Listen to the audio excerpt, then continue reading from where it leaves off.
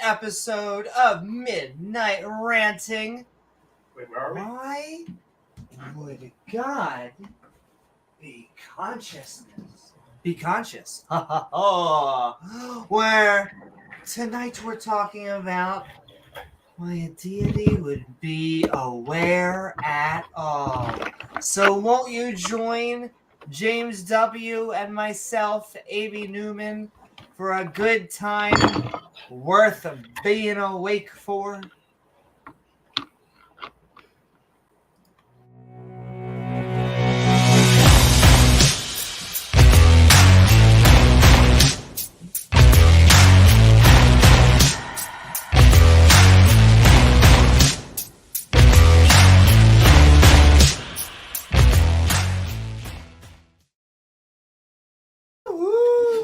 Hey guys. I do want to thank everyone out there for joining us on the Intertubes. Please do not forget to like, follow, What's Up Twitch community, or subscribe. Woohoo! What's Up YouTube? Because then you gain access to that all button icon, which when set to all, will send you reminders to see our premieres, like our New Talk Skeptic on the Street. Is that what that does? Because I never knew what that button did before. Is that really what it does? Oh, okay. That is right. There's actually 3 options. So when you subscribe, you can just subscribe and nothing.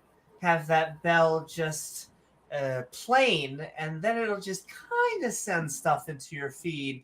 But if you want all the reminders, baby, if your body is ready, then you can set to all.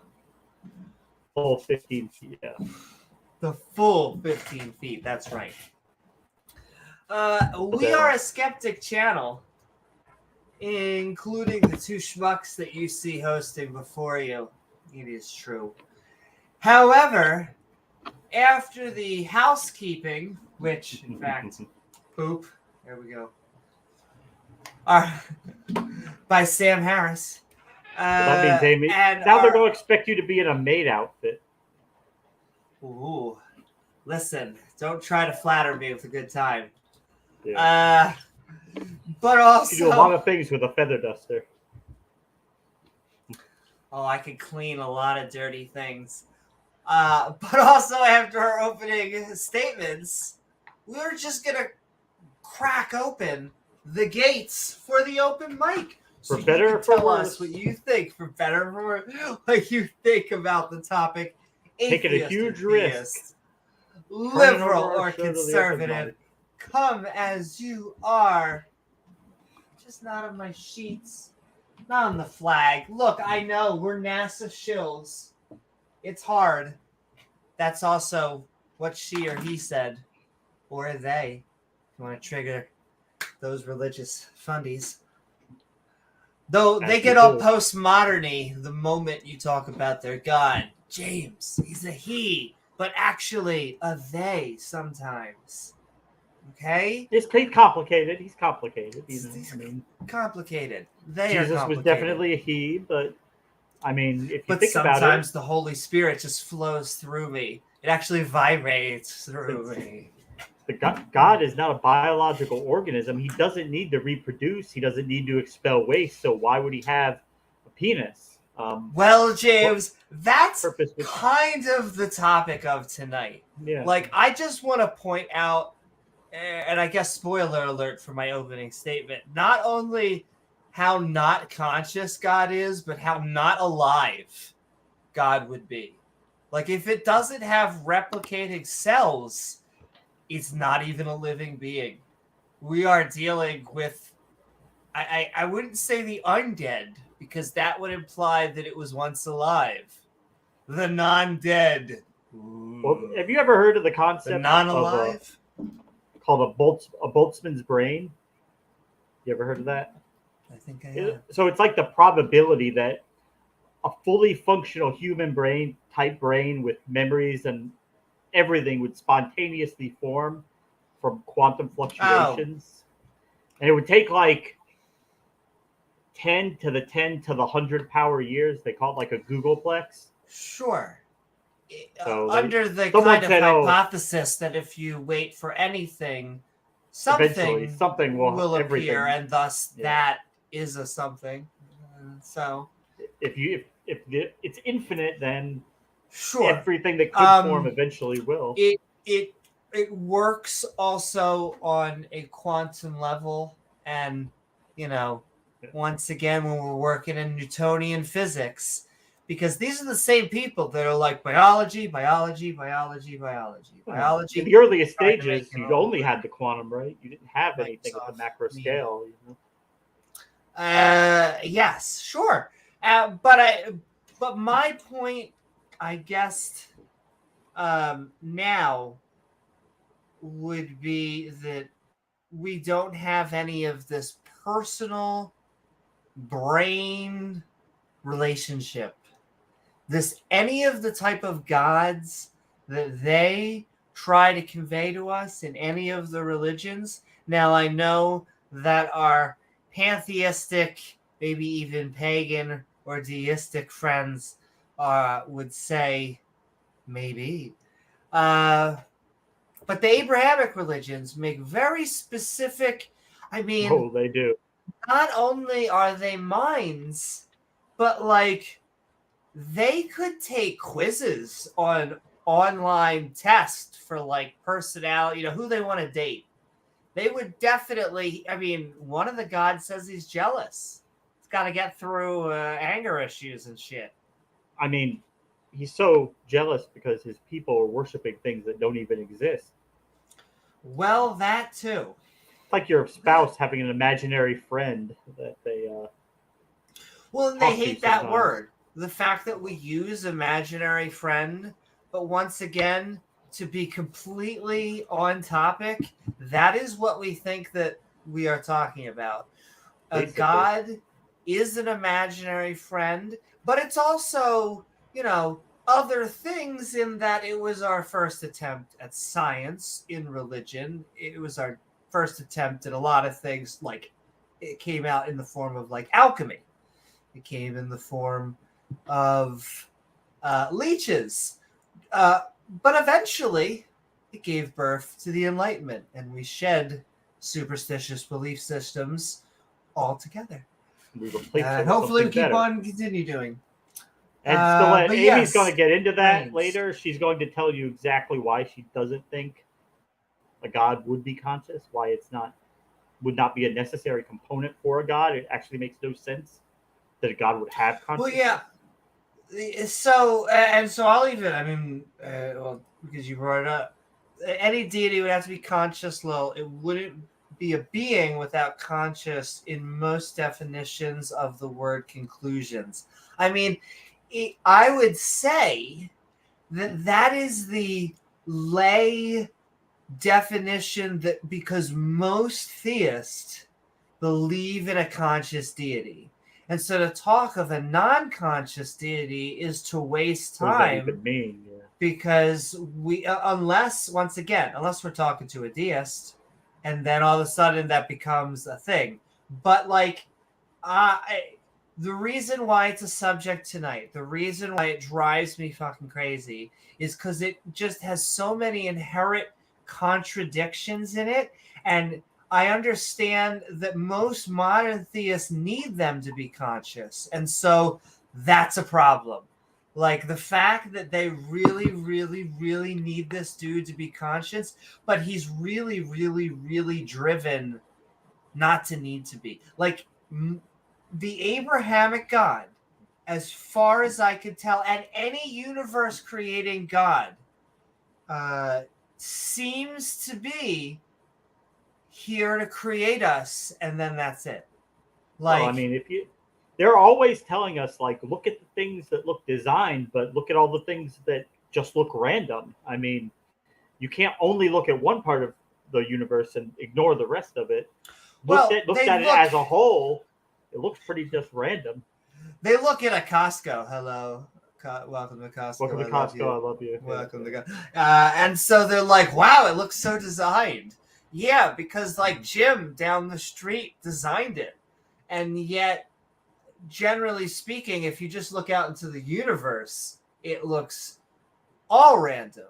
None of it looks designed. There is no Matter and energy of appearance, just doing what the physics makes laws of them physics. do. Yes. That's it. And so, my big problem with a conscious God, once again, is we put this big speciality on consciousness, and yet, like, if it's not alive, why does it need to be conscious?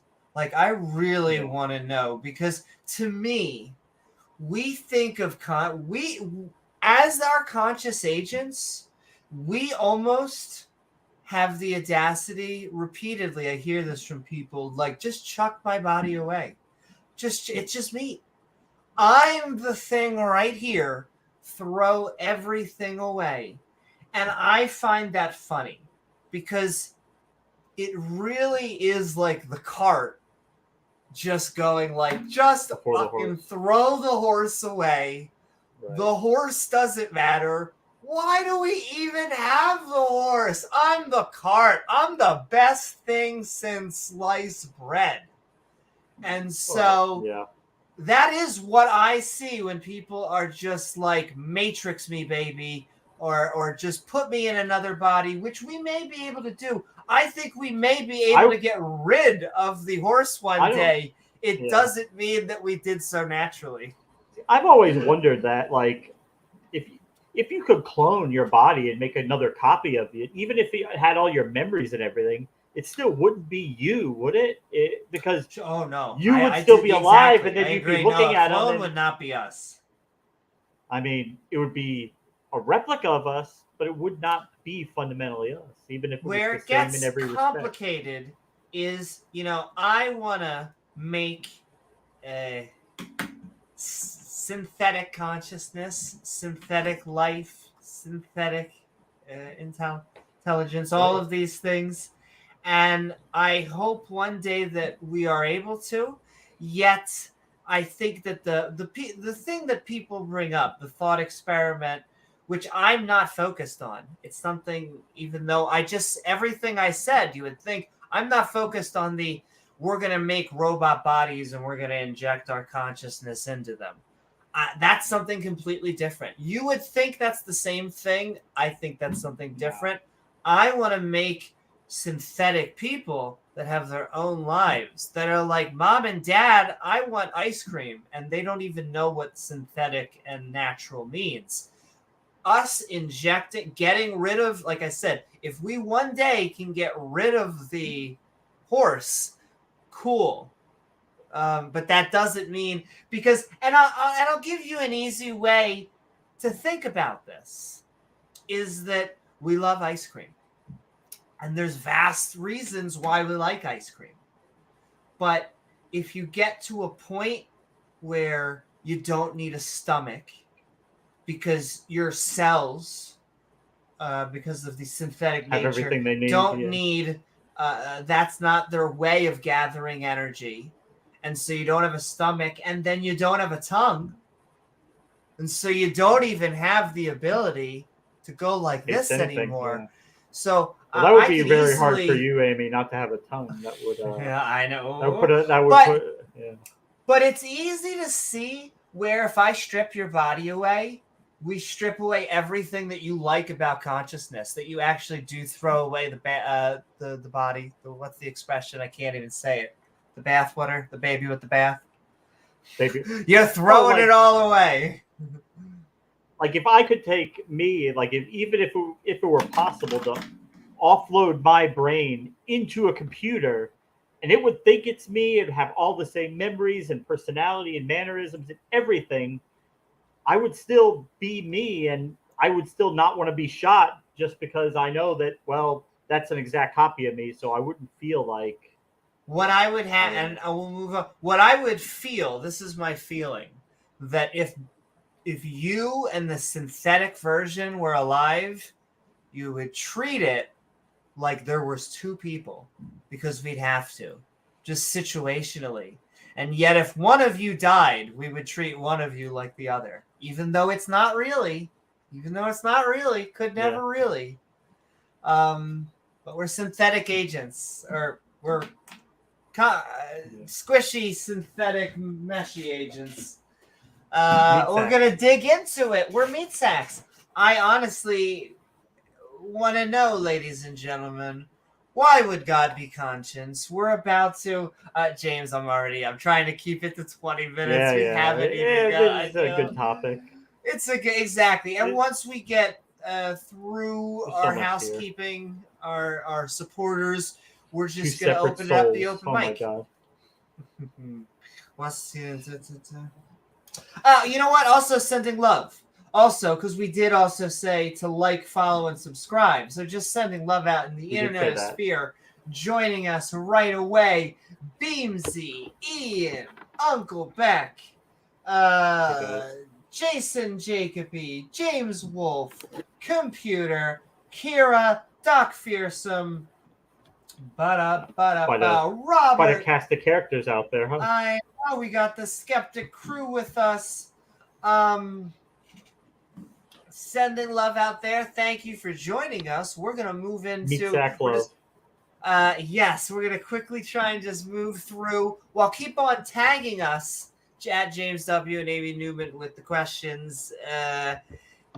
But I'm going to also send love out there to all of our channel members who you can actually find in the description below, and you can join by hitting that big red button, which allows you to have some cool emojis and some evolving badges, which, once again, anything Special that evolves, badges, it triggers creationist. As well as our Patreons, who you can find at patreon.com/Amy Newman, which is the best way to help us make even more fun content, including our supporters like Oz from the Atheist Network. Hashtag Tang Gang. Yo. Tang Gang. I just have to say that Oz is a fantastic DJ. I've been taking singing lessons. I like to sing as well. I go on the karaoke streams. I can't help myself. You should check Oz when he is hitting it. He's talented, yeah. Sending love out there to all of the atheists, to Tang Gang, sending love not just to the king of connecting atheists, but the queen of production, Jena herself, Shane the Skeptic, Biddy Buddha, J Mike, who looks like Jesus and fabulously fantastic. And I really am starting to love atheists that get into philosophy specifically for the reason that they're good at counter-apologetics. Like, I don't think there is any other use for philosophy besides hypothesis creation and debunking creationism. Just going right after apologetics. And they do. Oh, do they? Do. Hashtag Tangang. Hashtag YouTube.com/The Atheist Network Group. Thanks, Oz. Thanks, guys. Great guys. Thanks also, Ian Davenport. We saw him out there. Ian saw him in chat. Yeah, he's out there. Boom, boom, boom, boom, boom. The commander of the Facebook group. I should be posting more. I've been posting memes on YouTube lately. I used to be posting memes on Facebook. I should be posting more memes on Facebook. If you like Twitter. If you are on Facebook, tell me, and I will, and like posting memes, tell me, and I'll add you. We'll start modding you and all this stuff. I should figure out how to mod Ian Davenport on there. And yes, just like James said, we are live on Twitter right now. We're taking the entire Twitter world by storm, James. By storm. We have we've gone viral. You know, the creationists once used to talk about how we like to talk about nothing, but I think that is the amount of viewers. But I like to say I'm actually excited because it just starts. You put seeds and water, and you just let that sun shine. And seeds of doubt, yeah. Yeah, we are merchants of doubt. I need to get that shirt made. Merchants. I'm gonna mute myself so you don't hear the clickety clack. Clickety clackety clackety click. Get that made into a poster. Because I want to also once again just randomly. Let me just bring this up Completely randomly, because as a matter of fact. well, I have been using our shows as demos. And so, give me 1 second. I thought you were going to say Marxist cultural propaganda or it turns out propaganda. I am a capitalist. It's just I also like programs that happen to be social. It's that I've learned that we need both. But yes, it doesn't matter what you shill, like any type of mixed anything. Someone's gonna call you either a Marxist or a bootlicker. So you go with the flow, ladies and gentlemen, and you say, "What does Charlie Day say to politics?" No. Also, Always Sunny in Philadelphia. Fucking fantastic. But just sending love out there. This is actually just the introduction to our products. We put it at our new prices, which are going to be the current, I think, forever prices. You end up only making even at this price. That's right. But we have in both unisex, we have male, female, whatever. You have a shirt for you from really small to 4XL. Woohoo! What is up, Jena? Love, sending love. Right there. Oz and Jena connecting atheists coast to coast and That's in what between. They call it now. Woohoo! I know we are so excited. And this is just the beginning. We have all the shows. Our takeover is not colors complete that yet. work over. That's right. Because what we want to do next is get funny merchandise. Is to get some of the emojis, like Merchant of Doubt. If you have an idea for something funny, tell us. Maybe we'll turn it in. We really just want to figure out good ways to lightly rub Theist. You know, like a lamp from far away. Amy, and then Amy will sing "Genie in a Bottle." Gotta rub it the right way. I'm a genie. Since she's the singer now. Okay. Can't have the TOS gods. Yo, I can't help it. I have been spending such a long time trying to get the nasal out so that I can sing. And yet now I'm trying to get my range back up high because I've been so afraid to... music problems. But no Gizmo shirt. Let me tell you, I think there is a producer Gizmo in the works. I think that is a fantastic idea. Just putting that out there. What is up, KCA? Hey, Randy. So much love. Ox, what is up? Everyone out there, if we missed you, we'll keep on saying hi. But we just wanted to share. We're here all night. As we keep on sending love to Oz and Ian and a grumpy old Cuss reminding us. Well, these types of arguments make us go, what are you talking about? You're saying it's God's the universe, but then you're like, God actually was this blonde-haired guy in the Middle East? Oh no, legit.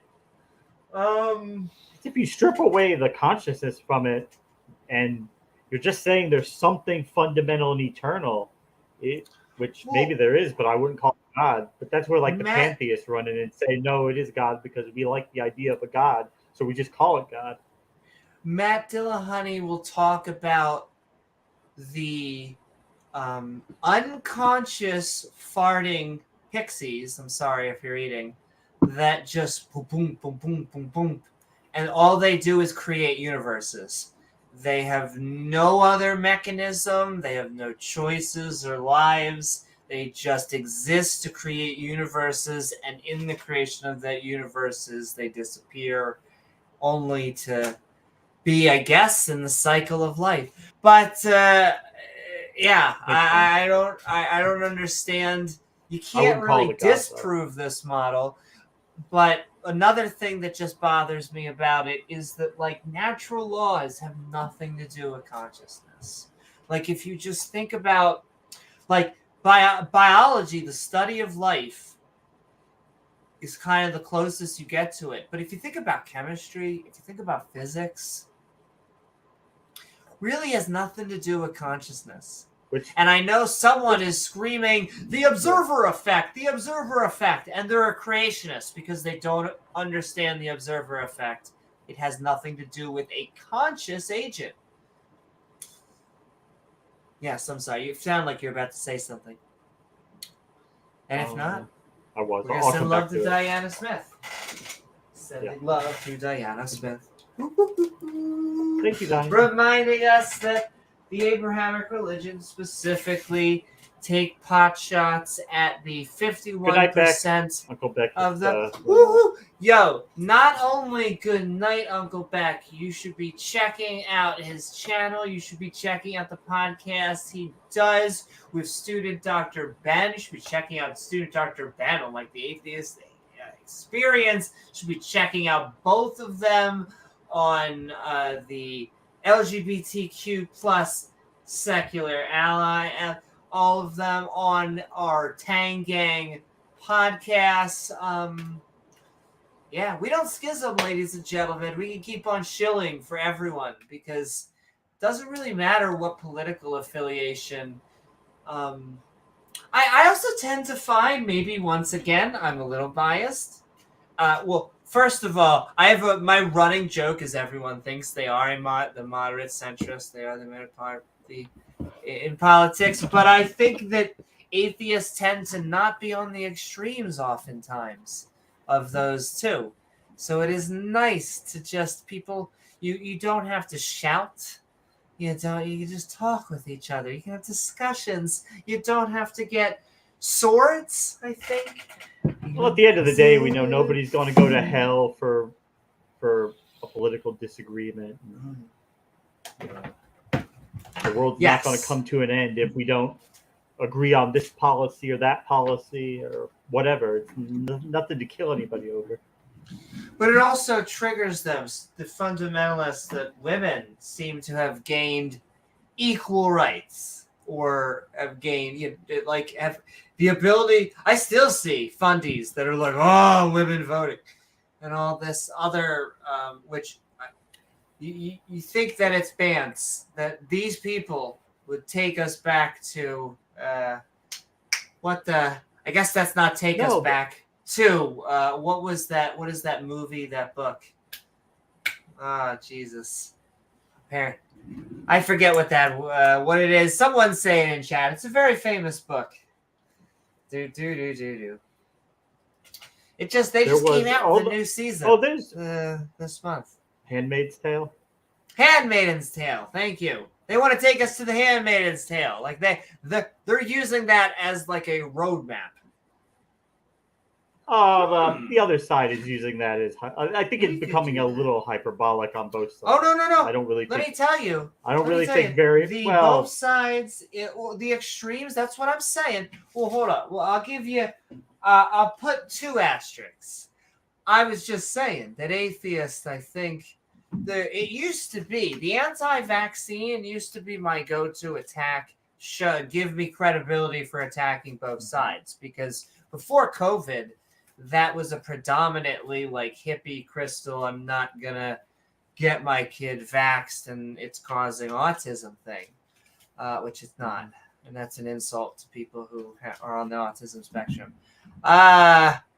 But it's hard now, but because the fundies are just such a specific thing. this conservative religious. So it is like this one sliver here, but that doesn't mean that any of the liberal religious views are any less rational. They just, I don't know. I'm very afraid of the sometimes of creeping theocracy. But there are channels out there. There's one of the channels that did a Jesse Peterson documentary, but they are because they're Christian conservatives, of course. So they just don't like that he's gay because they don't like him for his hypocrisy or whatever. They just don't like the fact that that's what he is. Sure, he just doesn't that when he buys toothpaste, the flavor is pee-pee. Yeah, exactly. But then they post memes all the time, like basically like women get out of the job and get back in the kitchen. Like he's like, oh yeah, misogynistic. It's memes. Like that bus left town like 100 years ago. It's not coming back. I mean, they can sit there and whine and cry and bitch and moan about it, but we're not going back to that. I'm sorry, it's not reality. They are so far off of anything that's even and remotely the people plausible. Who do fight that, so like the Taliban, they are the last reserves. So when it does fall, and they will, that will go back to a society just like here. Because I hate using sometimes first world, third world, and even Western. Right. Because really what it is it's a secular society. Wherever secularism reigns, we get societies like this. And so when Saudi Arabia, when Iran, when they lose their religion one day, they're going to become like us. And it's not going to become the West. It's going to become PS7s. They just chose that over the Quran.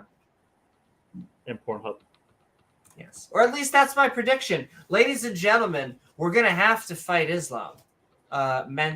Intellectually. Please do not take that. I'm sure someone, you could clip that and be like, fight Muslims. No. That's exactly actually. Well, that's what they want. Oh, that's exactly. No. This is the intellectual battleground, ladies and gentlemen. It's the only way that we are going to be able to defeat religion. Islam is not more dangerous than the others. Don't let them have that shtick either.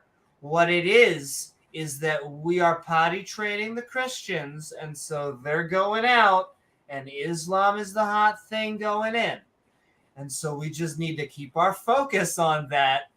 Continue to potty train the Christians. Oh, but they throw gays off the roofs, and we just call them faggots. Yeah, I get it. Cool story. They're next. And that will come. Once you cross into that, it becomes more of a quasi-political. How you handle that versus more like the skepticism.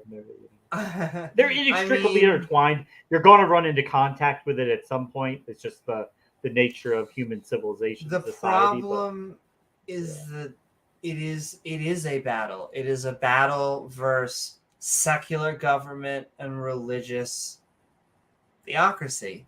I mean, you could pick Christian, you can pick Islam, you can pick in whatever you want. They are all versions of the same tyrannical, authoritarian. We know better than you. Oh, you just wait. Do we ever? And it is that urge that we need to get rid of, because it comes from people being told that. It comes from leaders selling them all sorts of bullshit. And so I'm not saying it's not. I'm not disagreeing with you. I'm just saying that they are going to play the field game. They're going to proselytize. So we're either going to anti-proselytize in the form of information, what they do very good is they target the they've really gone into like the prisons hardcore to try and convert like prisoners who are stuck in prison. They can't just go anywhere. But I've seen a lot of Sure, them making a lot of but inroads but trying to our get people and so change their lives. not only do I agree with you, so that's what happens here, 100%.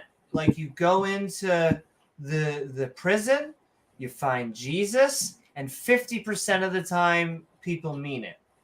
But 50% of the time it means they have a good conversion rate, that you actually get people that come to Jesus and do all this. Like I said, Well, I specifically think Islam more than I mean Islam is doing more, but I mean I see it.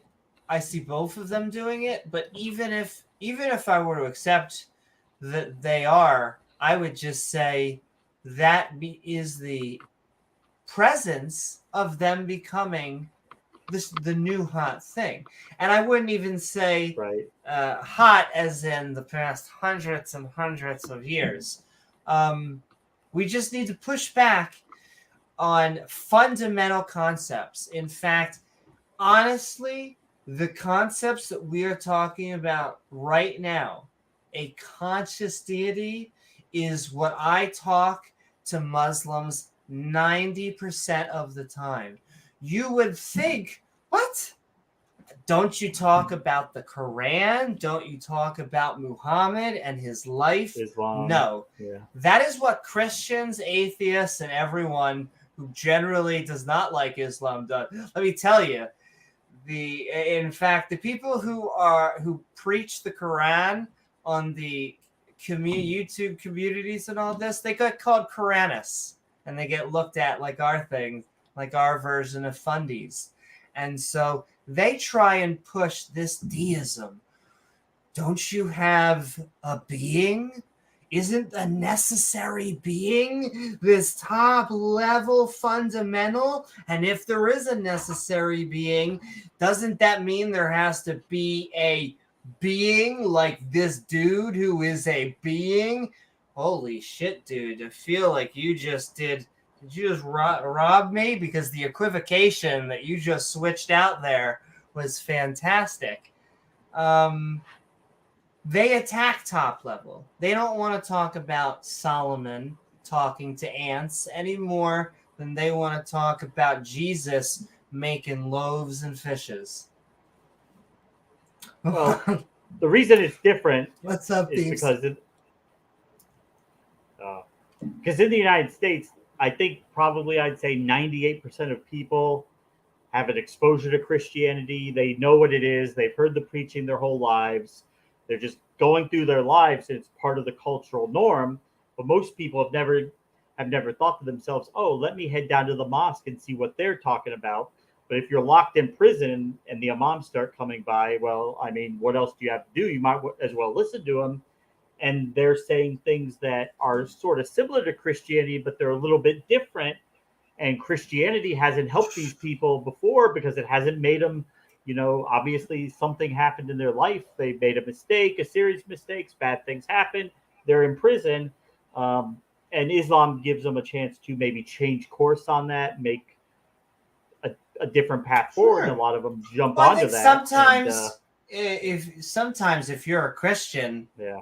And you could just say, I'm going to become, well, if I have the 2.0, I might as well jump to the 3.0. I just think that all of our prison systems, unfortunately, in a lot of our societies, are these churning beds for religion. And that is an area that we need to, Christian, Muslim, we need to be fighting against that. I agree with Fox also that we need to get through a lot of the it transcends, to use one of their words, politics, in that the only reason that it becomes political is because they want it to be political. Like when I talk with a Muslim and I try and separate it out, they will say, no. It is one and the same. I've been told this over and over and over. And What is so, one of the same? Politics and religion. politics and religion, yes. Well, And religion it's an all-encompassing worldview that affects how you feel about almost everything. So kind of has its tentacles all over the place in your mind, in your life. kind of like our Lord and Savior, Barbaretta.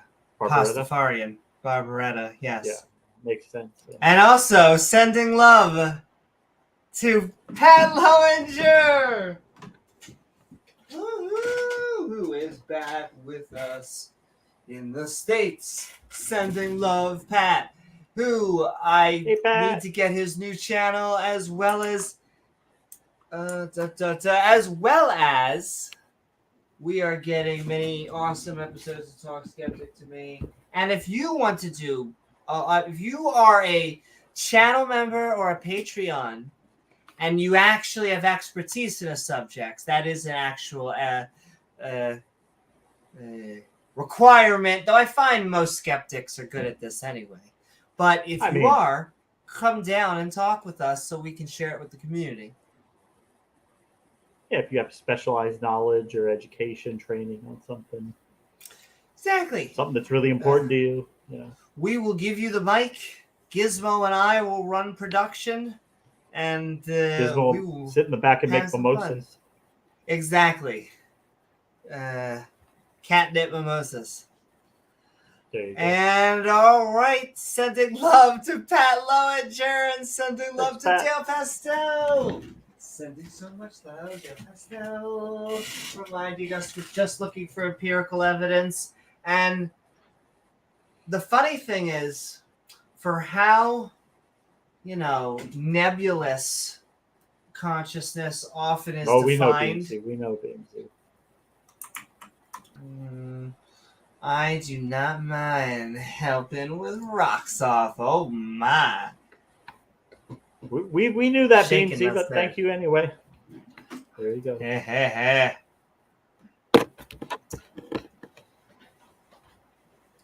But sending love also to Dale Pastel, woohoo, and Dave Gar, reminding us that not only is the Earth kind of super thick, but a debate is upcoming this Saturday on Modern Day Debate.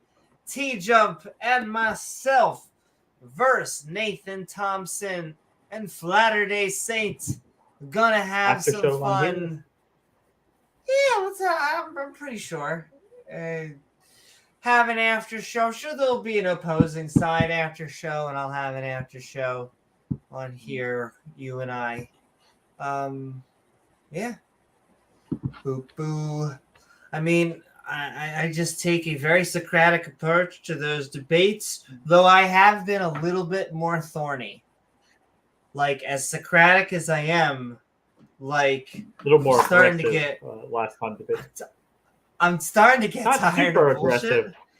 It depends on who the person is. I give what I get. Nathan Thompson, he's a professional bullshitter. Here's the thing. I'm going to try to be nice to Nathan Thompson. I'm going to try. I have like an almost near meditation thing that I do every day, every debate, which is where I try to tell myself it is not about destroying. Because I've noticed every person who has ever went into a debate trying to destroy the other person does horribly. And so I sit there after hopefully doing a lot of research, and my opening statement is already done. All this is put aside. I already know.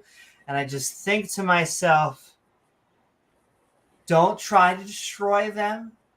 It's not, you can't. That's not how it works. No one goes in there and you just rock. What generally happens is you go in there prepared. You go in there ready to have a good conversation. And if they completely have no idea what they're talking about, cannot hold a good conversation, and are not open-minded, then they are destroyed, right? That's the only way you can. You have to be true to yourself, and that's not you trying to destroy somebody is not Amy Newman. That's not you. You're like a much more Socratic kind of person. Well, I mean, there is you genuinely care about people. You genuinely have love for just Late about night everybody, podcast. even people with even people who have some views that you find disturbing at times. You still try I to see know the Miss, good in people Miss and Godwin's have law. hope. Ugh. Have hope that maybe we can make some inroads, make some progress with them. But yeah, if you try to do something that's not you, it's not authentic, and it won't, So you trying to go in there, and, do like a Professor Dave or Aaron Ra or one of these like debaters who like choke slam people into the wall with their bullshit. It's just not Well, I going to be think you. that's why T Jump But you can do just as good as them. I think in your T own Jump way. is a good. I'm a good cop to his bad cop. So he is He's a little bit spicy, more abrasive. Yeah, and he's so I'll more let abrasive. him be spicy. And I want to get good questions. Sometimes people are like, once again, always like, why this isn't an interview. This isn't a flat Earth interview. But We're trying to figure out what the major malfunction is here, numbnuts. Why well, can't you get this shit? Socratic you know? method, I swear, even though it's disarming, it is the best way, in my opinion, to if someone is a bullshit artist. It's a very good way to. What happens is they just talk themselves out like a flat, like a balloon, a helium You'll become a balloon that parent. is. But they're not. But sending love also to Pat, to Dale, to Dave Gardner, Scott Duke, reminding Scott us Duke. that animals trigger them, that we are sending so much love. It turns out that we are animals. We are other animals. They didn't get that memo. Well, the quote I'm trying to remember, I think it was either Beamsy or Porpoise was saying, and the other stream was just from Douglas Adams from Hitchhiker's Guide to the Galaxy, which is basically humans regarded dolphins as highly unintelligent because they spent so much time mucking about in the water while humans spent around doing all sorts of different complicated things. And dolphins viewed us as unintelligent for precisely the same reason. I can't do it as well. But basically, we should be mucking around the water, ladies and gentlemen. No, it's like when Arnold Schwarzenegger asked Predator, "What the hell are you?" And he's like, "What the hell are you?" Before he blows up everything. The hell is this? Not my mother. But sending love also to Regos. Get to the chopper. I love Arnold. He's actually a wise man if you listen to him. And, which is a weird thing to say. No, I mean he's always been leaned a little bit to the right, but he is very moderate. He he's not an extremist by any sense of the word. He is. I like moderates. I'm drawn to him. Yes, he leans right on most issues, but he's not hard. He's not an extremist. Oh, but also sending love to the chopper to reach us as reminding us that we have a Skeptic Bible study. We just did it. We just had a fun Skeptic Bible study in Deuteronomy. And oh my God, the women got the short end of the stick again. There's just they won't be giving anybody any reach arounds after that. Like the episode's called Fist Fruits because randomly God spends fruit baskets. Almost an entire chapter about sending him the first fruit of the month. But definitely the scene stealers are the fact that there are laws about when you help me out, James, with the exact Game of Thrones reference going on. When two men are fighting when two men are fighting and the wife of one of the men other one. tries to intervene. You're skipping. That's the other one. That's the but okay, either one. Yes, cutting. So that I was talking she's trying about to intervene, and she accidentally grabs one of the men by the balls, she has to get her hand cut off, so she'll never grab another man's balls again. Got him by the balls, again, not anymore. Extremely moral, and Not just anymore, by man. an accident. It doesn't. It could be by accident. It didn't say. It didn't specify it had to be intentional. So I know could it have been said by yes. accident. I think it actually said by accident. It had almost no rules for if it happens by purpose. But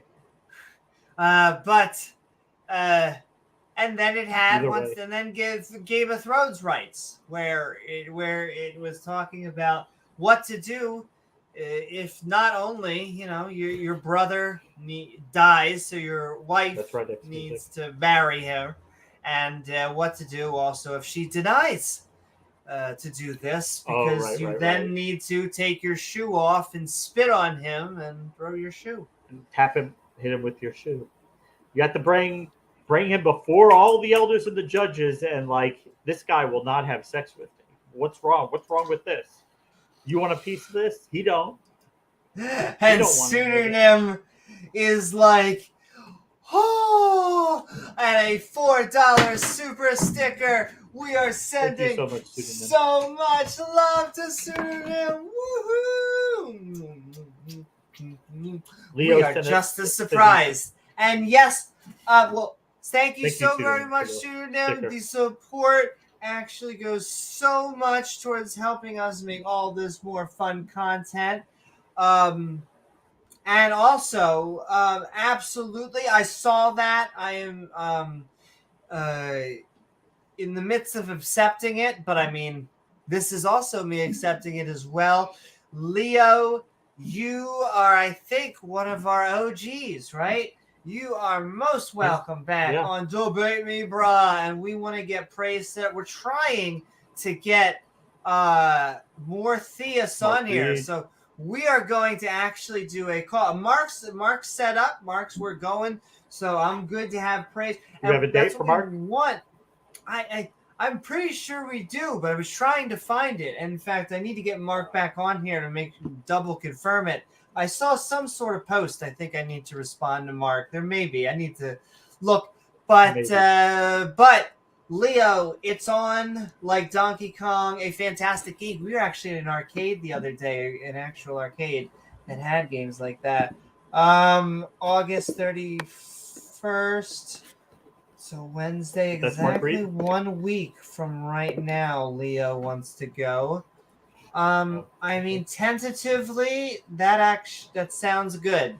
I have to like double confirm, but tentatively, that sounds good. Do you guys? You probably said it, but you want to share with the class the subject? Are we going Evo? Are we going creationism? Who has the burden of proof, I guess, is who I'm asking. Because I love every time you go on Ket, praise is not going to take the burden. Prove that evolution is totally not stupid. But we love it. I want to go on Standing for Truth. So I'm ready to take Kent, whatever hell he wants to. Oh, I bet Beams. Yeah, I bet he is. He's currently smacking. Oh yeah, no, I was totally lurking. That was fantastic. I think Fireworks I said hi. off Actually, at one. He is just, and I almost didn't want to say it because I was like but I mean, I guess if you're streaming, that's kind of like a public thing, right? He's just in LPP's stream, being the other side along with Leo. I saw Leo in there being fun, I'm pretty sure, and so figuring out. Yeah, exactly. Leo's like do. Which we completely support. Is Orange Jello over there? Well, it's just so funny because it's never fair. Like, I will say I'm biased. I would say per skeptic is equal to 3 to 4 non-believers. And then, not to mention, man, if you have a room full of theists, you almost have no information. Like, what kind of theists? Like, you could have 8 different theists in there. But if I told you you have like 4 agnostic atheists in there, 4 atheists Yeah. or 4. You basically, it's great. It's like the weirdest thing in that one of their metrics is like purity. They're all about purity, and that is the funny thing. Is it gives us this weird purity where we're just like, yeah, we just don't believe in bullshit. It's a simple metric. You got atheists there, all reading the same fucking book, same information. Yeah, don't know shit about anything else most of the time. All disagree over like the same passage, and yet They none of us have to disagree about the speed of light. They will fight that book to the death, but they don't even agree. Yeah, they don't even all agree on what it means. In fact, no two Christians agree 100% about everything in the book. Always something they disagree with. Every other. That's up for interpretation, James. Also, sending love to Organic Jerk, which Organic Jerk. Hopefully you, I, and we all get to do with our partners. What are we talking about? Sending love. We're gonna keep on moving down. We're almost done. Well, we got such sidetracked, but we stayed. But honestly, we stayed on topic for a lot. It's on topic. It's been it's been cathartic because this. It's a big topic. It's not just a big topic for me because if you think about it, I mean, you were just saying this before we went live. This is in their mouths. This is in theist mouths, whether we want it to be or not. They bring up consciousness. We're always getting hit with it. Yeah. Like they throw it in like paprika. Consciousness. Why do you believe in God? Just throw it in there. Look at the trees. Consciousness. Quantum physics, entropy. Anything you don't just said English words. You know. The second law of thermodynamics. Oh, I know. Which I don't know what it means. But whatever it means, it precludes atheism and a round earth. The second law of thermodynamics proves a flat earth. Yeah. No, it really and I don't know, like Nathan Thompson said, you can't have gas pressure next to a vacuum, so space is bullshit, basically. No. What he's thinking about was after really spicy food, someone was vacuuming and he had gas pressure. Completely different. Anyway, ladies and gentlemen, I'm looking forward to that debate. Like I said, I'm going to try and be nice. I know the shtick. His style is so much. Kent. Like his style is so much like. Nathan is so much like Kent. They have both such similar techniques, which is just to use the word hoax, myth, cartoon, like fable, just like every word that personally triggers them.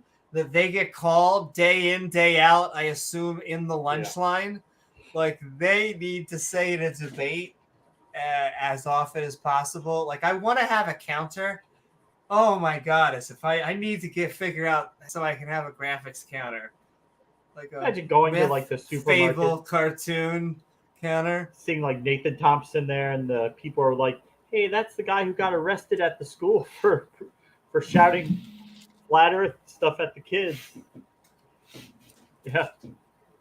And even the kids are like, this guy's crazy. This guy's an idiot. Elementary school kids. And like, this guy doesn't know what he's talking about. We actually are in 5th grade. So sorry. We're already too smart for this shit.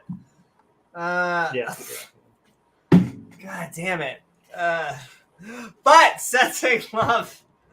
Also to Senator Cato and we skipped Rejos and Rachel Holland, sending love to the fabulous, the wonderful, majestic, and beautiful Rachel Holland. Reminding us that,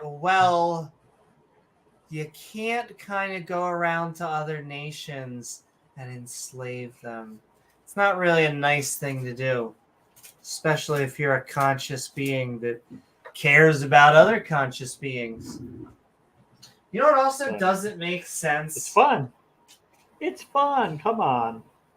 can I just point out how that morality does not exist without consciousness? Like, if you don't have, it would be like saying you could have chess without chess pieces, in my opinion. Because I don't understand. Like, if you have just a dude on an island, there is no morality. He can only do things to himself.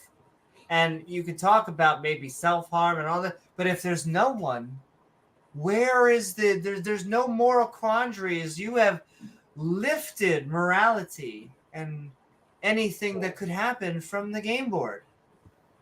In a relativistic state, he is a universe of one, then morality to him becomes then anything he wants it to be.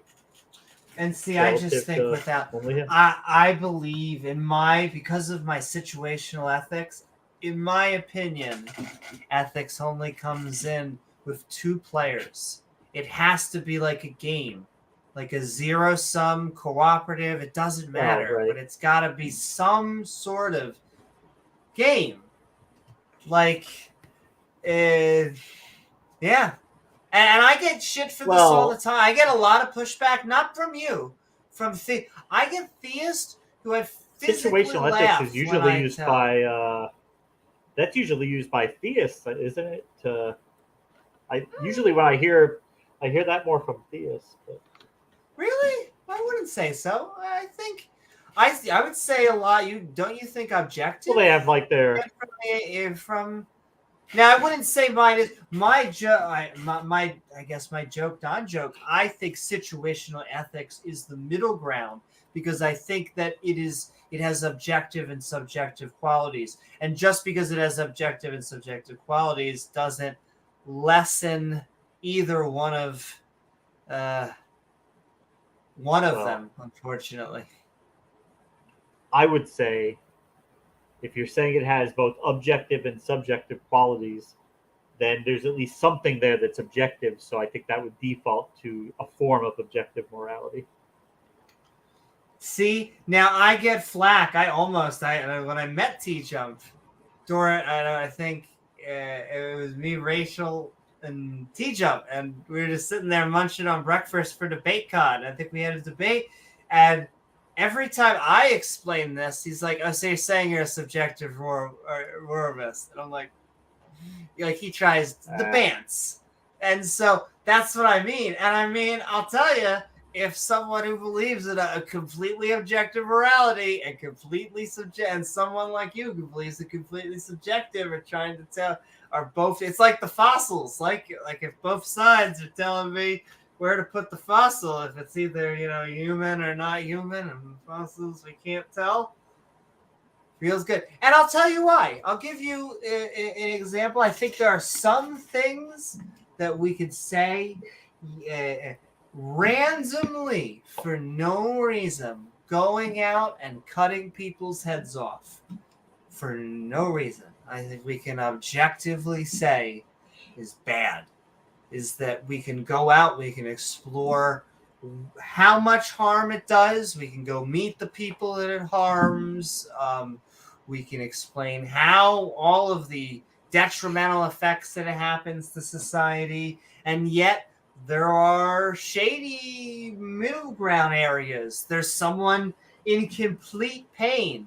And, their relative over here is saying that it'll hurt them if you kill them, and yet the actual person is saying, well, it's cool that they're saying mentally it'll hurt them, but physically I am fucking dying in here. And so things get a little bit more subjective. And so once again, it goes back to the situation. But there are people who go out and cut people's heads off. There are serial killers.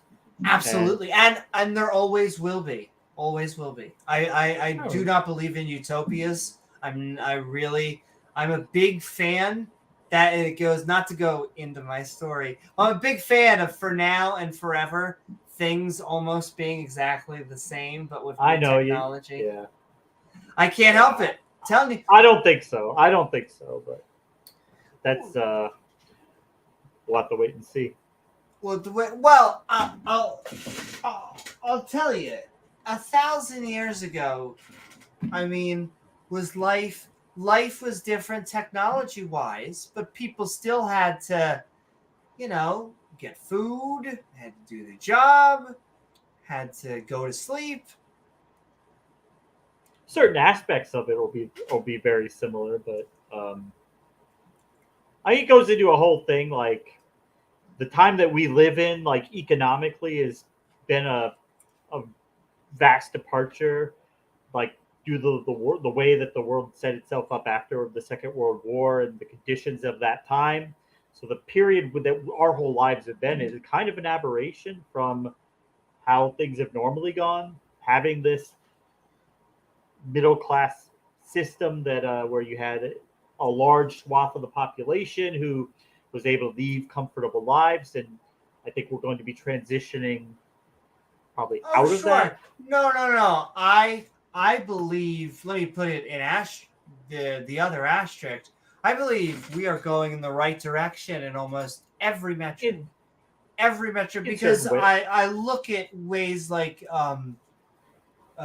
Steven Pinker's Better Angels of Our Nature. That's not what I mean in that. I don't mean that we're going to get better medicine and that we are going to hopefully do space travel and things like that.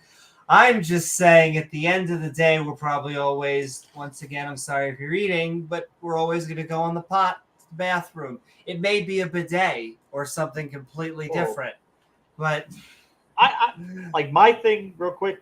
Like I think maybe like 10,000 years from now, I think that probably 99% of the human population will not work. You'll have a elite, maybe 1% of the population who will be very well compensated. They will do the few jobs that need to be done, and most of the population will get their basic needs taken care of. But that's about it. There will be limited opportunities for entrepreneurship, but I don't know. I can't imagine 10,000 years from now people getting up and going to a 7-Eleven job or working these jobs that are being rendered obsolete by technology. And I don't think the market's going to just keep inventing new things for people to do like that in the long term. I mean, I do agree that technology is going to replace the vast majority of jobs. And so I do not know what our society pay people will past that. To pursue like it's just hard because even now our lives are very, even though radically different in some ways, the similarities that I'm looking at, the key similarities, like a dude in the Middle East 2,000 years ago were doing. Like, it's just that the matzah gets delivered differently now. But yeah, in some aspects it'll all be the same. But it's almost like I can imagine a Futurama-like future as much as I can, very much, and I think that is actually more my philosophy, if that makes sense. Well, because like if you ask someone like Milton Friedman or like your professional staunch capitalist, like, and you point that out to them, they'll be like, look, that has happened throughout history. The market will adapt. The market will do this. The market will do that. Because we had the Industrial Revolution. I'm going to interrupt you. $2 from Pseudonym. So much Thank love. You, what's the right subjective direction? Now, I believe that a number of metrics that Steven Pinker used were like happiness, freedom, upward mobility. There were a wide variety of them. Go check out Steven Pinker's Better Angels of Our Nature. It is a fantastic book. I mean, I would be interested in someone giving counters, but I mean, my joke is always, and I hate to rag on a media that already gets enough shit from it is, because I'm not a big fan of alternative media. That's where my ear really lays. But I'm really not a big fan of news media anyway. If you spend your whole day watching 24/7 news, you will think Armageddon is happening now and always. And so It's the 24-hour my news cycle. suggestion would be to just literally unplug the television, go outside, look to the left, look to the right, and realize that you're okay and that things are getting better. That the medicine is becoming more advanced, that even though the automation is taking out their jobs, they're shitty jobs. They're jobs none of us wanted, and that we just need to figure out, there are jobs that the computers have a hard time replacing, the creative jobs, and those are just going to be, that's going to be where we're going to have to find the creative force, the workforce, the new workforce. Well, that's why I'm saying there's always going to be a huge swath of the population who is competing for low skill jobs, and those are being rapidly eliminated. And either we're going to have a massive population loss because we're just going to allow that to wither, and we just won't have as big of a population because we don't need all these workers, or people have to be paid to subsist themselves, which people hate, because people hate other people getting money to not work, because, hey, I have to work. Why should they get money not to work? But well, that's the pushback I get when I talk about, and others talk about universal basic income. However, I think that you get more out of it. See, this is where we're getting into politics, though. I think UBI it depends on where you want to spend your money. I think it's worth it. I'm fine with the UBI.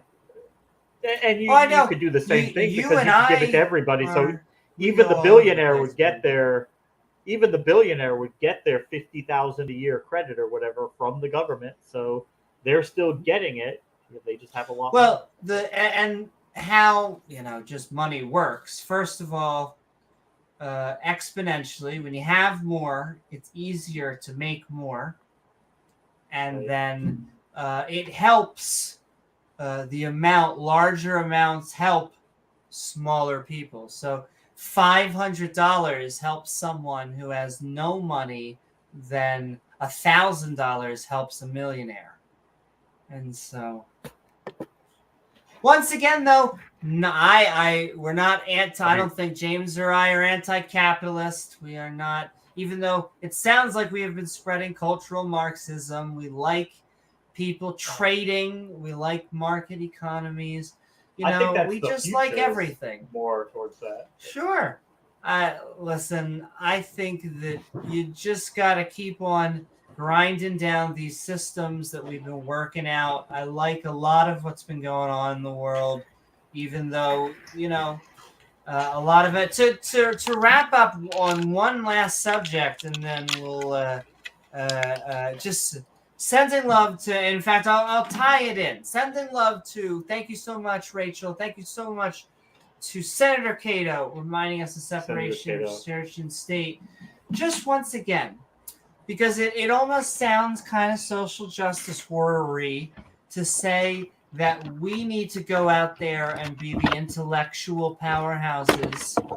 We are the ones that need to make the difference, because the religious people of the future are going to keep on proselytizing. And so... you hear me? Yes. No, it sounded like the microphone fell. Have to switch it. The wireless went down. Yeah, I'm trying to. But we have to be the ones to make the change in the future, because they're going to press it, and our ideas are better. A profit does not exist. It doesn't matter if it's the final or the first. And it really just brings us to the subject again, which for whatever reason, this eternal conscious mind has to have a dude to like be the middleman, which is just such a silly thing. Now the Yes. apologetic I get from Christians are like, oh no, that dude really needs to die for like the barbecue to happen. And the apologetic I get from Muslims is like, it's a teacher. He's got to teach us. Even though they spent like 3 hours trying to convince us that like Muhammad can't read, therefore it's a miracle that the Quran was created. Yeah. Okie Miracle. dokie dokie. A miracle. If they can't believe it's not butter, can't believe it's not holy book. Yeah. But yes, sending love. Right? I mean, like, I see pros and cons. Like, the dude's dead. I don't like to insult the dead, though Genghis Khan did a lot of fucked up shit. Though you guess you can appreciate also just the sheer, even in the brutality. So as a moral relativist, I have a hard time judging people in the past. You know. Well, what I would say is a military, you can appreciate him as a military commander. There we go. Right. I found the right thing to you're certainly very capable of that in fathering lots of kids. His views on women and hugs and kisses towards other the nations around him were not good. But sending love, like 5% of the people in the country are related to him genetically. He had that many kids. Like he was siring offspring left and right.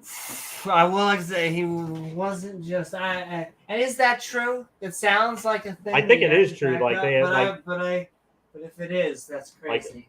Like the DNA in Mongolia, like an amazing number of people are genetically related to Mongolians.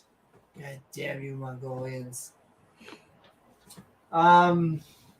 Sending love to Senator Cato, sending love to James Wolfe, reminding us that we have many late night podcasts, including our Midnight Ranting, which is eventually, I will say, we do Midnight Ranting so we could go quickly to the open mic. I can't help it. This is long tonight because it's my topic. I can't help it. Consciousness is my thing. I guess it's all of yours too, though, if you think about it, using your consciousness. But sending love to James Wolfe. Wonderful to have this deep. Thank you, Jim. I got that from someone else. I forget who it is. P-Bot. But what's up, P-Bot? Boom, boom, boom, boom.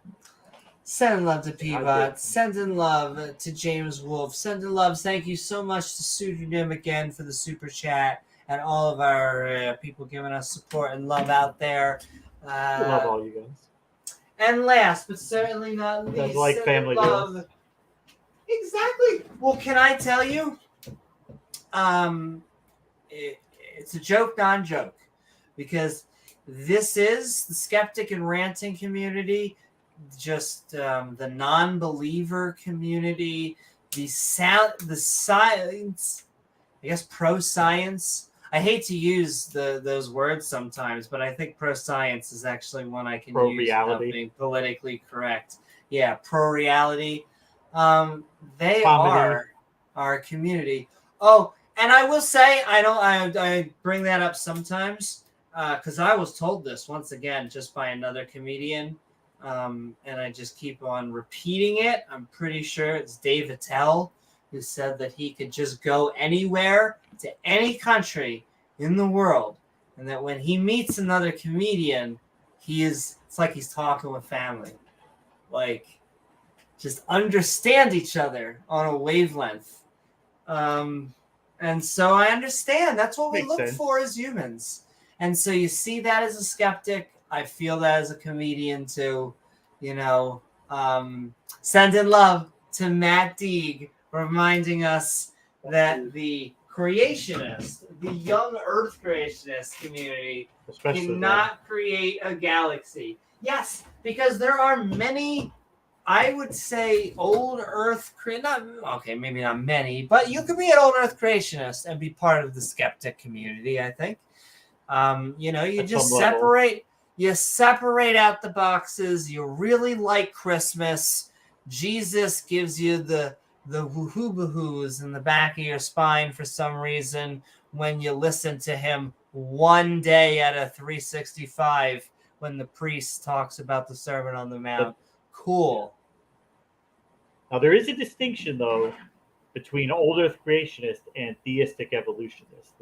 They're not quite the same thing. Oh well, I mean, your old Earth you creationists could might believe that the Earth, God just created the Earth and just let it sit here for 4 billion years, and then came later and then did the Garden of Eden, poofed everything out, and therefore the Earth would still be older because the Earth is older, but everything in the Bible other than that is true. I mean, you're each absolutely one of them has right. different flavors of it, The reason I think they are we getting closer include to it reality, so often is because generally when a religious person accepts one, they tend to accept the others. They're not like pro-evolution, anti-Big Bang, or pro-Big Bang, anti-evolution. Which you could be. Technically, they're separate subjects. Oh, I'm sure. We met in atheist. The first. It's so funny. I still haven't done the response video. I'm like half done. I should have done it so much. I feel bad, Brett Keane, if you ever watched this. I'm so sorry. It's not a personal thing. I'm terrible at time management. That's why they call it Amy time. No, I'm getting a little bit better. Trying to get a little bit better. Working. Sending so much love. I work better when I'm on caffeine. That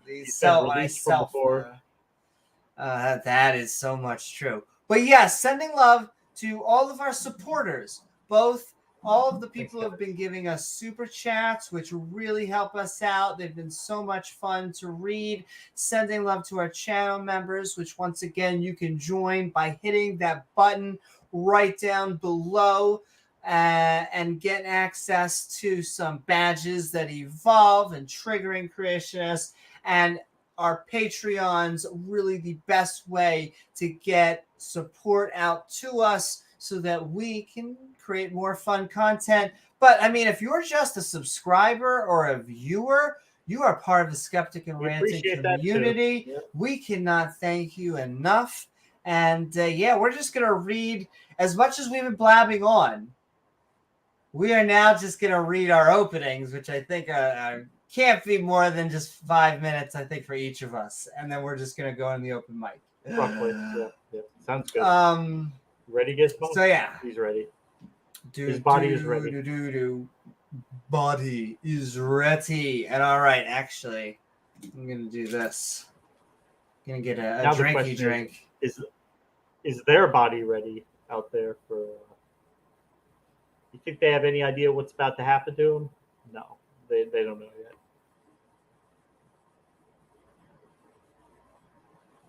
Oh my, their body is ready. And all right. With that,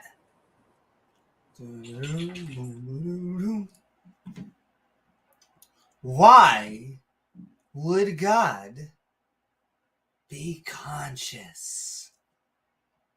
Because to me, conscious is a mechanism that animals need to survive.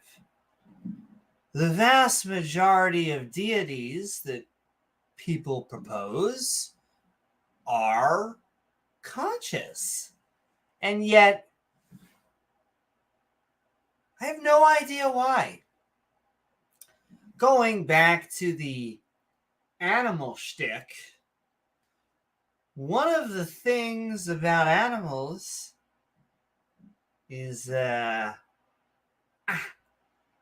we're alive.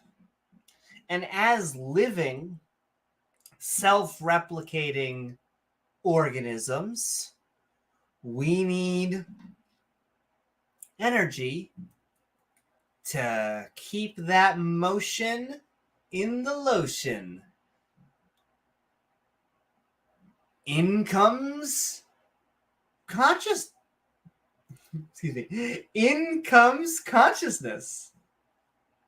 And while it doesn't seem like we're fulfilling our primary objective at 3 a.m., stumbling, drunk, over a couch so we can find donuts.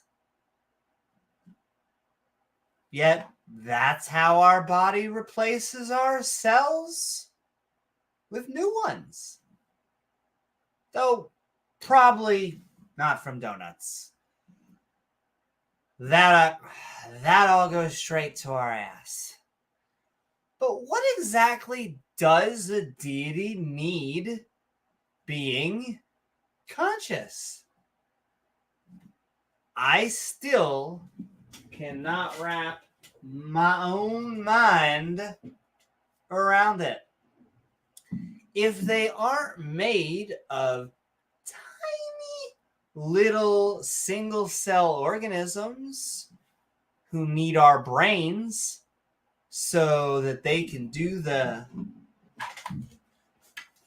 DNA split, then why would God need to be aware of, well, anything? The conclusion seems to be that it doesn't, because it's a fictional character.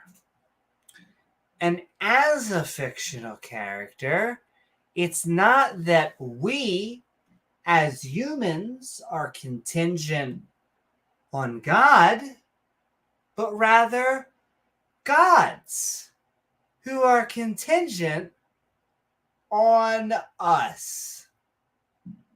We brought them into existence while a bunch of us were conscious.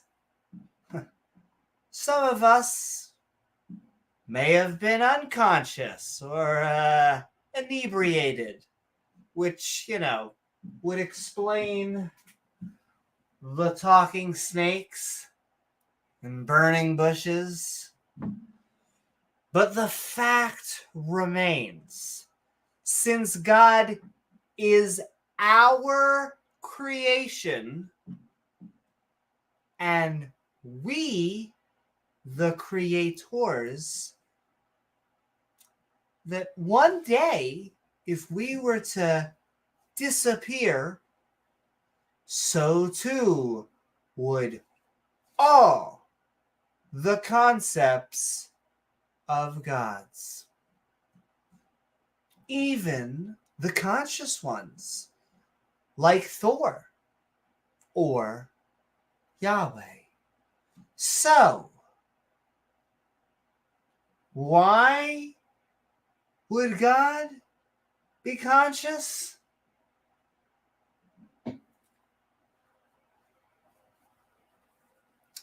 Seems irrational to me. That is to say, I do not see the rationality in a conscious being creating the universe. Hell, or any natural laws for that matter. Theist's main concept for a deity is oftentimes a dude who wants a personal relationship with us, but sometimes cares what we put up our butt. This model seems quite odd when we realize none of our other relationships are like this. A conscious being speaking to another conscious being in the real world. If this God wants to communicate with us, maybe it should give up the claim of a all-powerful or even most powerful in return of decent cellular service? At least then, this deity could actually speak to their followers in a method that wouldn't make them sound like they're about to be sent somewhere with 4 padded walls. Thank you. And all right, before we jump into the open mic, we are going to hand it over. James W., we are Midnight Ranting. I don't know, is this conscious God driving you insane? He kind of is, and as you point out, we do have to spend an awful lot of time on this topic. It comes up a lot. It does come up a lot, and it's pretty easy to understand why. And well, I'll explain that to you. It's because the theists, those who adhere to religious beliefs, they are always searching for the things that are where there's a gap in our knowledge, so they can insert their God, they can hide their God in there. And now science has done actually made a lot of inroads over the past few decades, learning about how the brain works and exactly what's going on up there. Yet we also realize that there is something at the fundamental level that makes the human brain greater than the sum of its parts. There's something there that happens, this emergent property of consciousness that arises from that is greater than the sum of its parts. And we still don't really quite understand how that actually happens. That is still there's still a lot to learn there. And, it's where the theists have long postulated the existence of the soul, that the fundamental part of you that makes who you are is something external from the body. It's something from a deity, or it's a form of energy that'll go somewhere after you die. The body is just a vehicle, a vessel.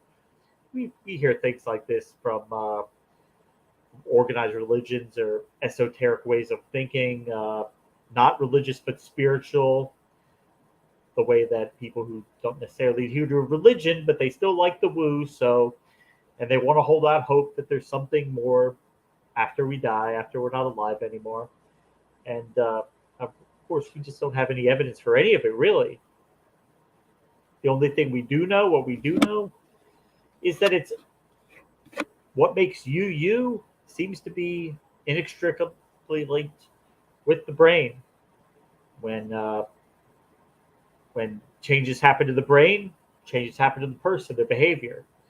For example, people who take certain substances may behave very differently on those substances than they would normally. To a certain point, it's not going to make a straight person gay or a gay person straight, but it might make them be more open to having other experiences. But at the same fundamental level, they're going to be them. Now, when we have changes to the brain, like from traumatic brain injury, tumors of the nervous system, those can really actually cause very profound changes to the person. People getting disturbing thoughts in their head that they have no idea where it's coming from. They don't like it, yet it's still coming in their head. And a lot of times these people have auditory and visual hallucinations, memory problems, trouble walking even.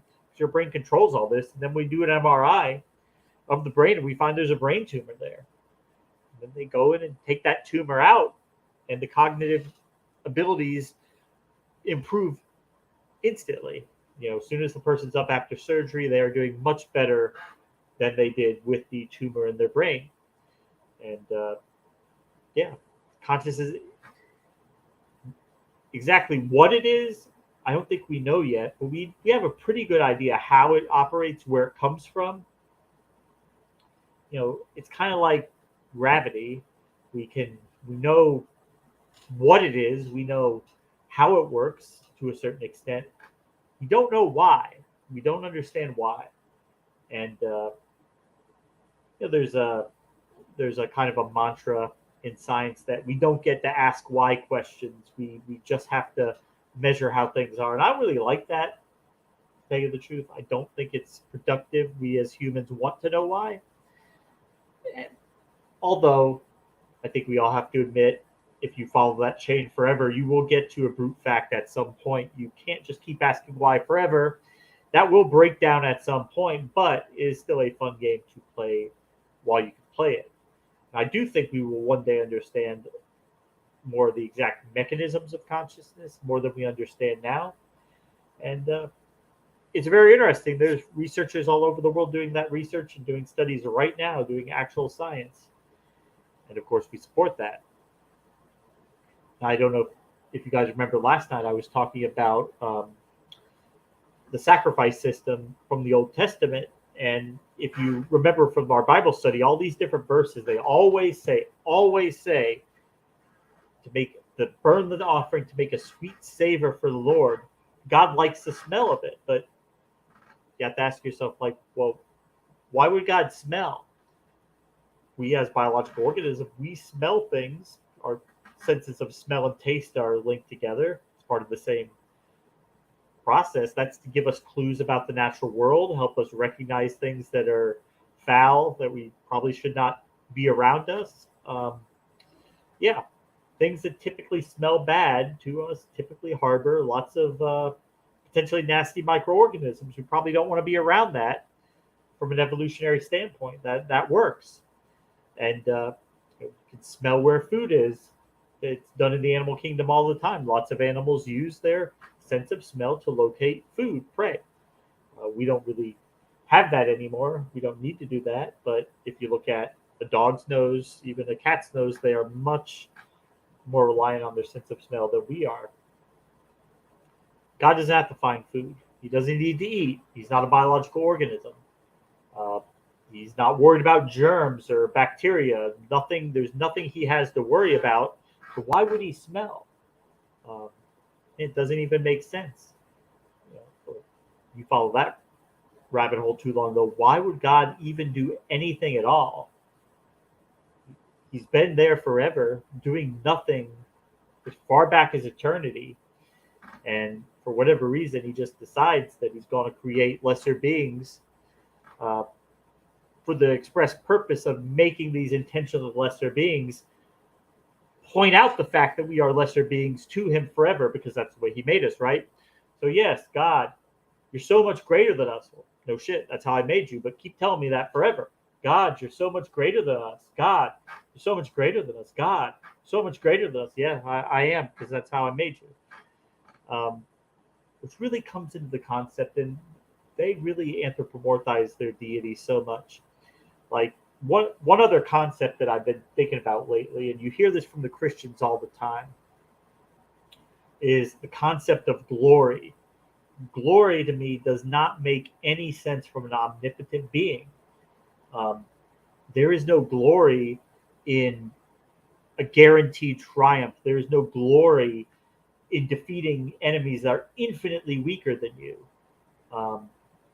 You achieve glory or notoriety, fame, by doing things that are hard. Typically, you don't achieve them when you're an omnipotent, omniscient deity who knows everything, who can do anything at any time.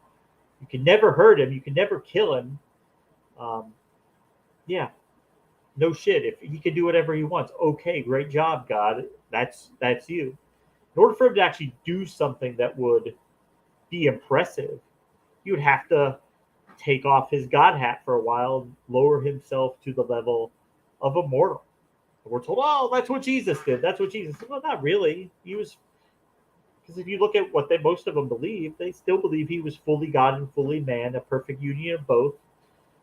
The human part of him could die, but he knew that even when he was dying on the cross, that was just his human body, that essence that made him would still live on forever and rule the universe and be able to go watch all the non-Christian babies being burnt in hell forever, as they should be, I guess, according to him. But yeah, there's no glory in defeating enemies that are infinitely weaker than you.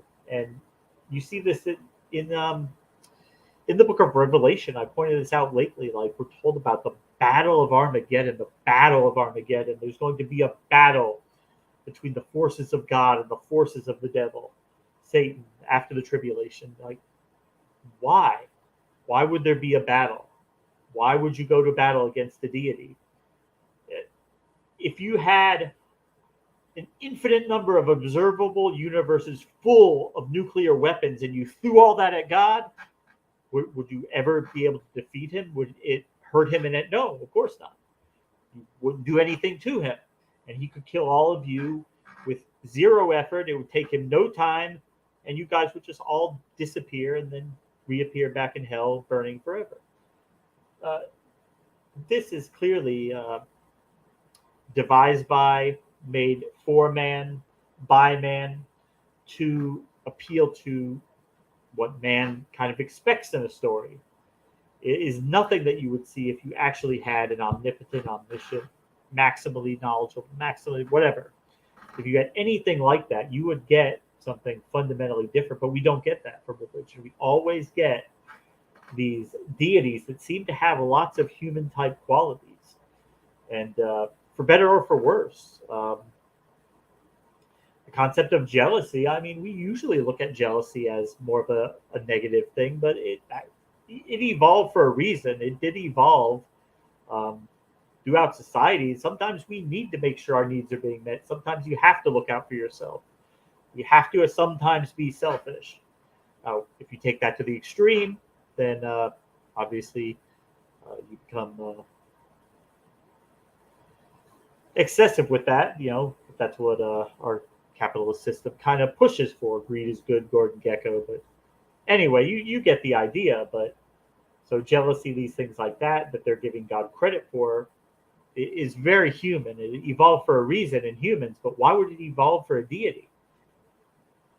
He doesn't have any needs not to be met. He doesn't have any enemies. He doesn't have anybody who can do anything to him.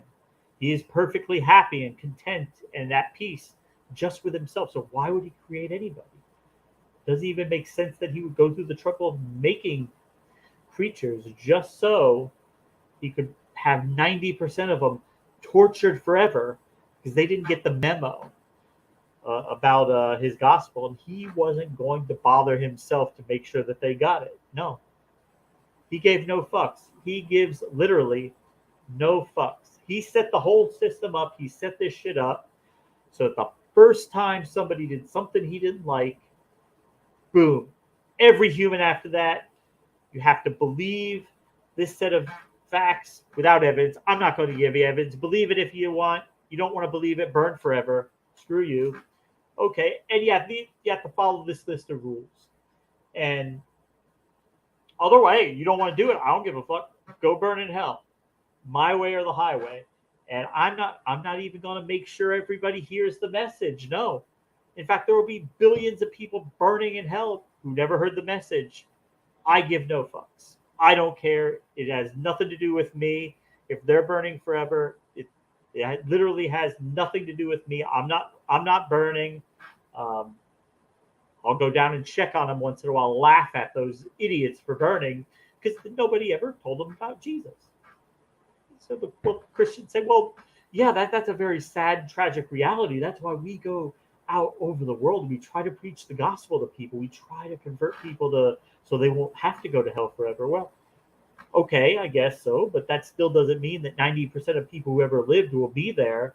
So the fact that you might pick off 1 or 2% in your lifetime, well, it's still an infinite amount of human misery and suffering that are taking place just because God decided to create shit that he didn't even need to create just for his amusement. But how would it even amuse him? It's like a movie that you've seen infinite number of times. You know, when that great movie, of course, the first time you see it, it's always the best. You can still enjoy that, but you're never going to get quite the same enjoyment out of it as the first time you saw it when it was new. But God's never surprised. There's never anything new. He always knows what's going to happen. It's a very, very empty, vapid existence. I can't imagine existing like that. There's nothing to learn, nothing to explore, nothing to do. You've done everything an infinite number of times. There's no book to read. You already know what they're all going to say. There's no new facts to find. You invented them all. And so this concept of a conscious God, it doesn't work on so many different levels. And like Amy has said before, we use our consciousness to keep us alive. Like I said, we get information about the natural world to help us navigate things so we can stay alive long enough to eat, so we don't get eaten, and we can live another day. We can live another day on the earth. We have threats. There are threats in the world. There's danger for us. There's no danger for God. We have eyes. Why do we have eyes? Is it just because God wanted us to be able to see things? Well, we have eyes because it helps organisms survive. And when an organism, by the way, is placed for a long period of time in an environment where it doesn't need eyes to survive, they evolve to lose their eyes because they're more of a detriment. That's evolution. That's natural selection. Why would God even need to see anything? There's no threats to him. His eyes could be open or closed. He still knows exactly what's there, right? Because he knows everything about everything at every time. He wouldn't have to look at anything. He already knows what's there before he would even look. I can't imagine it. If there was a being like that, I can't imagine him not using his own power to will himself out of existence after a while. Yeah, he would have willed himself out of this empty, vapid, useless existence. There's nothing to do, nothing to even amuse himself with because he already knows everything. He's already done everything. And if just making billions of people so that he can torture forever for shits and giggles, if that gets him off, okay. But he's definitely not a good guy. And yeah. Anyway, that kind of a little Yahweh tirade there. Amy just stepped out. She'll be right back. But yeah, these Christians, these believers, well, 90% of the time we deal with Christians, but Islam, Orthodox Jews too, they look at their God in ways that that are very human. They're very human, and they don't really make sense from the standpoint of what they tell us about their God, that he's omniscient, he's all powerful, all knowing, and they give him qualities that they like about life. We like being able to see, we like being able to smell because it gives us pleasure in our. But a deity wouldn't even need any of the ability to do that because he wouldn't have to know to smell something to know it's there. He would just already know, and he would have known from eternity gone forward, right? Well, I always like when they give him ridiculously, they're like superhero qualities that only humans would pick. Like, he can't tell lies. Like, oh, girlfriend, is that what he told you? He can't tell lies? Oh, yeah, totally. Well, I mean, I think that's part of them. That's part of them grounding their morality. Because if he's absolute truth, then he can't lie. Then, well, you can take everything he says in the book as absolute truth because he can't lie, right? So he can't lie. Except there is one part in the New Testament. There is a part in the New Testament where it says that God, not people deluding themselves. No, it says God will send people a strong delusion to make them believe a lie. Now, if they were already going to believe the lie anyway, why would God wouldn't have to send them anything, right? They would just believe the lie. So God would only have to send them a delusion to make them believe a lie. If maybe they were going to believe the lie, maybe they would have rejected it. But that's once again God placing his thumb on the scale of human free will, or human, just like he did with Pharaoh. They'll say, oh, no, Pharaoh was an asshole. He hardened his own heart, and then God came in after the fact and re-hardened it. But no, if Pharaoh was not going, if Pharaoh was not going to let the people go no matter what, he was not even going to consider it, get the F out, I am not letting those people go. Well, then why would God have to come in and harden his heart? Because it was already not going to let him go. Only reason God would have to. They retcon that shit like in the story, his heart is hardened 5 times. If you harden a guy's heart 5 times, I feel like that's on you. So that means you have 5 different occasions where the Pharaoh could have been open to letting him go. He could have been persuaded. He was not, maybe he wouldn't have one time, but maybe the next time he would have been open to it. Yeah, okay, all right, I'll let you guys go. But God, you see, was having so much fun raining death, destruction, and misery down on the people of Egypt because most of the people were not nobility or aristocracy. 99% of them had no say whatsoever in the status of the Jewish slaves. They didn't have any say in it. They were workers and peasants and average people. But, God decided to implant millions of frogs all over the damn place because that's what deities do. Oh yeah, I'm gonna send a fuck ton of frogs. And they weren't even gay yet. No, they had not been turned gay until they drank the water that God turned to blood. He turned all the water in Egypt to blood. Also, this is the good guy, remember. To punish people who had no say whatsoever in it, mostly. Because the Pharaoh, he could get water carted in from outside, but the regular people, they were kind of screwed. And of course, the grand finale of it all, was when God decided to kill the firstborn children of Egypt. Again, 99% of these people had no say whatsoever in the status of the Hebrew slaves.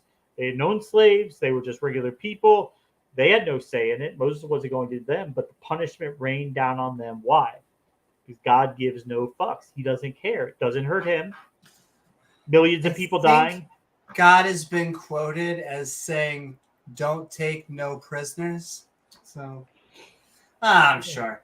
But also something love 2 things, actually. First of all, we are going to sit here and just speak for like another half an hour. If no one comes on, we'll speak for another half hour, 45 minutes or something, as long as we can on this, because this is our jam.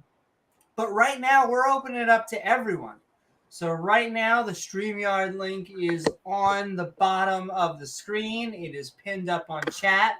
Atheist, theist, feel free to hop on and join us and tell us what you think. We are Midnight Ranting on why would God be conscious, but also we are sending love a $5 super chat Aussie dollars from P-Bud.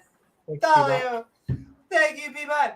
Question: is evil synonymous with lying? I.e., is lying evil? Not the save the refugees in the basement sort of lying. And I mean, I always find this, they do, once again, they tie this he can't lie to this all good. Once again, yes, when I think of you can't lie, I think a liar, liar. If anyone has seen that movie where I Jim remember Carrey, watching that in the theater as a kid. Really? Yeah. A great movie. That was hilarious. So. Where he really cannot physically tell a lie. And so it kind of doesn't make things go well in his life. And so it just reminds me of that.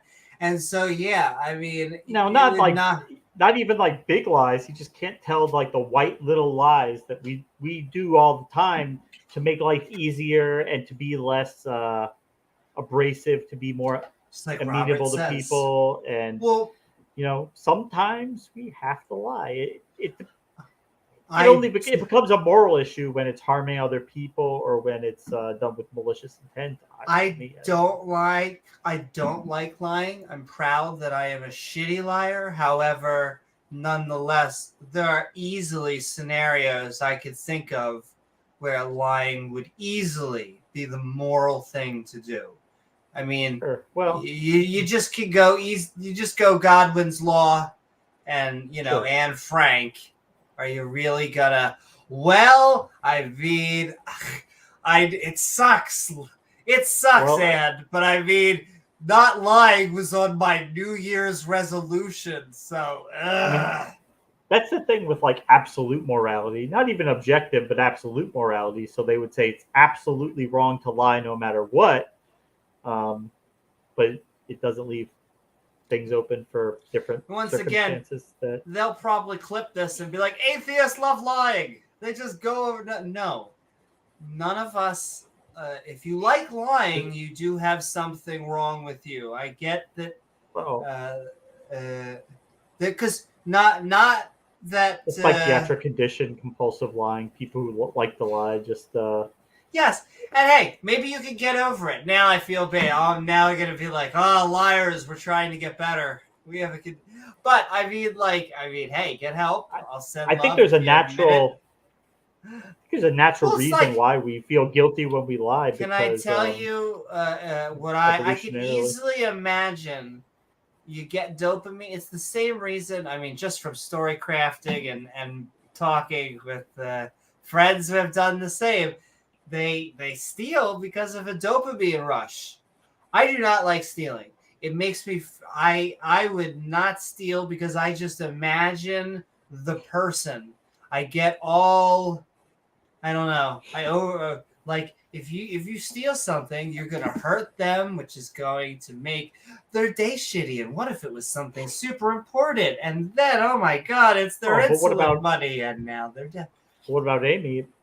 Don't worry about all that. It makes Jesus sad when you steal. So well, and the weird thing is they will give that reason and pretend like that is a more moral position.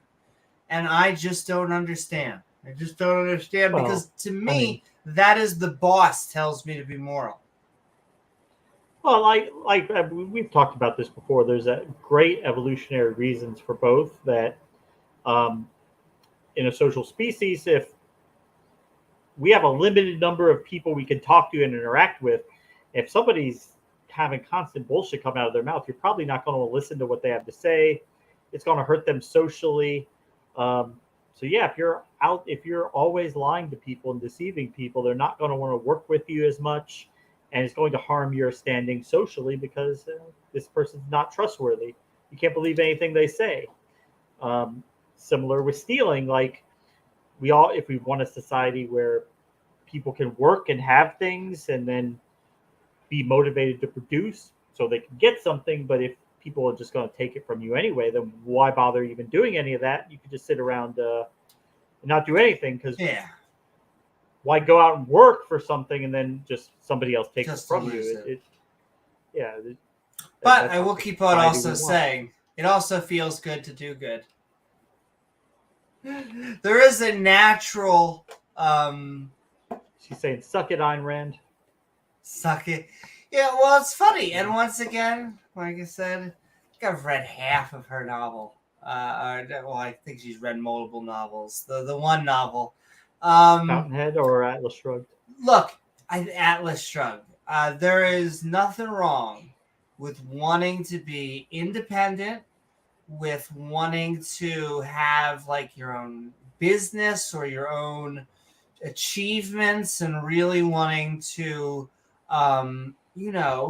make the difference. Nonetheless, you should also realize that it takes all of us to actually make this world work. If you're only going out there to be alone, then I don't know. Well, what can I tell you?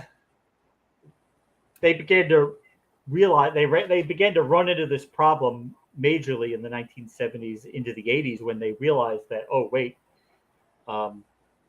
people don't make enough money. They can't buy the products that we make, so we'll just give them all credit cards, and then they can spend their life being in debt. Which So Yeah, you can pay them could talk less, about give them credit cards, and still give them our products. Yeah. we could talk about that. I mean, I used to work at Coles, and I love Coles. I mean, and once again, I'm not shitting on them because this is what they all do. This is just an example. They all do it, But and they they're have to like, because we capitalism sold market pushes a them in that card. direction. So it was you get a 30% off coupon when you sign up that you can use that day. However, it's 24% APR. So if you forget your bill once, they got you. They got you already. Just APR. But once again, that's what the Walmart card is. That's what they all are. Well, I Welcome financed to a Costco. computer I love you. in 2004 Welcome to Costco. from Dell Computers. It was a badass system. It was almost $5,000. Like, it was a gaming setup. It was really good, and I financed it. And like, they didn't have online payments there at the time. They're like, you guys are a fucking computer. You can't pay online. Like, no, you can't pay online. And so inevitably you're going to miss a payment, and then or be late on a payment. Like, Mr. James, your bill. Could you make a payment today? It was like 4 years later, and I'm looking at the thing like, how I still owed over $3,000 on it. I'm like, I'm going to be paying this thing off for like another 10 freaking years. Holy like, fuck. Yeah, it's like, yeah. APR, that shit is basically almost a pyramid scheme. It should be regulated. Anyway, so we're about to bring in Luxor, and we're about to bring in Stiletta, but we're gonna read. That's right, sending love to Secular Pagan Mom, who sends in a super sticker of, hold on. Haha. He's sending so much love. like. Woohoo! And we are sending it right back to you. Do. Thank you, Secular Pagan Mom. We're feeling cool with ya. I love the 2-bit everything. Absolutely. Woohoo! And a $5 super chat from P-Bot. Is that corollary? Corollary, maybe? Corollary. Let me tell you something. Spelling. Since God made evil, lying is evil. Thence, okay. It is an aspect of God that it can lie, since it did make evil. Oh. No. I will say what they would say is, to put my apologetics hat back on, they would say, no, you misunderstand it. God is good, and there has to be an opposite of God, of good. Yes. So it's like light and darkness. Darkness is not a thing. It's just the absence of light. So God made light. He didn't make darkness, right? He just is the light of the world. But without God, sounds like some light, goddamn Harry Potter shit. When you just talk like that, and I know it's probably completely apologetically accurate, but it just... that's exactly what they say. So if there's truth, right, there has to be not truth. So you can't have no lies, because if you couldn't lie, if lying was impossible, then telling the truth would be, you have nothing to contrast it with. No ability to say what's true and because everything is just true. But see, my thing is, they will say like whatever he says will become true. I think that's two separate things. There has to be. I feel like there would be a God that could be omnipotent. He could know everything, and yet he could lie. And yet there could be a God that suffers from another problem, that is everything that he says just suddenly turns true. Like, he's like, there's purple fish falling from the sky outside today, and it just I happens. mean, he could make it. But that seems like a different power from like, honey, you know what? I can't lie to you. No. You just don't understand. I'm made of truth. I define truth. Oh, sure. That's cool. So, like these panties I found. I mean, they would say like, expecting God not to be truth. That's like saying the color red stop being red or water being wet. It's an intrinsic property of God. You can't have him But they not be define truth. that into it. Of course they do. But Of course they do. Sure. Well, I mean, if God is intrinsically can't tell a lie, then God can't tell a lie. It's just I find that a seriously funny attribute to have. Just once again, it leads to all I can say is what I'm going to call the liar fallacy. But thank you so very much, Peabot. So very much, Secular Pagan Mom. Secular Mom. All of you guys and gals have been so much fantastic to us. And now, anytime I think about Orange Jello, I was telling this, it's the last thing I'm going to say, actually. Then we'll bring on Luxor and Stilette. But I've been just getting into biology. I got a high B. I was there. If I had not procrastinated, would have gotten at medium A instead of a high B. But I did well in my biology for health majors 101 course. I had a whole lot of fun in it. I did. Holy shit. It was like learning. It was like an anti-creationist cookbook. Like, can I tell you, if anyone wants to figure out how to debunk creationists, just take biology courses. Like, we covered evolution at like one of the chapters, but like so much of it was just like, so this is, if you're talking to the Orange Yellow, he wants to do a role play with you where he wants to talk about the genetic code. Well, this is science. The problem is that saying that our genes are then created by a supernatural force is not science. Yeah. Oh. Have you read the Bible? The Bible say God creates everything, and you say Bible is science because God himself wrote the Bible.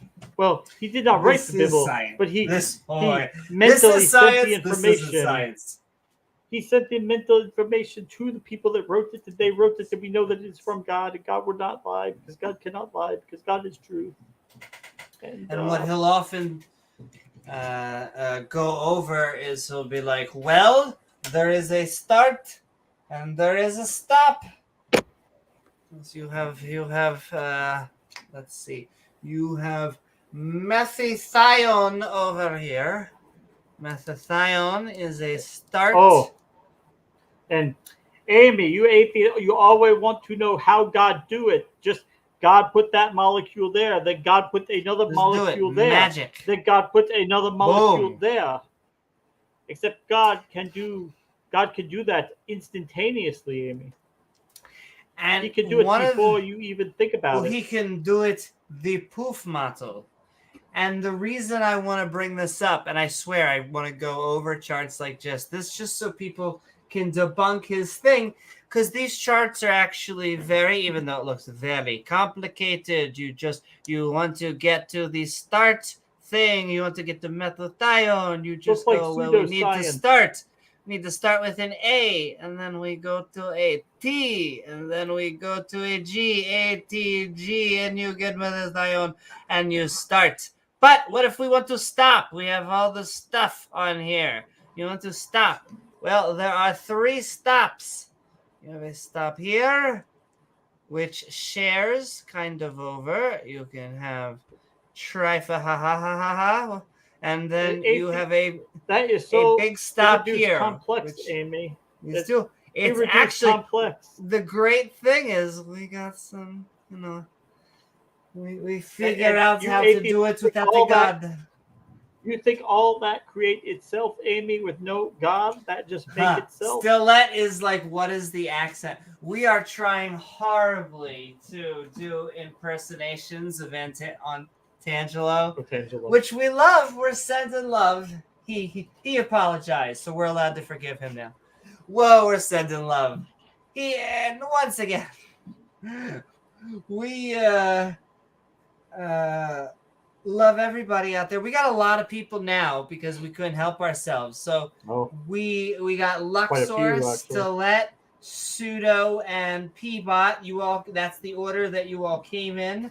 So with that knowledge, we are going into that's right, our midnight ranting open mics, and we are going into your opening statements with Luxor starting us off. Let's have some fun.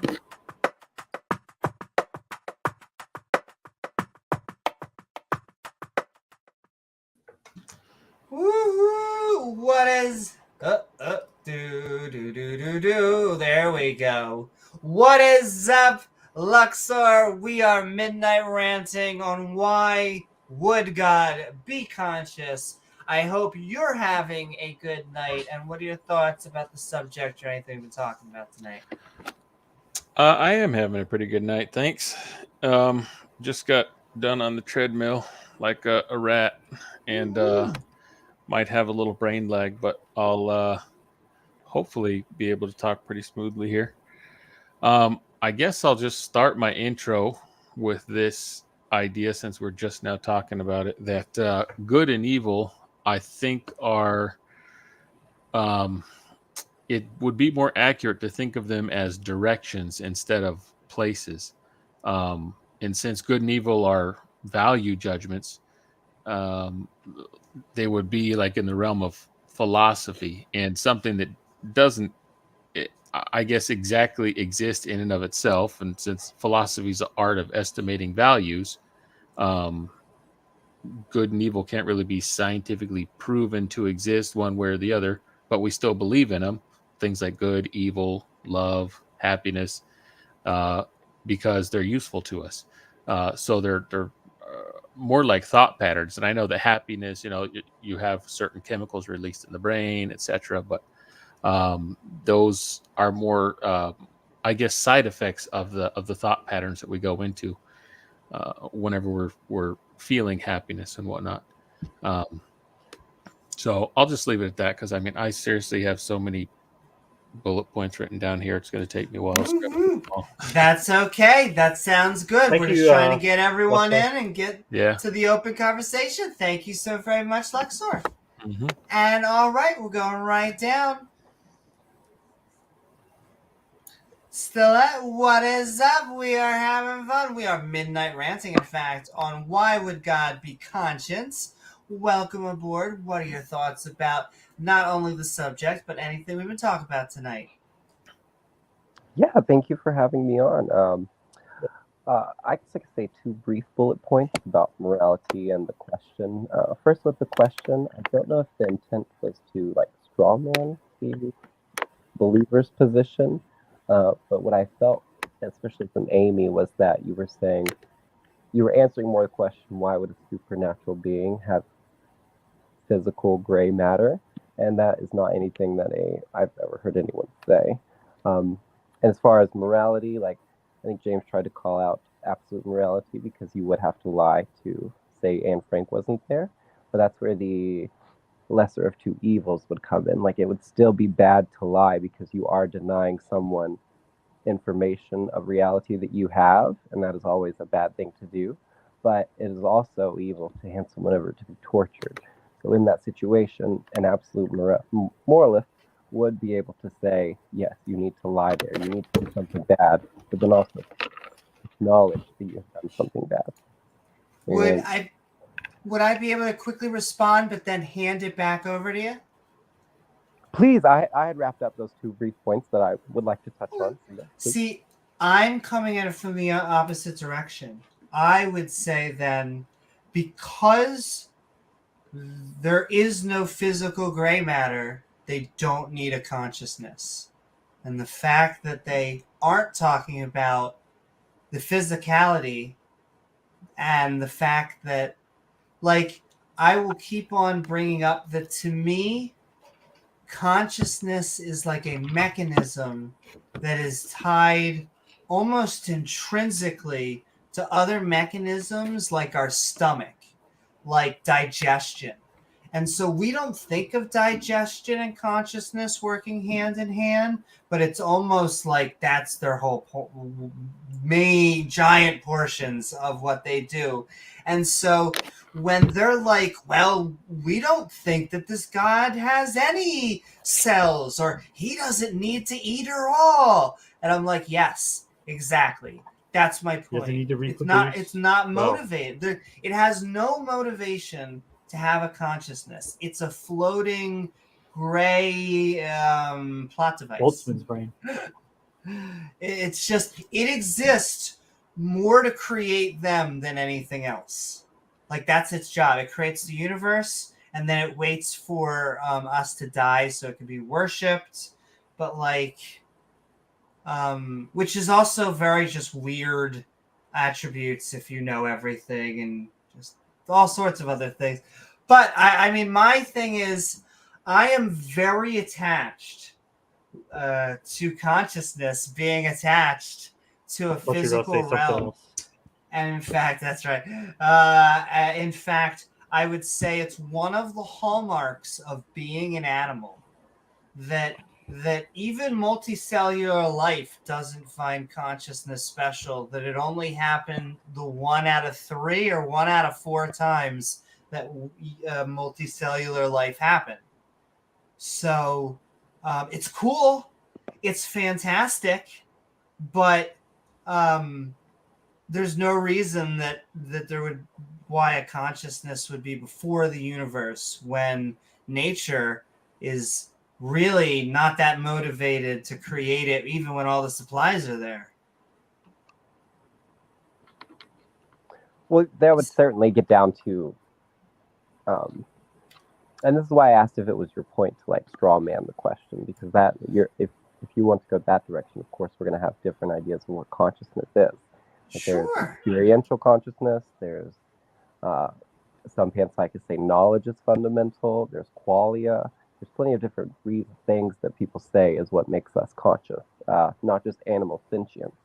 And so to say why would God be conscious would be like the way that you guys were addressing it was like, why would a supernatural being have the function of gray matter? And it's no one that I know of who believes in a God or who believes in any dualist soul believes that a deity that has, or that consciousness is just solely a matter of our brains and gray matter.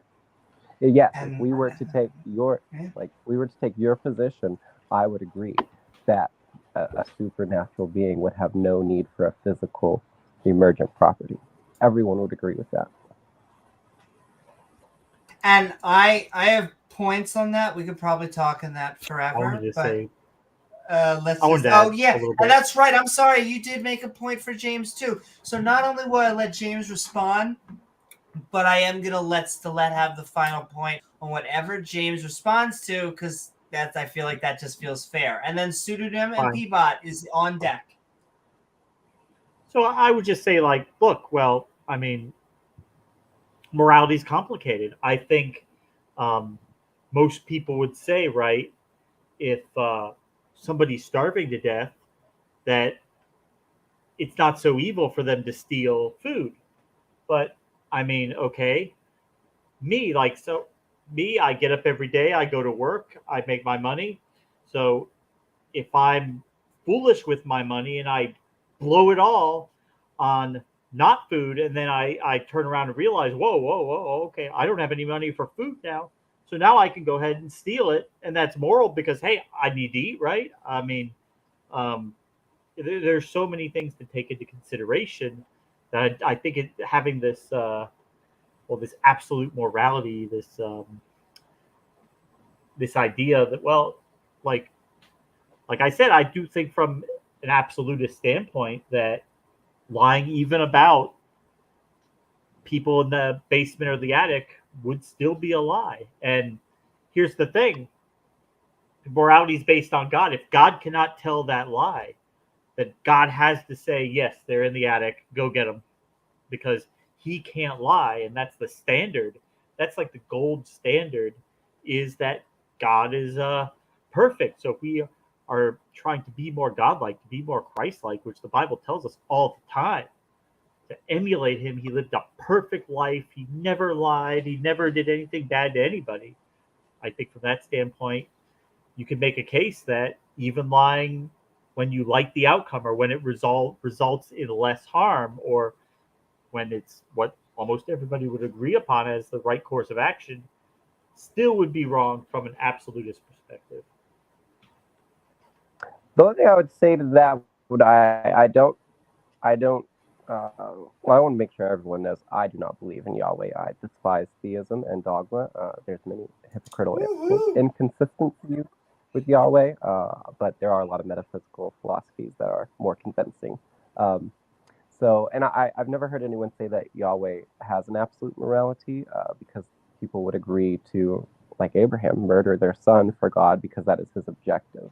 So I think Christians are objective moralists, not absolute moralists. Especially your point about stealing, I think that's easy to disclaim, because most would say that capitalism is inherently an evil system, and that in that system there are people with food. So the only reason that the person is having to do an evil of steal is because there is someone doing a greater evil of hoarding food. Well, okay, but I mean, you can argue about like the nature of private property rights and all that. It's not going away anytime soon. Do I think if you go maybe 1,000, 2,000 years in the future, things will be radically different? Maybe, probably, but I mean that's kind of the boat that we're in now.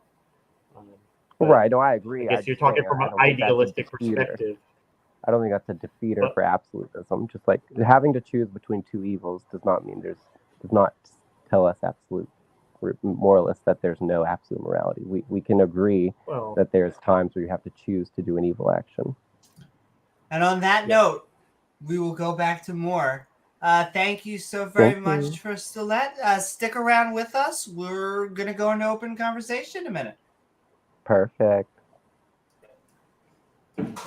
Thank you. Pseudonym, we are Midnight Ranting on Why Would God Be Conscious. I hope you're having a fun time. And what are your thoughts about the subject or anything we would talk about today? Hi, Ralph. Thank you for having me on. And I won't dive too deep into Legolas or what the first guest and then the second guest as far as morality or consciousness, but I can definitely go into those perspectives. But I think a lot of the main informative was evolutionary aspects and Christian aspect, or the Christian view as far as consciousness goes. So in an evolutionary aspect, it'd be interesting to have the description of what can I say? Consciousness being an emergent property. But then as far as Christianity goes, dang it. I'll actually have to stop there and rethink my thoughts. So, but thank you. Yeah, all good.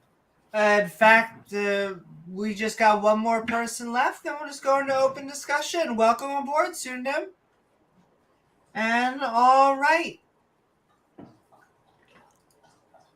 Peabot, what is up? We are sending love. We are Midnight Ranting on Why Would God Be Conscious. Hope you are, as I choke on air, hope you are doing well. And what are your thoughts about the topic or anything we've been talking about tonight?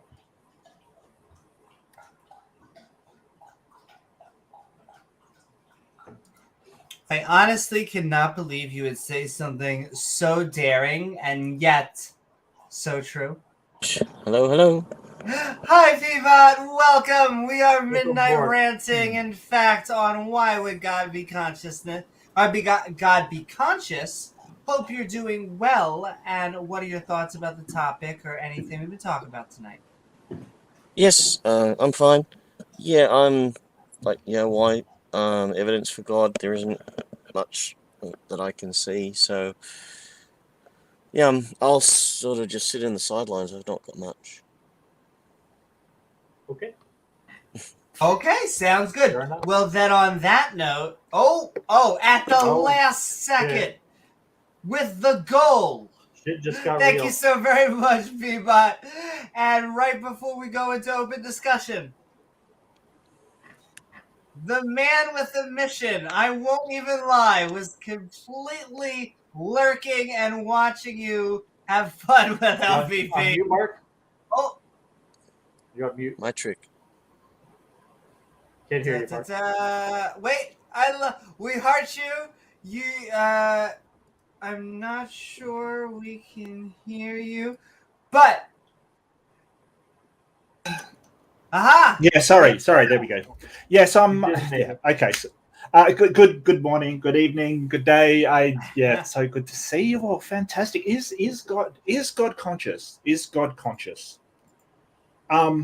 I'm going to phrase it slightly differently. I think, is it reasonable to think that a consciousness exists outside a brain?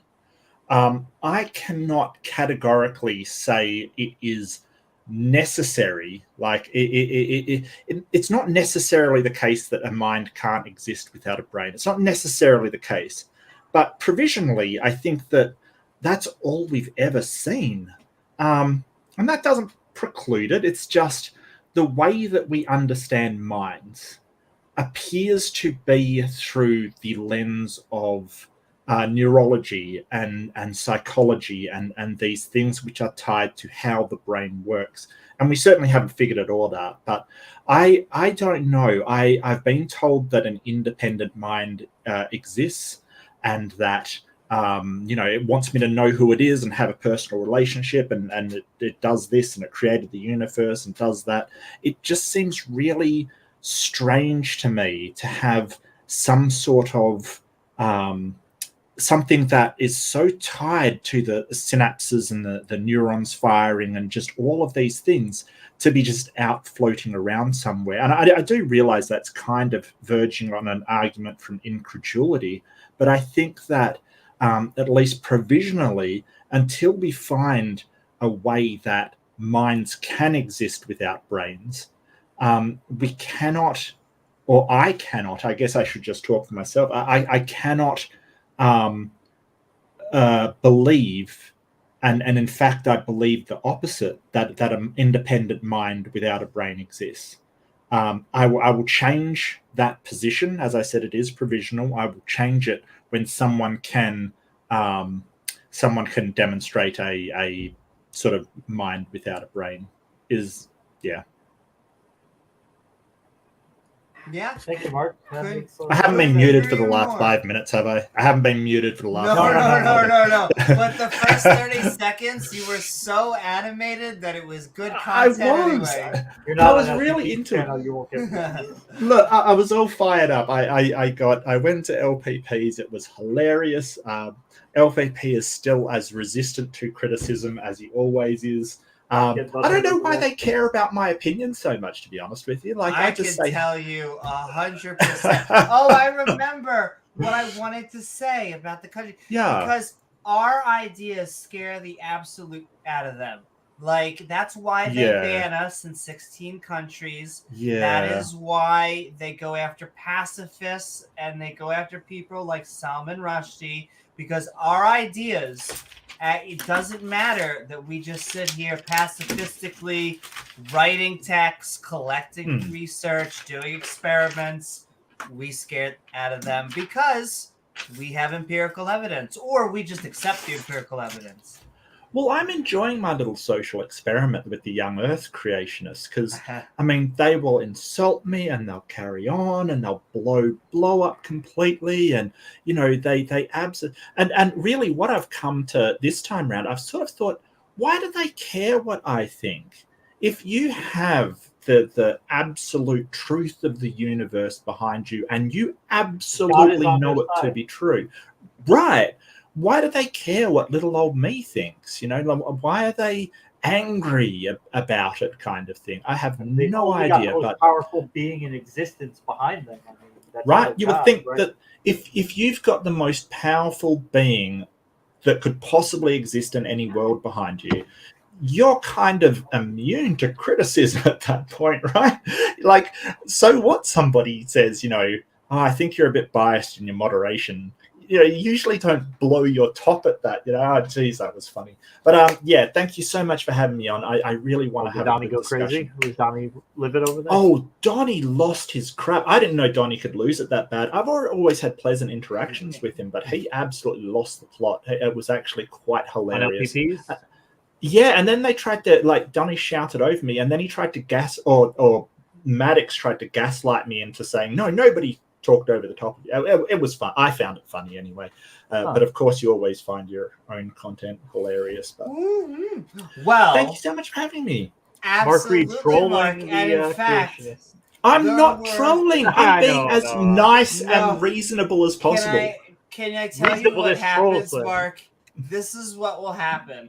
Is that they'll start a stream. You will go in there. You will have a discussion, your point of view, and they will say you're trolling and kick you. That's generally not I think- always on LP. Yeah, I think you know, I keep getting accused of being stupid and not understanding and all, you know, the usual stuff. I don't think, like, I'm trying to be as well. I'm trying to be as genuine as possible because I'm not trolling them. I actually believe this stuff. You know, like, it's not like I'm there to go, you know, make jokes at their expense or anything. I do make jokes at their expense, but that's not the reason why I'm there. I really do want to have a good conversation, but I'm really reveling in the fact that it's fucking impossible. Like, and that's not me. It's impossible from their end because they lose the plot of anything. But it's fun. It's good. But yeah, I'm enjoying myself. So that's all that's important, right? Speaking of which, Mark, thank you for so much for Thank joining you. us. I saw 2 people in that stream. And so we are going to introduce Leo. We are, in fact, Midnight Ranting on Why Would God Be Conscious. I hope you are doing well. I was lurking, so I couldn't help but reveling in you and Mark having a good time at LPP stream. So welcome aboard, and what are your thoughts about the topic or anything we'll be talking about tonight? Wrong button there. Yeah. I just needed to. So, this is more to Mark, but for everybody. Before I left, about 15-20, you know how Donnie does his thing, Mark. He started talking about deleterious mutations and all this, and it's the same question I'd been asking for an hour, and I know you know this. Mm-hmm. What's the standard you use to determine a deleterious mutation from a non-deleterious mutation? He got mad. Bubble tried to butt in. He's like, "Oh, shut the fuck up, Bubbles!" Like, oh, he got nutted. He got mad. I'm sad I left now. Well, it's the environment, right? That's how you. Yeah. And the thing is, I'm gonna cut it out and put it. Oh, dude, it was so bad. Oh, it was so fucking funny. But yeah, God's consciousness. This is something. I know I'm kind of. It was a nice segue, you know. I just. And here I am. Yeah. So God's consciousness. I don't know what it means to say that God is a conscious agent. The big problem that I have, it's more. It's more at least immediately a problem with God's omniscience than it would be with the fact that he's an agent. But I do think that at the end of the day, it can be used to argue against the fact that God is agency or consciousness.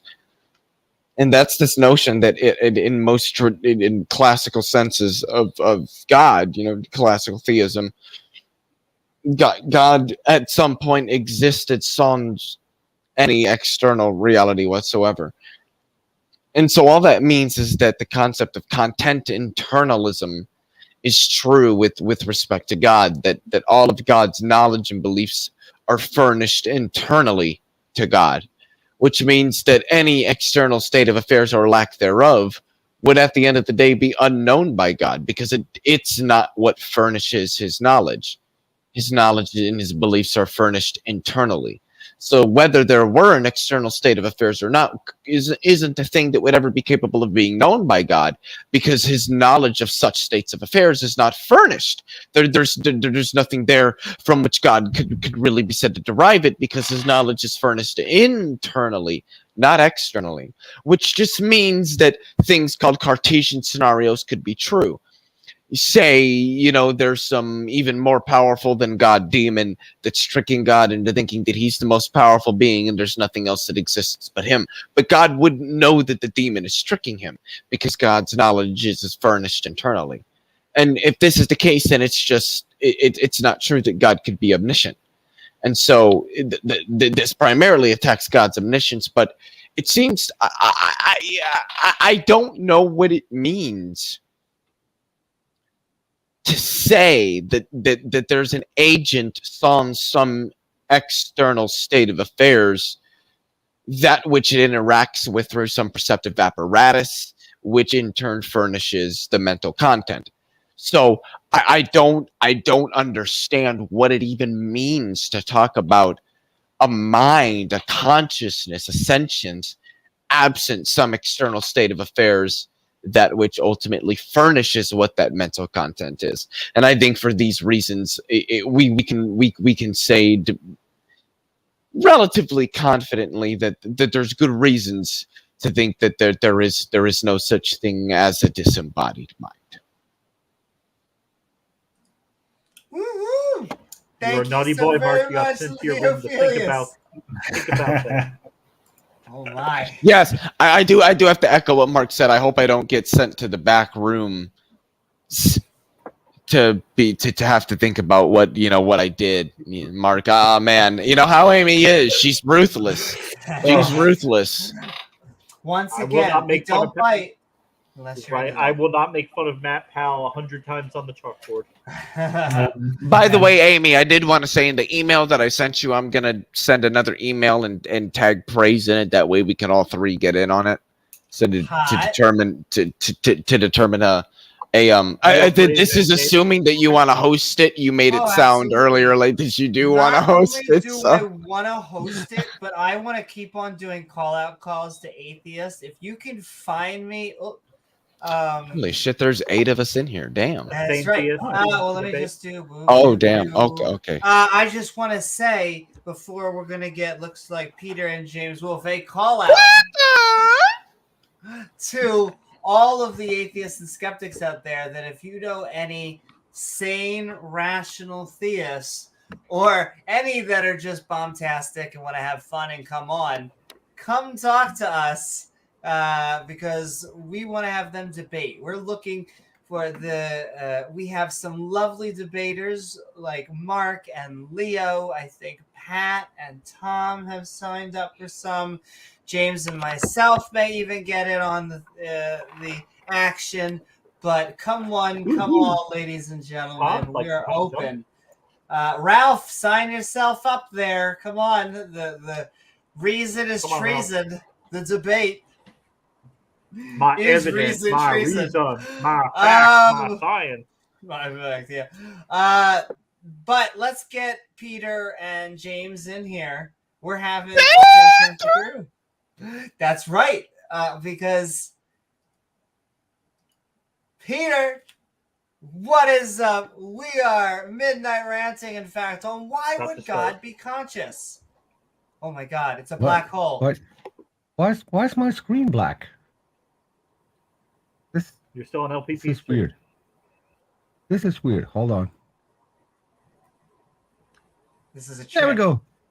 There we go. Okay. Yeah, I'm mad as it is. So don't cut off my screen. I mean, I wake up and then some troll from Australia sends me another 4.5-hour video where he just overtalks everyone in the room and finally gets kicked.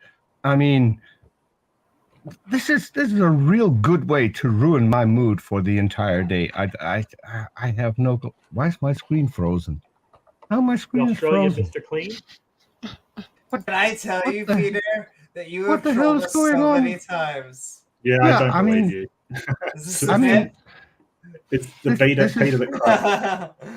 This is so incredibly unfair that my screen now is frozen because I spent literally an entire day to figure something out that might be useful for Amy, unless we can get Damn.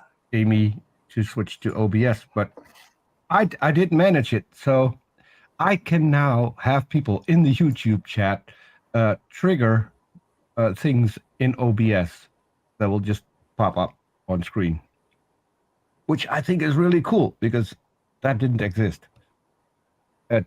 Apparently it still does. It does because I spent an entire day and then find a tutorial, and so I could have done that in literally 10 minutes.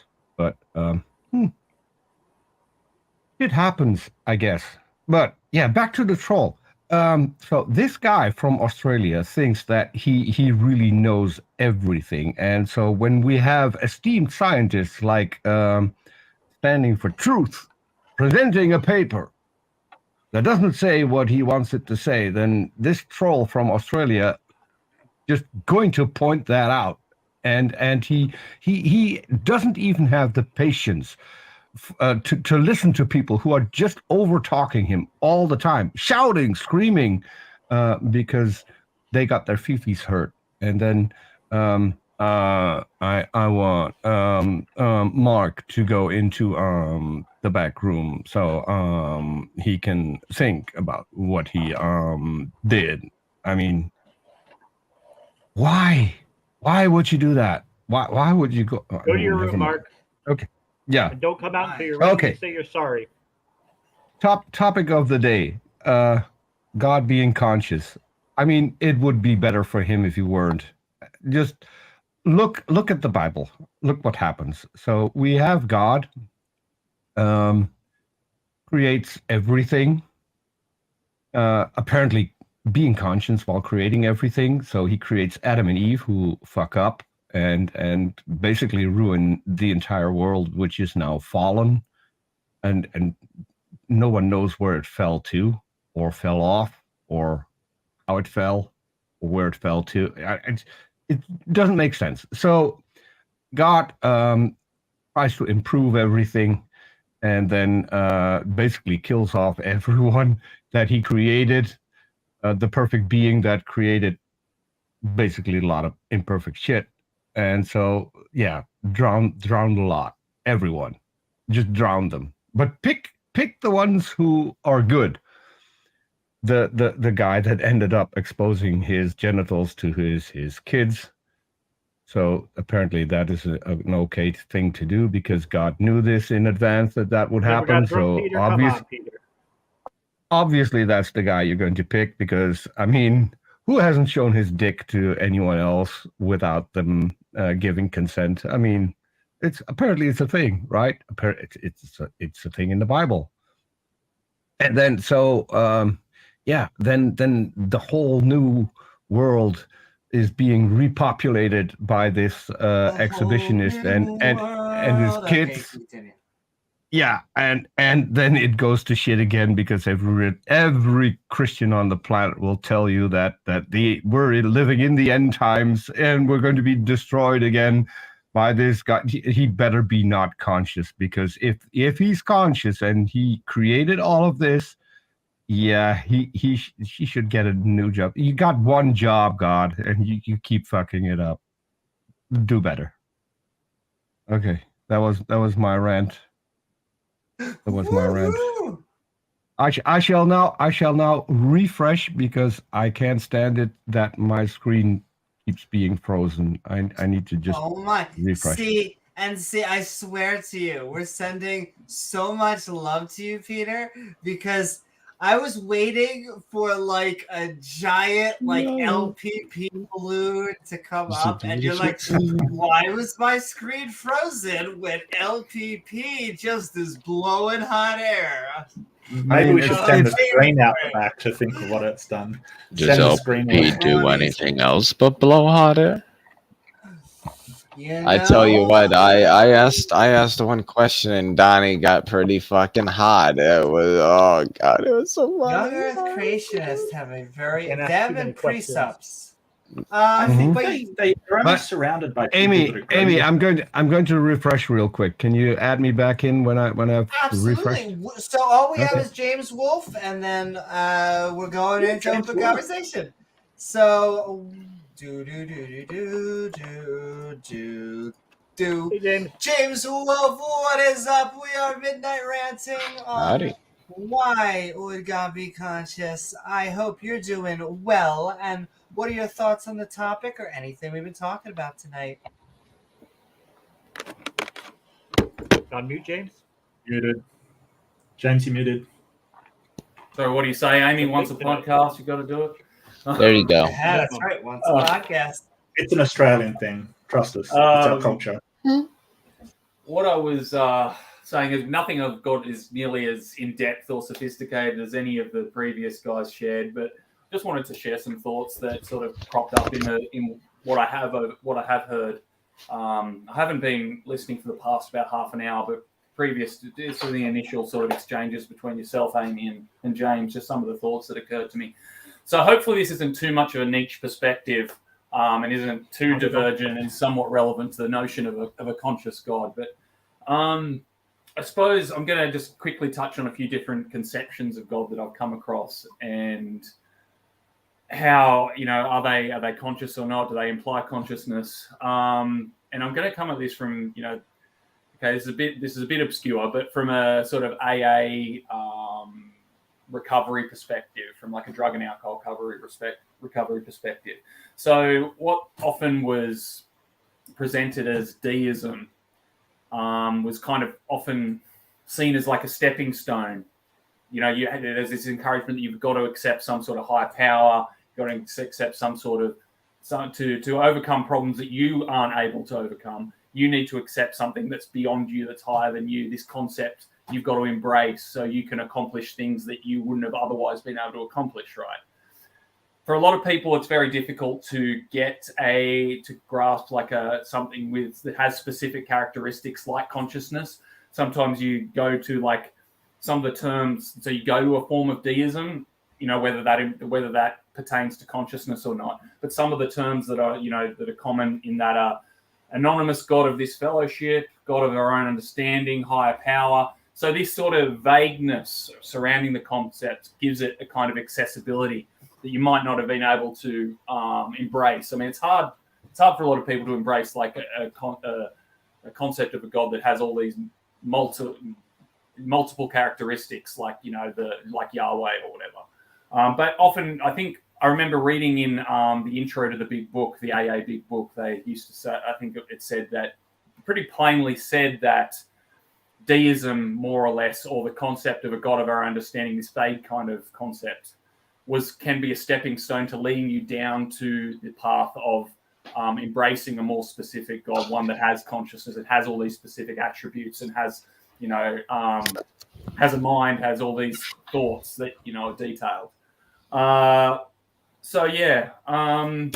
Beyond that, how we use the term God interchangeably with other concepts like God is love, God is the universe. You kind of define it into existence by doing that. You sort of relate it to things that aren't necessarily, that have perfectly good definitions outside of that. The only defense of that I'd make is, when, through my journey, through my Christian journey, and, it was that I make a distinction between when you say God, there's love, but there's, agape love or whatever. And I'd say that that's the type of love that you utilize, that has actions expressed in it, and you can use a 1 John 3:18, my little children, let us not love in word, neither in tongue, but in deed and in truth. So kind of to say it's the suggestion that love was an it was primarily reflected through your actions. It wasn't just a token sort of articulation. I guess I'll probably leave that. I might share on some of the other thoughts if it comes if they become relevant to the conversation. But I guess I've definitely ranted on enough for now. But yeah, thanks. Thank James. you That was, so very much, good insight. James. And all right, we're just going to do, before we go to the open mic, we're just going to send one more thanks to Ian Davenport, who is sending so much love, who is saying, ha ha ha ha, he is laughing out loud. I think he was having a good time. Laughing at Yahweh. Laughing at Yahweh. We were going through some, I think, funny points at some point, especially sending love. Peter has rejoined us, so we are happy to have our whole skeptic crew here. Thank you so very much, James, Wolfe, as well as everyone for their intros, and thank you so very much, Ian Davenport, for the support. We are just gonna keep on putting it right back in, and trying to get the snake legs. He needs surgery, I think. It's terrible. Yeah. But with that, I think we are going to go into our open deck, the girl deck, in fact. So thank you so very much, Ian. We have a full house, I do believe. A royal flush. Let's see. Do. Yes, we do indeed. Welcome, everyone. We are, in fact, Midnight Ranting, and I am, I think, about to kick out James. Do you want to flip a coin? Because I think what did you do, James? Oh no! That's P-Bot's. That's P-Bot sharing a screen. P-Bot is sharing a screen, sending so much love. P-Bot or P-Bo. P-Bo? What? P-Bo Thulu.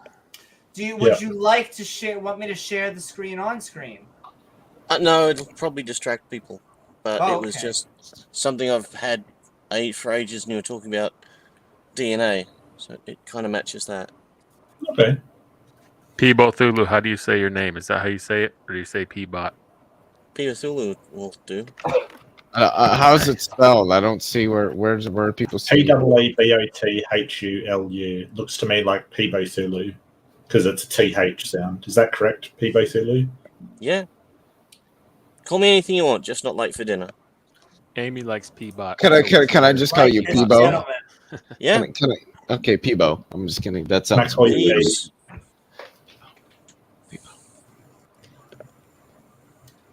Why did we all go silent there? I don't know. I think maybe God's conscious. Yes, Mark. Marky Mark. Stop that. Yes, sir.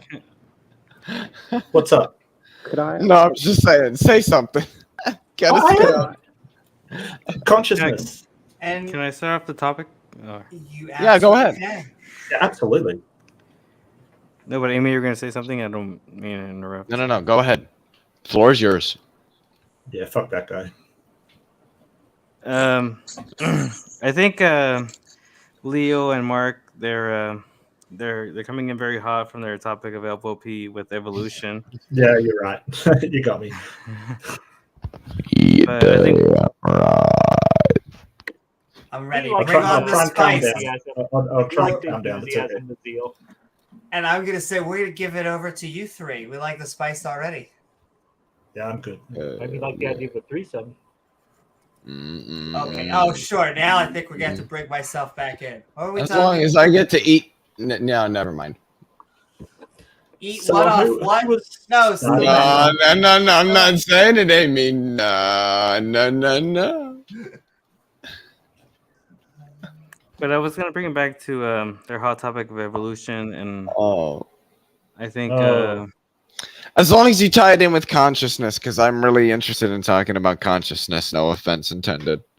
No, I'll bring it up. But I think in the evolution aspect is that consciousness is supposed to be an emergent property. I think so. I think so too. Yeah. Jinx.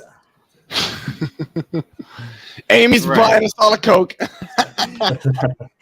Three of us agree it must be true. Yeah, absolutely. No, what were you going to say? Do you think it's an emergent? Two or more agree. Well, I was going to go on to like consciousness, Yeah. essentially itself, as far as the topic of God, would essentially have to exist. Well, not God itself, but consciousness, right? We all believe in consciousness. Sure. But then would Still have with- to. The question would have the answer. The question I guess I'm trying to put out is how things, as far as in the topic of physicality or physical things, chemical things, or brain things, how they can essentially emerge or be emergent as far as creating something like consciousness. An evolutionary aspect. The only reason I bring this up is because Amy would agree that we made up the concept of God. Sure. Absolutely. I guess I would answer that question by just drawing an analogy by saying that we can say that what we call consciousness emerges from the neurophysiological processes occurring across the brain, in the same way that we can say that weather emerges from the climatological processes occurring across vast regions of Earth's atmosphere. The same way that we can say that stellar nucleosynthesis is a process which emerges from the fundamental interactions of particles inside of the cores of stars. The concept of emergence, I would argue, is ubiquitous throughout physical science. Yeah, look, but it is a You don't good understand the question. exact mechanism. Yeah, well, it's a good question of why humans did develop consciousness, though. What advantage do we have for being aware of ourselves and like to that degree of awareness? Like, when does it become detrimental to when does it become advantageous, right? Because a lot of animals haven't developed that consciousness and don't even have a brain. I mean, the starfish and jellyfish, they don't have brains, kind of thing. A lot of these creatures don't need consciousness to fit into their environment. So what about humans did need consciousness to fit into environments? I think that perhaps it's something to do with the way we had to survive. We had to do a lot of pattern recognition and a lot of long-term planning strategy kind of thing. But nobody knows for sure, right? But at one stage, we weren't the only thinking hominids either. Right, but I think what I was trying to say We're is still not. Now the only thinking confidence now. Yeah. What Amy was pointing to was that humans created the concept of God. So that's what I'm trying to figure out, where would be the beneficiary aspect, as Mark brought up, of why that reason would be. Oh, why So create are the you concept Can we of believe God? in God? Social cohesion. Oh, lots Social of things. cohesion. Yeah, that's Not what I would only say. that, but we seem to have this anthropomorphizing thing where when we don't know something, we are like, why was lightning coming from the sky? And we said, well, it must be a being. It must be a being that is, because almost intent, he actually wants it to happen, and so Well, it's that destructive happening, power and it goes It can down. damage And things. It yet- can kill people. Exactly. You see his rage. And yet, this God, all they are doing from going low G to big G is they are going, my dude creates lightning to my dude creates universes. Because that's not really what we see. People who create natural laws. It would literally be a guy who creates the universe, and then it just looks like the regular laws of physics. And then later on, conscious agents again. It would be this weird sandwich thing where it'd be like conscience, a lot of not conscience, and then conscience again. Can I posit a completely unfalsifiable hypothesis? Oh, go ahead. I think It sounds it's like you were about to propose a road trip, but yes. How did you know? No. Look, you can put me out the back if You you don't want even to. look, That's fine. Amy. Put him in the back room and make him think about what he's going to say and if he wants to when say I it. come back, I have to raise my hand and stuff. Yeah, I'm used to it. That's okay. Look, I think that maybe my hypothesis, and I admit this is totally unfalsifiable or untestable, but maybe people just don't like to feel not in control of their circumstances, that we generally don't respond well to being powerless. And so I think it is possible, maybe even plausible, that humans made up these things in order to have an intermediary to have some control over what's happening to you.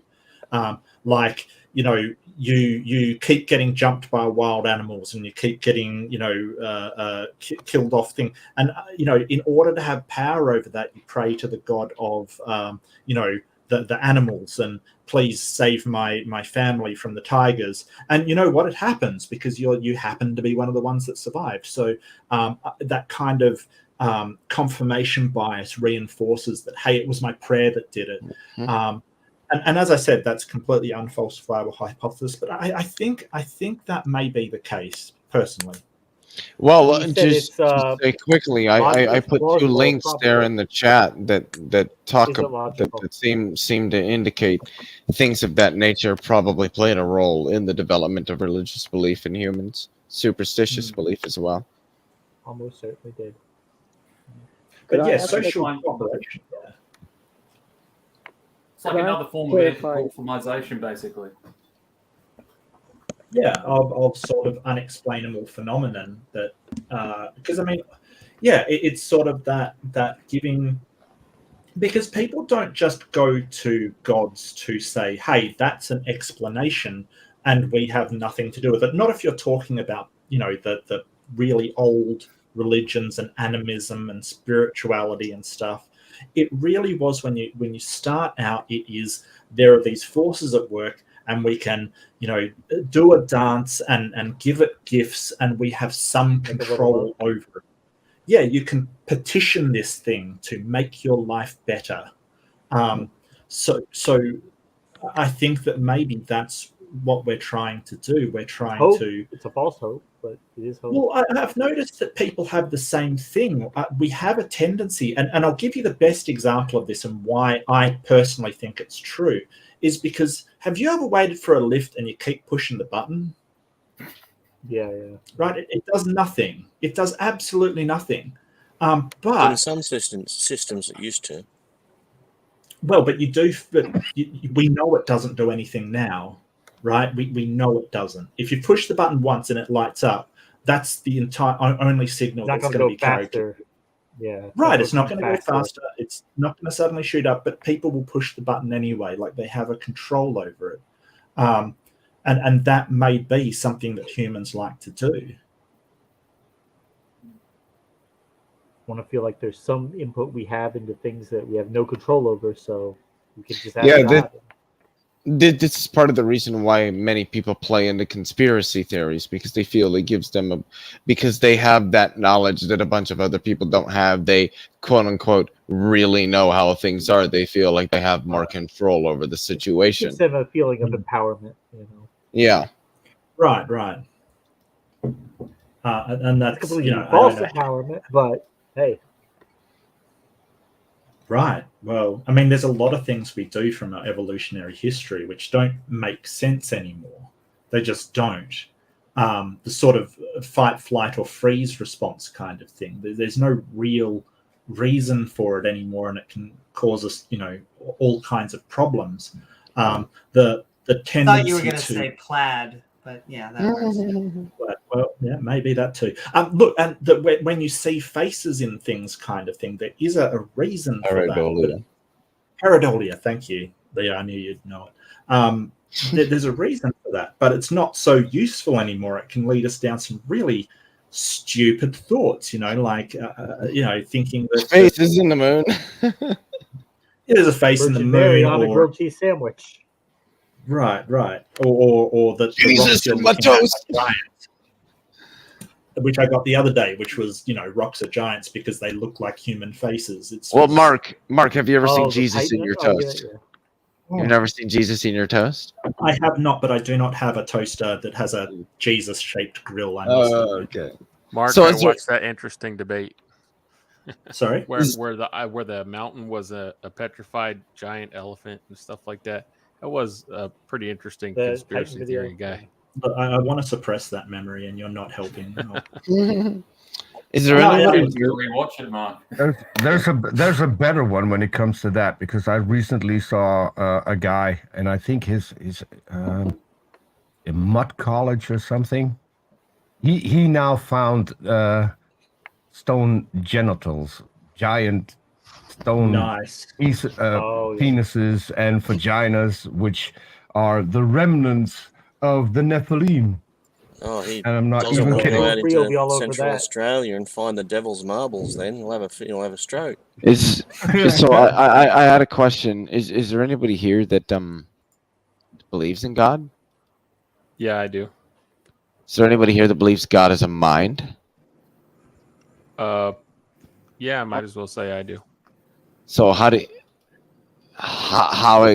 exactly does that I do as you well. know work? Okay, the two guys in the top corner here. I think you would first have to accept that there's a dualist position. If you're not going to Yeah, accept there's dualism, then you're not going to understand how a mind would work with a god. Because by definition, a god is not physical. So that's why the question was a little bit of a straw man. But that's what I'm asking. Like how does a non-physical mind work? And I would say, can I just say one Sorry. thing? Yeah. I don't think that it is a straw man, because I would say that my version of consciousness seems to be the only version of consciousness that exists, the only version of consciousness that we have evidence for, the only version that we have in medical journals. And I think I have a good my definition of consciousness is a system of awareness that allows the senses to continue to collect information. And so you get this gradient of awareness of not conscious and fully conscious, and then the gradient in between, maybe, kind of out of it over here, and maybe, hyped up on coffee. Maybe you're out of it. Yeah, exactly. And so that my problem actually goes back to the gray matter question, because I see it opposite, where they would say, because I reject dualism. I agree that it goes back to that. I reject a non-physical mind. I think that a mind has to have a physical body. I think that it is extremely unmotivated for a consciousness to not have a body. I don't like telling me that saying that the concept of a god is a floating mind that doesn't have a body doesn't help. It just means that it would be something that we could create maybe in literature. We could use it in fiction stories and fables and mythology. But as I would say very directly, consciousness is a mechanism that works hand in hand with other mechanisms that are defining features of an animal. And it seems to be this reactionary thing to plant life. I would also say that. I would also put that statement, and I think I can prove that hypothesis fairly well, because we are more closely related to fungi, and plants seem to have evolved first. And in fact, we are very much contingent on plants and not the other way around. We could just go the hell away, and plants would be like, oh, we're actually doing better now, thanks, bye. And yet if they were to go, we would be in serious trouble. We would be trying to figure out what the hell we're supposed to do if all plant life went away. And I'm so sorry, because I know that I said a lot, and so I very specifically want to let Stilette respond, and then I'll also let Luxor, Pseudonym, and whoever else. Well, but I do want to reiterate my question because you certainly played to it there. What does it mean to say that a mind can be non-physical? What sort of what do we predicate about what do we predicate about a non-physical mind? It means that something can have experience. Something can experience qualia without gray matter. That qualia is beyond just a physical thing. What furnishes that? What furnishes that experience? In humans? No. In this non-physical mind, what furnishes that experience? From what is the experience derived? Well, we would have to describe what it means to exist on a metaphysical plane. I'm not in position to. I don't believe in Yahweh. You might want to go to Luxor or someone who does. But I'm not here to say what it means to experience non-physical reality. I just think that qualia is not something that is just tied to physical reality. Me experiencing food is beyond just my taste buds, or my repulsion for this could be poisonous. I think there's experience happens. Is it sort of a standard in virtue tied to a soul? Is that where you're coming from? What's that? In virtue of what would qualia be something over and above physicality? Because my brain doesn't eat something and say, oh, this tastes bad, it could be poisonous. It has many, many, many nuanced thoughts that other creatures, we cannot confirm that other creatures have the same sentience that humans have because they can't use language. If they do one day, it'd be great against dualism. But we've taught certain ape species sign language, which is a human developed language. That's a very controversial study. If they were taught how would other organisms communicating with us falsify dualism? You've lost me with that. Wait, who's that question to? I usually think that dualism. Well, maybe it wouldn't. Maybe it wouldn't. Maybe that was a silly thing to say. If they could speak, would that falsify? No, I guess that could just mean that they could have souls as well. We'd have to talk to them, see what their philosophies are. Right, so it is soul-based kind of thing. Well, that's dualism. There's mind versus body. Well, but there's two different types of dualism, mind you. There's substance dualism, which seems to be what you're referring to, but there's also property dualism, which I think personally, some would disagree with me, but I think personally can be reconciled with a naturalist metaphysical perspective on the world. Property dualism states that mental properties are different from physical properties, but most of them would still say that those mental properties in some way, shape, or form consist in physical properties. But where my confusion comes in is this idea of experience on some external world. What would furnish experience on something through something that which a perceptive apparatus could pick up? Oh, I see what Leo's saying. He's saying that if without the mind processing the information from the senses, what is it interacting with that provides it with some kind of cognitive awareness of what's around it, or what it's interacting with? Well, that's why I'm very anti-dogma. I can't believe people try to lay physical or lay attributes on a god. We can only know what it's like to experience senses in a matter of space and time. But by definition, a god or a deity would be beyond space and time. So I can't tell you. But wouldn't that just mean we can't say anything about it? Well, we can say that there's a potential, but I can't ascribe attributes to it. That would be silly. We can talk about what it could exist. It seems that in the absence of attributes, there just wouldn't be anything meaningful there. Just one second. What was your name? I'm sorry. I feel really rude. What's your name? You can call me Sven. S-V-E-N. Sven. Okay, yeah, sure. I do apologize. Go for it, Lee. Well, no, I'm curious. Now, it's probably somewhat of a bias on my part, given that I'm a bundle theorist. So I think that what any object is going to be a conglomerate of a bundle of the various properties that it has. So when somebody says, well, there's a thing there, but I can't describe any of its attributes, then in virtue of what are you saying there's something there?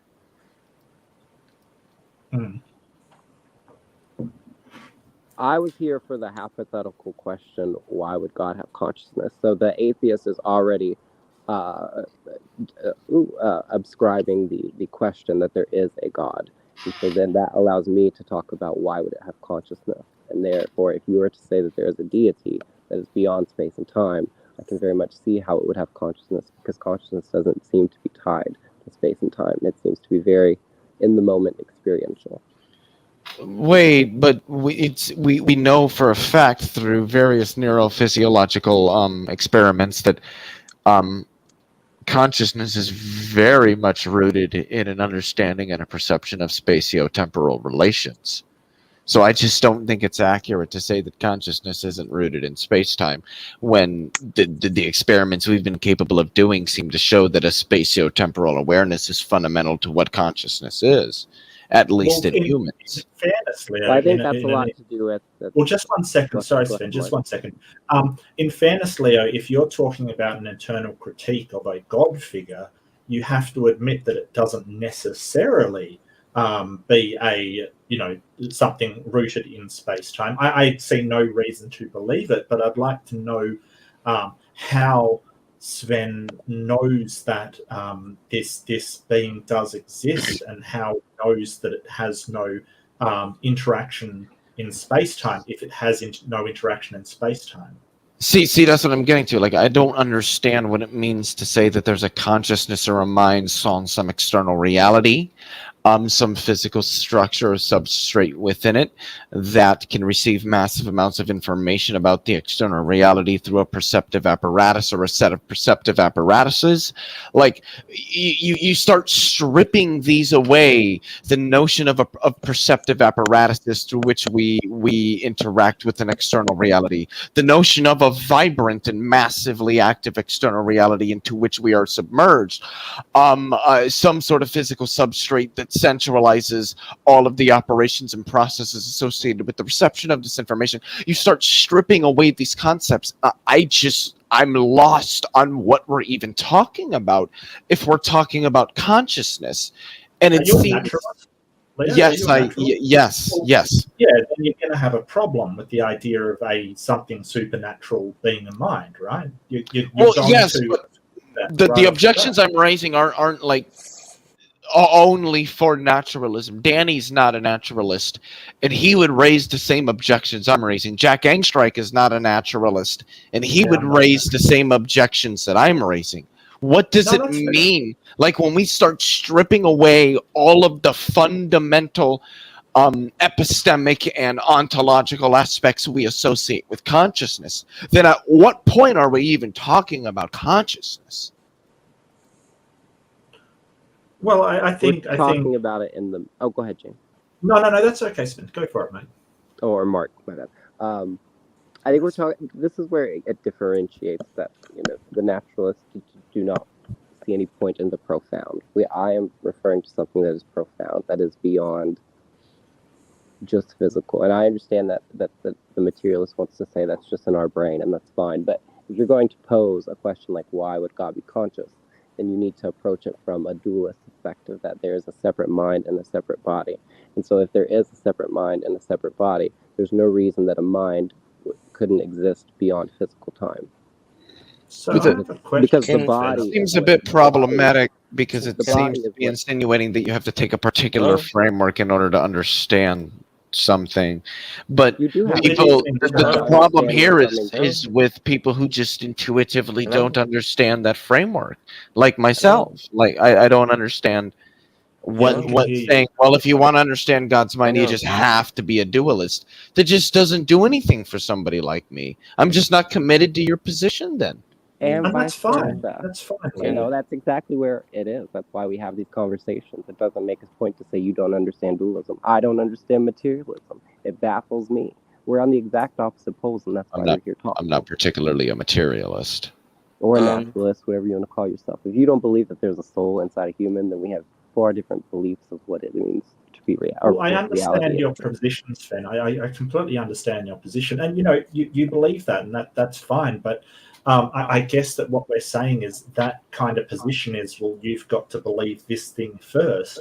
It's kind of really unconvincing to us, because it's sort of like, well, we've got to assume the conclusion first and then work backwards, because nobody argues that naturalistic things aren't real, right? We all agree that naturalistic things are real. It's the supernatural and the dualistic nature that we're going, well, we don't see any evidence of that.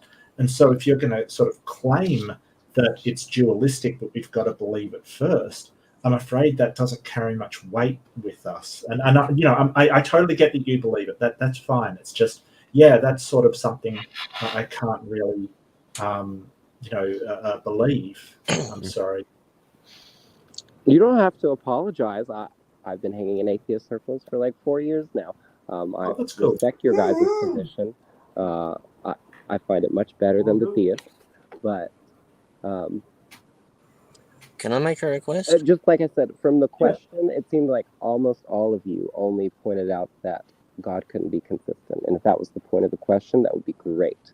But the question was, why would God be conscious? And so that question is not asking why would God be real, which is what it seemed like most of you were stating. It's asking what would a mind in a God be, or why would God have a mind? But by all definitions, God is having experience. He created us. He knows things. So therefore, he would have a mind in a dualist situation. Well, but I think the problem here is make that a request? I'm sorry, go ahead. Yeah, P-Bo goes. Then when to go. Could Mr. Sparkly person below me up their volume a bit, and Mr. Leo person drop theirs, because I'm having to juggle my headphones at my end. I think that's Leo fair. is really loud. You are a little loud. I don't know whether it's my shitty headphones or Leo's not. really good quality equipment, and Mr. Sparkly person below is Sven. yeah, Sven, really was Sven. it? Yeah. Sorry? Could you just Correct, Sven, could you Sven. Yes. Sven, yeah. Could you up your gain just a bit, because you're really, really soft and quiet and I am on mobile. I can try and speak more no, clear, or if it's a problem, Sorry. Yeah, you're good. I'll turn them up at least the highest. Oh, thanks, Sammy.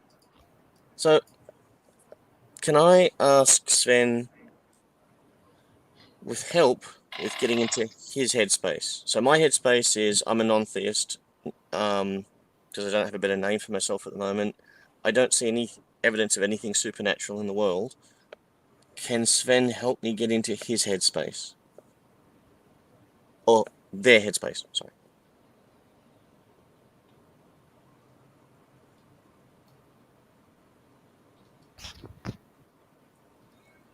Sven, have we lost you? Did his mobile cut Is that out? a hard no? Maybe his mobile cut out. Oh no. Yeah, so I don't think I particularly agree with Leo here. I think that not coming from a naturalist place, I get what Sven's saying. If you're going to posit a god, let's put aside whether that god exists or not. Whether it could have a mind, if you're saying that it's a miracle working being or a magic working being that's capable of anything, then it's an explanation for everything. And as much as I don't like that explanation, as much as it's a terrible thing to believe in, as far as I'm concerned, I think that what Sven's trying to say, if there is a god, it could have a mind.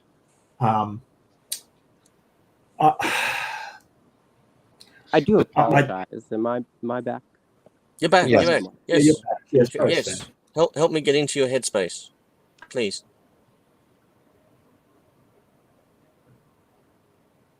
Oh, We're no. being trolled. We're being trolled.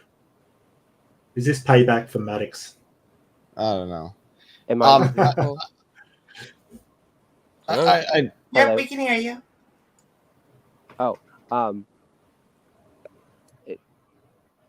I don't know what you meant. I was trolling. I'm joking. I'm really joking. I'm sorry. Oh, okay. Well, my headspace would most certainly be that I look around and see nothing but supernatural things happening. Like the law of entropy is the universe. Like, it seems like chaos is happening, and as humans and what other conscious beings are trying to do, it seems, is create order. And so I don't know what the point of creating order would be in a chaotic universe, if not for some trying to reach forms, Plato's forms, trying to reach perfection at some level. Okay, that doesn't... So, if everything's supernatural, then all the supernaturals are real, yes? Like, the Japanese Onis and stuff, and the Persian Jinn, and the Celtic Tuatha De Danann, they're all real as well. Bubble cells there are real. I think everyone is trying to make sense of it and describe it in their own subjective way. Since we're humans, we have to deal with subjective reality. All the great existentialist philosophers will tell you the meaning of everything can't be known. Physicists say there's no theory of everything. What? I'm confused. Are you? Well, not being any of those things. Are you kind of it seems like referencing something spiritual is happening at every point in time, because otherwise we would just be in complete utter chaos. The world seems to be doing entropy, but we have this idea of order. And what is the point? What do you mean? Entropy? So reality is falling to entropy, yeah. Like Correct. expansion of everything. Well, the universe is what do we mean by that term? I'm confused. I don't know what we mean when we say entropy here. Yeah, because that's just the primitive level. I mean, like dropping a cup and smashing it. Well, I mean, entropy is a pretty well-defined physical term. So, like, the heat some people want to use it. Yeah, but in that sense, that just seems to be taking what like entropy would mean in like the physical sense, and that's going to be very well defined. And then, at that sense, I just don't think it means how it's being used here. Just want to expand then. And entropy in the physical sense is just it's just a tendency that physical states have to minimize the energy that they utilize, but they always tend towards states of minimum energy. Correct. Maybe someone in the chat, I'm sure you could help me with the machine that is impossible to make, that is consistently energetic. Perpetual motion machine. Yeah, perpetual motion. Yes, there's no such thing as a free lunch, and friends don't let other friends have perpetual motion machines, because then they can destroy worlds. Well, the idea of a perpetual motion machine, that like the fact that we can have that knowledge of what it could be, but we don't. Seems to lend what concept? No, we literally don't. So yeah, he's saying we have. I'm saying we created the theory of it, even though it can't be possible. Yeah. So I don't think that Platonic ideals are in fact real. Like we have the concept of a perpetual, and this is sort of a misunderstanding between the two of you. So Peebo is saying, hey, we don't know how to build it. You're saying we have the concept, and yet just because a concept exists, like I can imagine a perfect island, like it's perfect in every way. It's got dancing girls and dancing boys and coconuts, and it's absolutely perfect in every way. But that doesn't mean it actually exists. It's a concept, an extrapolation of something that is brought up to that level. Do you understand? That's not a real thing. Well, I'm not sure why you would ask me that, Mark. You did hear me just say it's a concept that we have the knowledge of, right? Right, but as far as I know, that knowledge only exists in my brain, in my head, in my mind. But I don't see any physical evolutionary purpose to even understand what that could mean if there is not a possibility of that existing. Like it doesn't. Well, hang on. So then does that mean we have the concept of dragons in our brains, so therefore they should exist too? Exactly. Well, it would most likely seem that we would see lizards, and lizards exist. So yes, on a form level, maybe lizards are trying to reach dragons. I don't know. Plato. All right, so do H.R. Geiger's creatures exist in reality then, since they are a product of his brain? Again, I didn't say this was in reality. I said conceptual. But what was the question? Does what exist? Well, I think we're missing a fundamental. So Sven, are you referring to something like Platonism or Neoplatonism? Sure, idealism, Platonism, perfection, Yeah. utopia. So we you are would be an idealist. idealism. Yes. Okay. So that helps me out a lot. Thank you. Yeah, so Yeah, just I like had said the earlier I island, was not a theist. I guess I didn't state my first best positions. I like panpsychism and philosophy of mind, and idealism for the material, or for an explanation of the world. So Yeah, just just for like the clarification, island, would you consider yourself a perfect. panpsychist as well? Sure, I enjoy that theory the most. That it seems Okay. like every atom of the universe is having an experience of some sort. Okay. I Well, like that. and just like I come up with an island, and that's an extrapolation on an island. To be a perfect island, what I can do, and it might be evolutionary beneficial for us to imagine things better than they are in order to work towards that thing. Now, I can imagine a better person, some kind of Ubermensch that can fly through the air and do that, but that's an extrapolation upon a person, right, on a soldier or whatever. And when you take that up to its logical conclusion, it gets more and more and more until you come to a god, an extrapolation of a being or a person or an entity that can do anything and everything. I don't see that as being not an extrapolation on what already exists.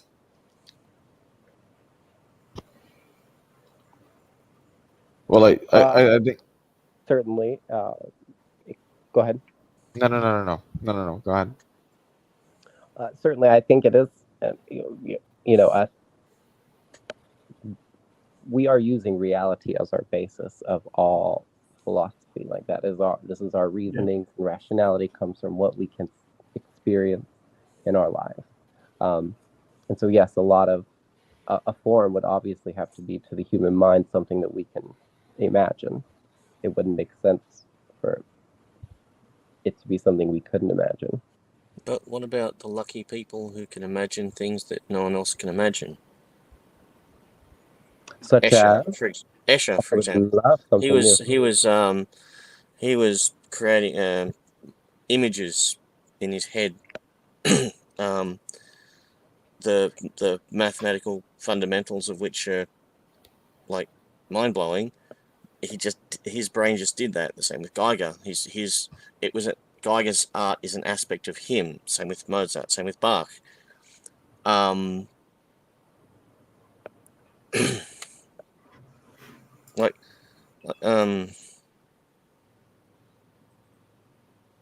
You're saying they came up with completely new ideas that were not built upon any foundation.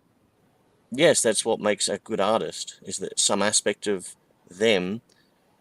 Who's the guy that did the Campbell soups? Warhol. Warhol, yeah.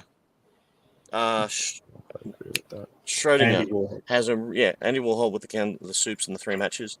A good artist can potentially take something mundane and yet attach completely new concepts to it, or visually, auditorily, taste, create something totally new.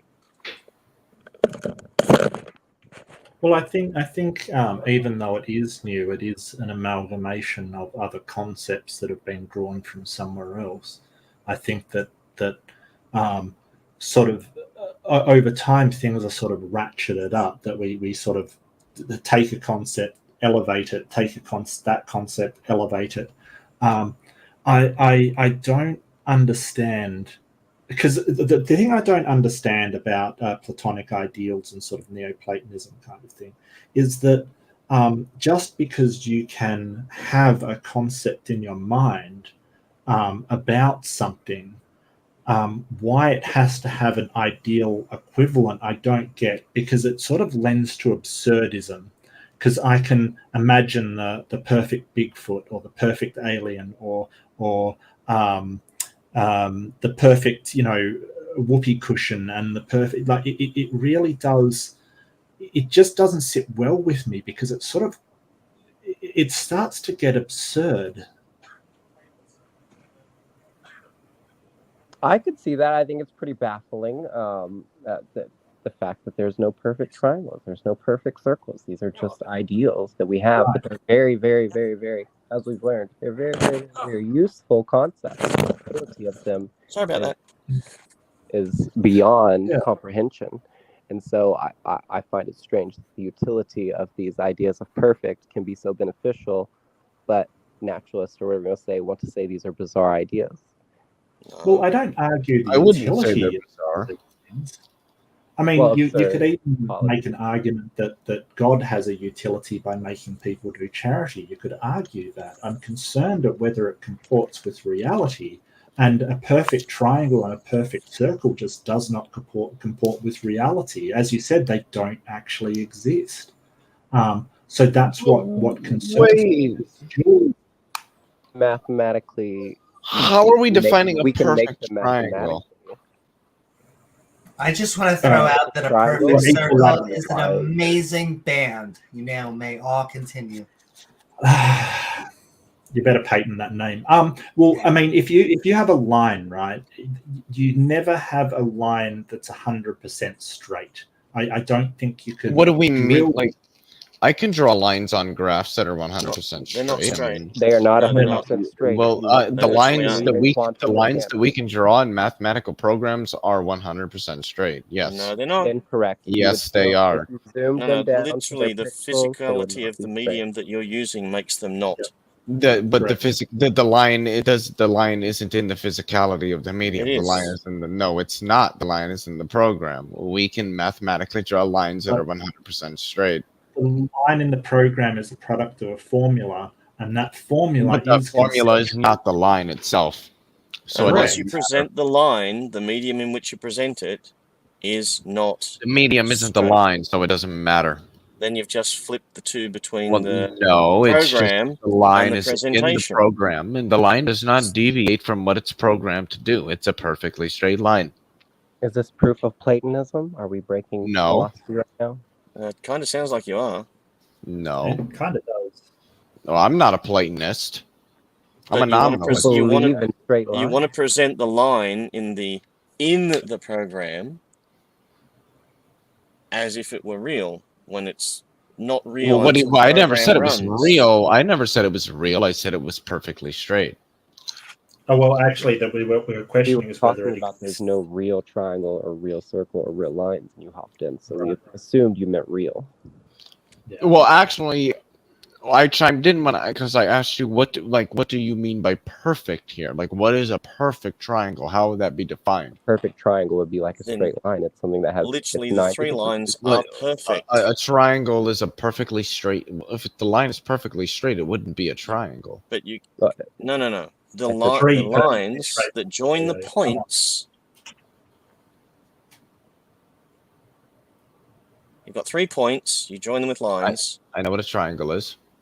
Okay, so then the lines in the triangle, in reality, can't be straight because of the fundamental nature of the graininess of reality.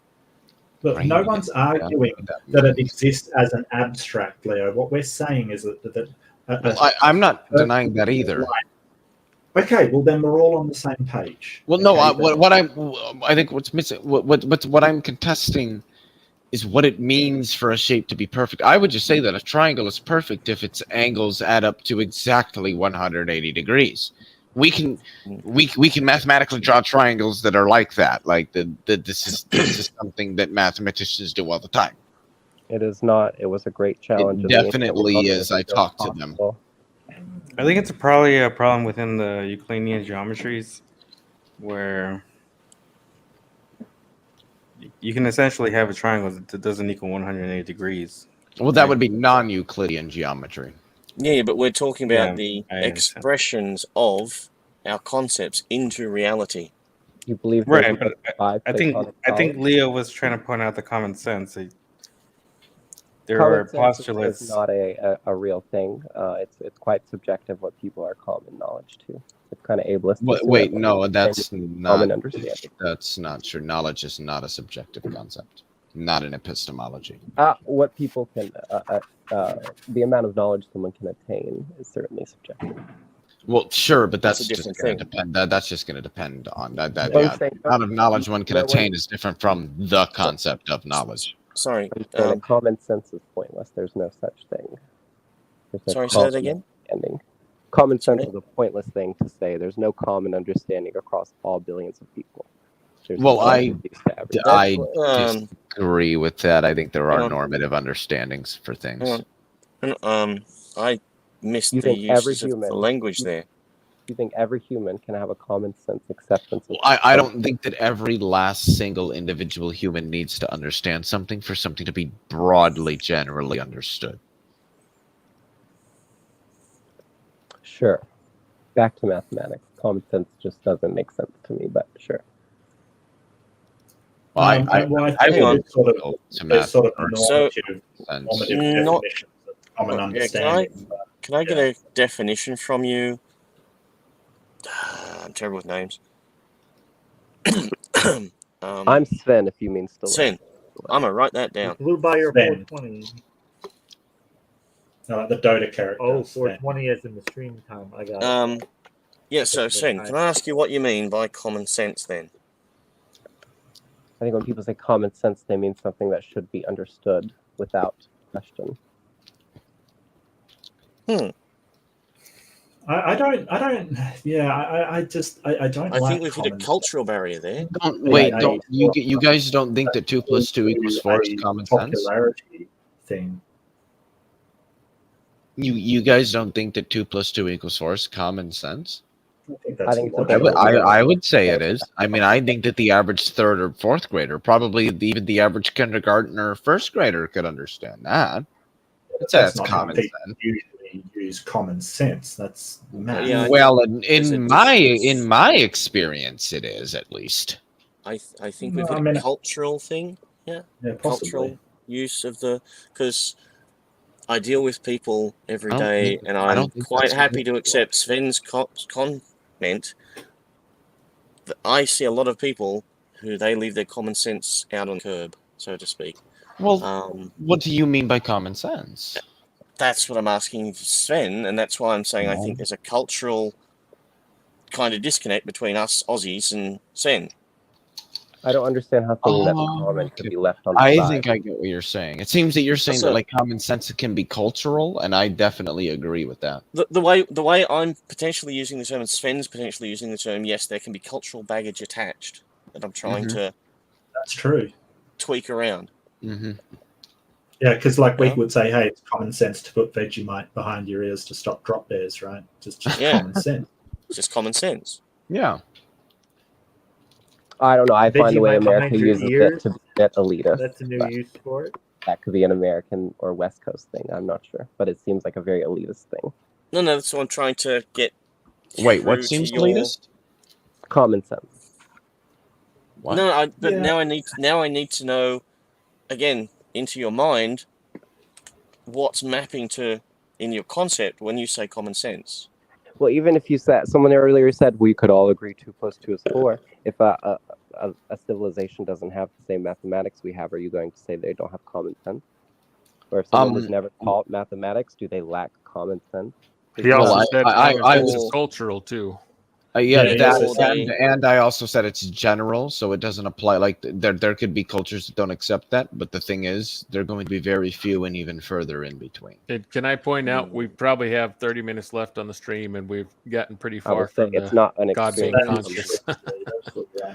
Someone want to pull us back on topic? If we could It's just point our interesting. minds back in that direction, maybe. Sven, there was another DST person. Who are they? Me and Pseudo. Well, yeah, I would say there are actually 3 theists on right Awesome. now. So Stilet, Pseudonym, and Luxor are all theists. Give them the stage. I'll shut the Who's fuck up. Luxor? Frick. Who's Luxor? The guy in the napkin religion guy. Oh, okay. Hello, Luxor. I know his pseudonym. He's a champ that comes along. Yeah. He's a regular. I'm Starting still to become trying a to little more regular. So I can throw out a bunch of these bullet points that I wrote down just to have them on record as thought experiments, and I will say that a lot of this stuff, like dualistic thinking or the understanding of like a dualist reality, and you did make a good point earlier, Leo, about if God as a consciousness exists in some capacity, but we can't study it, we can't understand it at all, then what's the point of talking about it? Because so some of this stuff, it's a lot of it actually is just in the realm of philosophy and speculation. And philosophy being like the art of quantifying non-tangible things or unquantifiable things. Well, that's how I look at it. I know that's not the exact definition, but Yeah, that's philosophy, definitely not how I look at Yeah, I philosophy. think most philosophers would philosophy probably- is useful for quantifying ideas. Well, I So- think that's what mathematics. I think Yeah, I don't think it quantifies. I think you got the wrong word. I think conceptualize maybe. qualify. Oh yeah, Mark. That's even better. Conceptualize. Well, Conceptualizing ideas as a means of understanding them. Yeah, I think that's pretty accurate. Yeah, just basically the idea of taking one idea and then weighing it in severity. What the fuck is happening? That hurts. Round of applause. I don't know what's happening. Is that Peter trolling? Are you trolling, Peter? Oh, I forgot that probably is Peter. Yeah. Okay. Sorry, Lux, I'll I keep wasn't. going. I wasn't trolling. I forgot to mute. That's all right, buddy. That's a likely story. That's all right, mate. Go, Lux. Sorry. Okay, so I have probably 2 pages of notes, so I'll try to cut this in half just so I can get these ideas out there real quick.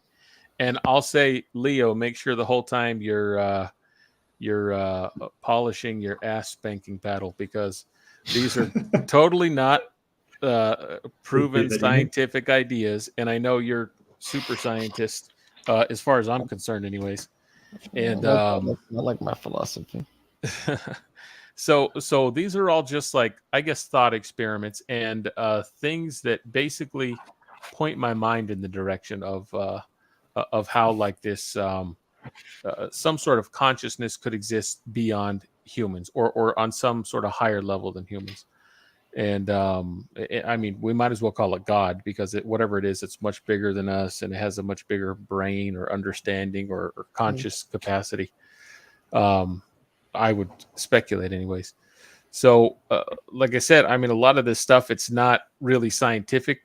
It's more philosophical, and it just kind of points our mind in a direction, like back in the, I mean, like alchemy.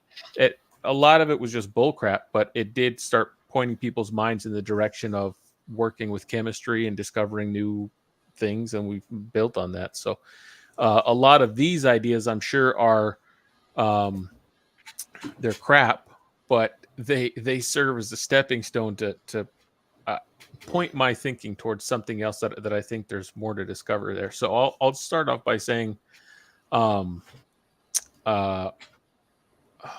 me skip down to, I'm just going to go straight to like the consciousness stuff. So like gods, when we say gods, a lot of times I think people, when they talk about all the different ancient gods, what they're basically referring to are the different psychological archetypes or the mental energies. And whenever we pray to those gods, or people pray to those, they point their minds in the direction of that, maybe that mental pattern, in order to be able to adapt and survive. So if they pray to the god of strength or whatever, they're I mean, they're living out in the middle of the woods and there's tigers attacking their village.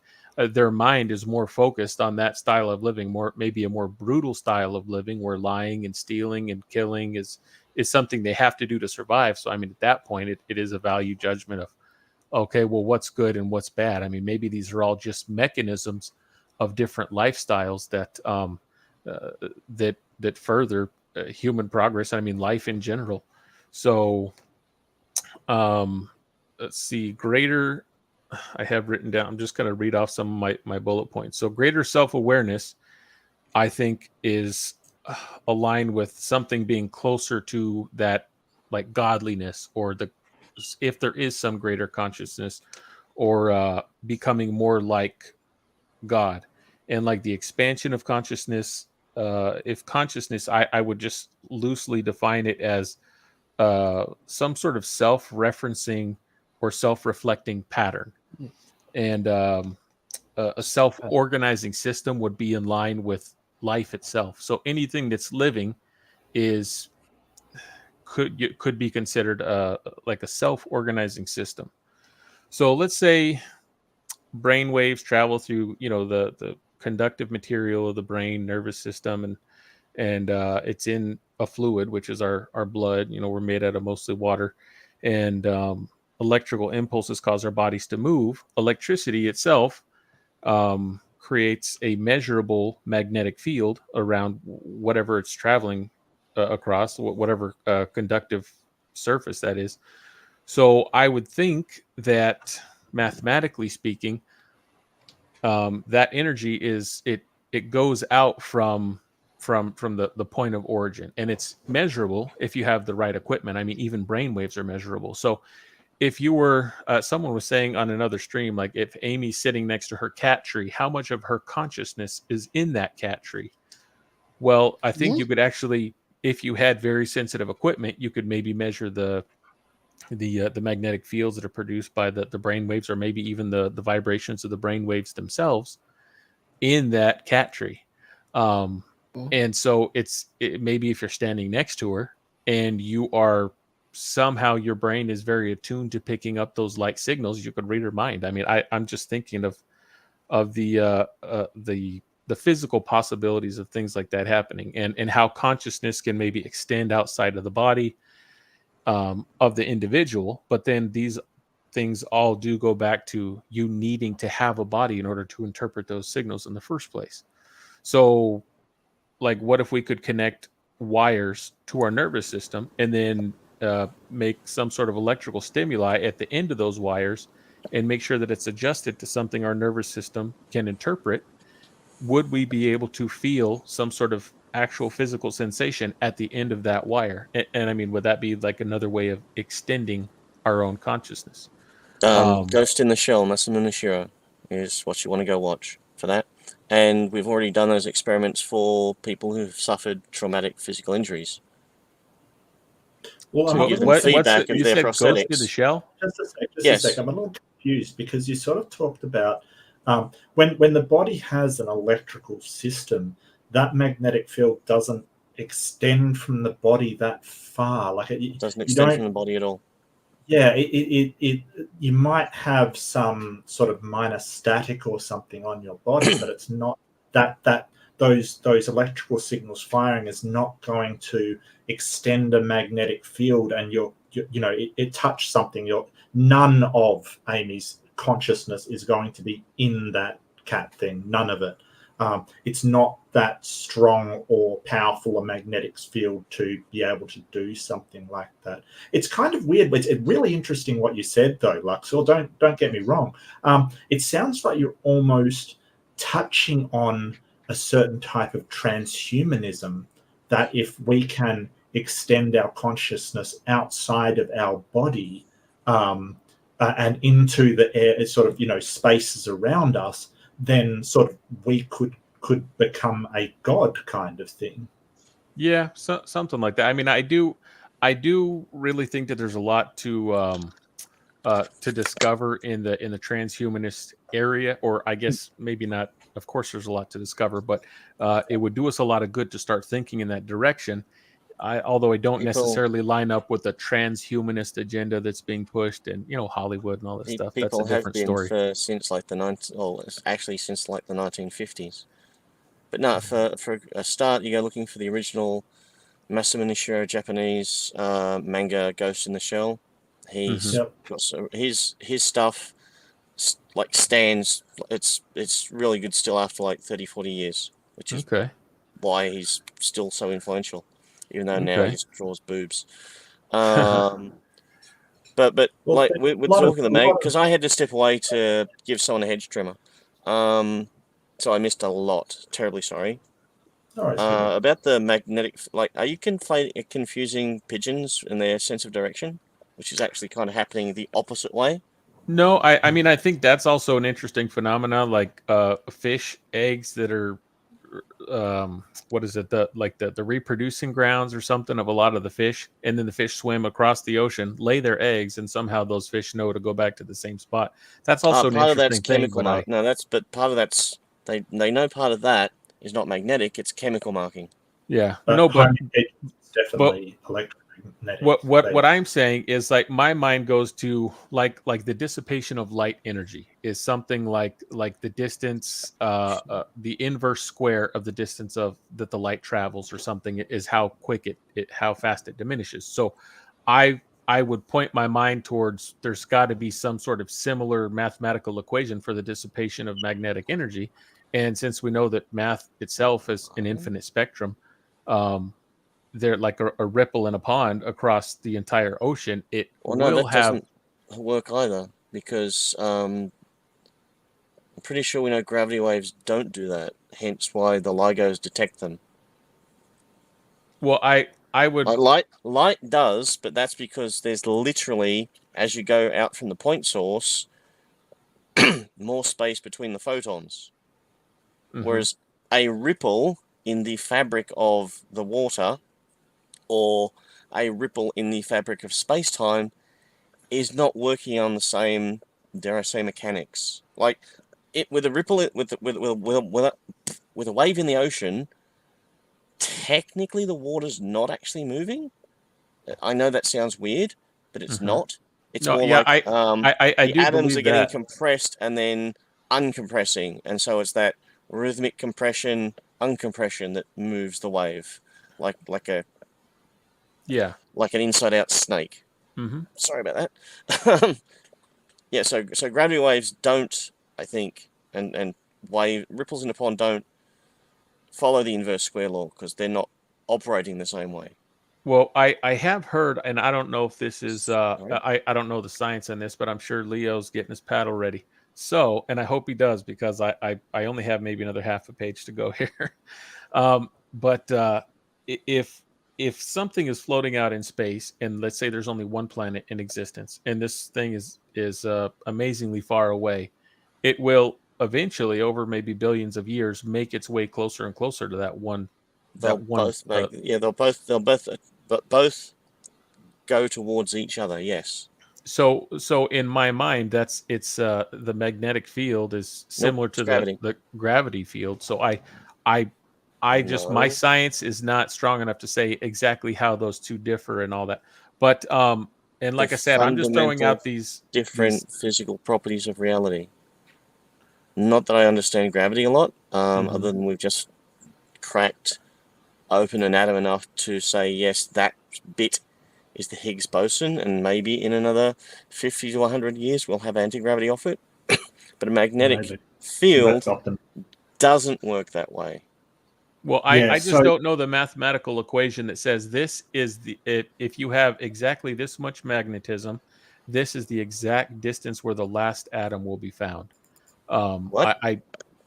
So that's why in my mind I think that, okay, if it's a dissipation of energy over that's light. Well, not necessarily light, but if the maybe a weakening of the magnetic field out from the original source, at exactly what point does that magnetic field stop? I mean, that's where my never.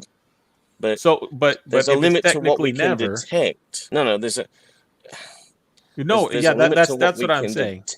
There is a limit to what we can detect, but but then again, it's like, what are the limits? How close would we need to be standing to Amy, or how close would our cat tree need to be? On the power of electromagnetic. It's like where the Earth's atmosphere technically stops. You can't really put a point on. Now we're talking about now we're talking about the Earth's magnetic field. For any magnetic field to interact with anything else, ferrous materials notwithstanding, it needs to be redonkulously intense. And speaking of redonkulously intense, we have 20 more minutes of open conversation before we go to our outros. Oh God! All right, so I'm just going to skip. So Yep, just yep. quickly, basically what's being said is an electromagnetic field will be generated around whatever it is, but how strong that electrode, like how far out it goes, it's largely dependent on the amplitude and voltage of the electrical signal inside of it.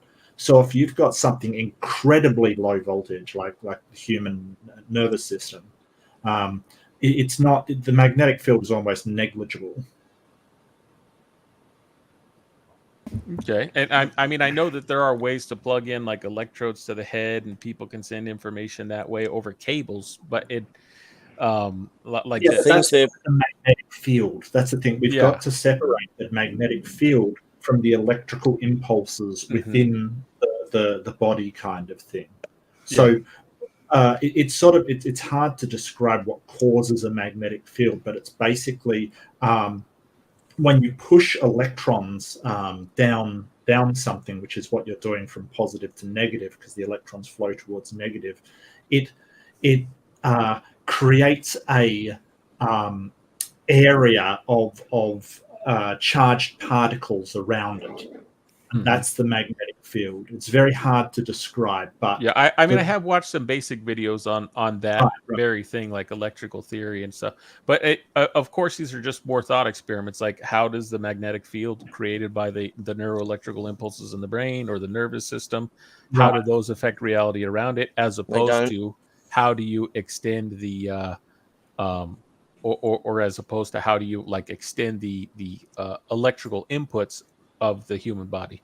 So I'm just going to skip right down to my last little paragraph here. that's So okay. I It is interesting, make sure so because we only got interesting. 20 minutes, I don't want to be like the That's all right, thief mate. of the No, that's okay, mate. of You the didn't airtime. speak much. I want to make sure you do, get to say what you want to say. Absolutely. So It's I interesting also stuff. So it really is. Yeah. Interesting. Yeah, and I mean these are all, like I said, just thought experiments, because I don't really have any good hard parameters on my science that says this is exactly how this would work. This is exactly how this. These are just things that I think about all day long. So, That's okay. along with a million other things, but these are a few of them. So, like our lifespans, would inherently limit our the potential of us studying something that moves amazingly slower than we do, that thinks slower than we do, that like something like a heavenly body. Like, what if the solar system was conscious and it only had a passing thought once every 10,000 years or something? I'm kind of exaggerating for emphasis here, but and what if like the solar system was some form of consciousness, and then that extended out to, that was a consciousness existing within the Milky Way. What if the Milky Way had some sort of those similar electrical impulses flowing through it between the magnetic the magnetism and the planets? Because I mean the solar system's held together by, as far as I understand, the magnetism of everything rotating around the sun, or rotational orbit. Again, Gravity. Leo, get ready for. Can I ask how? Can I gravity. ask how the human lifespan would limit us from investigating that? Because we I think he means investigate understanding, evolution. because their processes are different. Like the Galapagos tortoises, their entire metabolism, including their brains, change speed with the temperature. So when it's reasonably cold for that part of the world, because their entire metabolism, from heart rate and muscle movements down to their neurons, slow down so much, they effectively can't see birds or potentially people walking in front of them. They just don't. To the tortoise, things moving faster than they can perceive don't exist, whereas we can still see the tortoises. Yeah, it's something along those lines. It's the opposite with pigeons. Pigeons see faster than we do. Yep. So that's why they look at televisions and go, "What the fuck is the human looking at?" So if there is some like great, let's say maybe a supernova is a synapse firing in the brain of this great consciousness that we could call God, if we wanted to believe in that. He's having a fucking aneurysm. Yeah. So but I mean, if you think about it in something like the terms of infinite space, or because I mean, this is where we really get into the weeds, because how do you really quantify something that's unquantifiable like infinity? But let's just say a supernova, for example, is the synapse firing in the brain of God. That's God's neuroelectrical impulses that sends all of this energy throughout the galaxy, and then some form of energy is interpreted and sent back or reflected back, just like some sort of pattern of consciousness. It would be it's so amazingly rare for something like that to happen. Just as a human species, we would have evolved far past what we are now by the time a single synapse fires. So and then I start thinking, like, if all life, and I think plants, if we could define consciousness, I would define it a little bit more loosely, like plants, the bacteria that move away from dangerous environments, and plants that actually communicate with each other. Like when a caterpillar is eating the leaf of a lettuce, it puts out certain chemicals in the air for other lettuce in the area to interpret those chemicals and also produce more sap, so the caterpillars don't continue or can't eat through them as quickly. And they sacrifice their rate of growth for natural defenses. So in my mind, that's some sort of very basic reflection or indication of some sort of primitive consciousness. Now, human consciousness is, I mean, that's on a whole other level, even above like dogs and cats and monkeys. I think we're just so much smarter because of our prefrontal cortex and everything, and we have these higher abilities. But I would say that anything that's alive has some form of at least primitive consciousness, even if it's not definable in the same way that our human consciousness is. And then all life tends to let's say it tends towards consciousness, grows around consciousness. So everything, it takes in information about its environment and it responds to that environment in some way. So let's see, life is a self-organizing system, and all life tend towards consciousness, and the universal structure itself seems to be a self-organizing system that is organized around these basic laws of physics. So I mean, just like, the human brain, the potentials for human growth, the potentials for the growth in a plant, those are all dictated by the all these different factors, the physical factors of the plant, plus the let's say the energetic factors, how much I guess electrical impulses or electrical activities flowing through the plant to give it the energy to stimulate the things to move, and etc. So if all life, let me see, this is my last sentence and then that's it.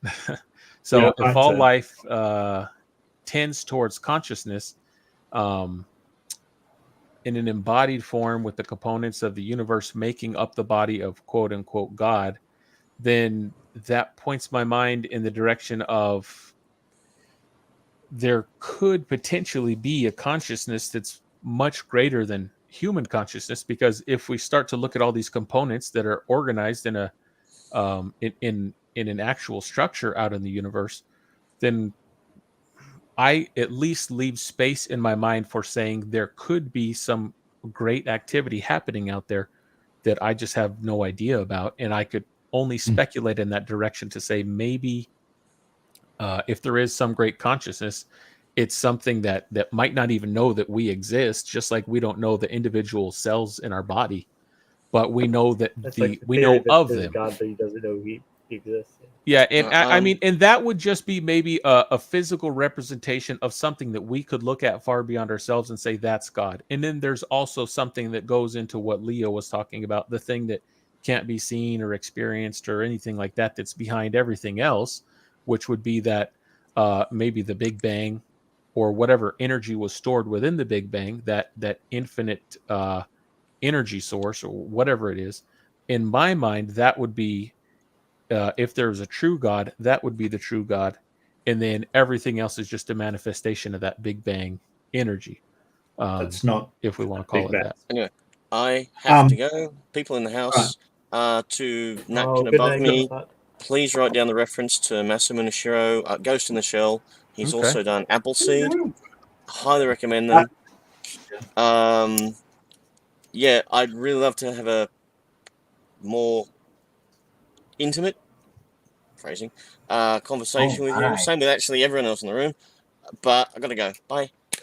All right. See you Thanks so around, much. Leo. Night, I'm all Peebo. done. So And wanna- I got. Yeah, sorry, Amy. Go ahead. well, I Nick- just want to say night, Peebo, night pseudonym. He snuck out. Lovely having you on as well. And Good night, he Pseudo. said goodbye and to you all. And then it sounds like Luxor, if you want, have your little outro, and then in 9 minutes we are having official outros. But Okay. Luxor, I'll hand it over to you. Thank you for joining us on our Midnight Ranting on Why Would God Be Conscious? What's your final thoughts? Yeah, that's so. When Leo asked the question earlier of what makes you think it's possible to have an existence of consciousness outside of physical form, I would say that what we see as consciousness might exist in these greater physical forms that we just don't understand because its life cycle is so long. And then again, like I said, also a lot of this is just speculative and it's fun thought experiments because I'm not going to live another 100 million years to see the next supernova. It's conjecture. Yeah, so it's just it points my mind in a certain direction of thought. So I do have problems with it. I think my major problem is all that you've sort of reduced it to is a problem of proportion, right? So if you say, okay, if we put a bacteria in a petri dish, it would think of us as God as well, but we're clearly not gods. So if there was, some kind of Boltzmann brain that sort of existed as the universe being the brain, right, the brain, the problem there is I wouldn't see the attributes to reference it as a god. It would just be a much greater organism than us. And if that's your definition of God, that's fine. But usually God is loaded with a number of different concepts attached to it that may not be applicable to just a physical representation of it under the mind. And that brings me to the second point that you sort of said, hey, that's how it would exist without being physical. But if you're talking about supernovas and planets and solar systems and galaxies kind of thing, you're talking about physical things. So I understand that you're saying, hey, the objects in the universe, all of the stuff, the stars, the galaxies, the nebula and stuff, are all the brain of a greater being, but then it's not physical. So you have, I'm really sorry, Luxor, you haven't addressed what he said because you're still referencing physical things. And something you said is really interesting, which was like living things tend towards consciousness, and they don't really. That's what we've noticed, and that's the weird thing about this tendency towards consciousness. The dominant organism on this planet is not humans by a long shot. The most dominant organism on this planet is bacteria. It isn't even a debate. You need bacteria to survive. In order for things to rot, break down, and be recycled, it needs bacteria. There's bacteria living in your gut that you need to live. Bacteria is the most dominant, there's no argument, life form on this planet. Now, it's possible that we take over, but I'm not convinced that would be the case. Especially because we're so reliant on bacteria doing its thing. And it does some horrible things as well, don't get me wrong, but we kind of need it. yeah, I mean I do define consciousness a little bit more loosely because I think even bacteria have consciousness. I think anything that's living and is some sort of self-organizing system it has some sort of primitive consciousness. Yeah, see, I wouldn't call a bacteria conscious. It responds to stimuli, but that's not what sort of people are usually referring to as a consciousness. A lot of people are referring to consciousness as I awareness. assume you and they think have to be trees aware of have the some level of stimuli. consciousness then? Awareness. Yeah, Yes, so- which is why I gave the lettuce example earlier about when the caterpillar eats the lettuce. I'll just define what I mean by consciousness. Consciousness would be an awareness of the things around you, right? So awareness of your world. If you're just responding to stimuli, you don't have that awareness. But you would still have an awareness of the stimuli. Sure, but it's internal. All you're doing is getting the signal. Are you saying humans are not only responding to stimuli? I'm just interested because that doesn't sound like a naturalist perspective. Well, we would also just respond to the stimuli that we interpret with our own physical body, and the interpretation happens in our mind. So I mean, that's why I can draw a similarity in my own mind to say, well, I mean, honestly, we are just responding to stimuli, but we process it at a much higher level than bacteria would. Oh no, I agree with you. I was the other dualist. I was asking Mark. He was saying that. No, I was also pointing that at Mark, just so he knows how I think a little bit more. In the naturalist world, everything we're just reacting to chemicals. So what would differentiate us acting upon just stimuli than bacteria? I'm not a naturalist. So a naturalist precludes necessarily any supernatural explanations. So my stance is much weaker than Leo's. You might have been thinking that I take Leo's naturalist position. I don't preclude it necessarily. I don't believe it because there's nothing to convince me that that's the case, but I don't preclude it necessarily. But you were just saying that we react to more than stimuli because bacteria, quote unquote, only react to stimuli. So what are you saying that we react to if not physical stimuli? So I can certainly demonstrate that we have an awareness of our surroundings that bacteria doesn't. We can conceptualize things around us. Which would is that a not function be of our to human with our brain. eyes looking? Would that not be to stimulate light reacting to our eyes and the stimuli of the electricity going off in our brain in a physical world? If you're not a naturalist, I'm not sure what you are, but you're not a dualist, so you must believe it's all physical. Well, I mean, I think I agree with the thing that the mind was an emergent property of the brain. I wouldn't say necessarily there's no, sort of concept of a dualistic nature. I don't believe it. I mean, all I'm doing is sort of saying what basically scientists and people who have studied things are saying about consciousness, that you can give stimulus to a simple organism or a jellyfish or some very, very simple creature, and it will make the exact same reaction again and again and again and again, right? It doesn't change. It's just a reaction to stimuli. Now, more complex creatures will take sort of a very complex actions. If they get poked 3 times, they might ignore the next one. Their awareness of what's going on around them is at a higher state than just a reaction, like if you sort of poke a starfish, it'll curl up kind of thing, and that's just an autonomous reaction, right?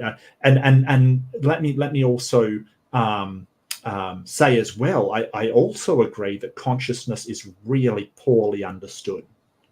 Right, really poorly understood. We're only just scratching the surface of it, but it does seem like that some organisms are conscious. They seem to be aware of their surroundings by the use of senses or some other function, and some organisms seem to just react to stimuli that they receive, rather than have senses that analyze the environment and make decisions. And Amy's coming in and talk about it because this is Amy's favorite subject.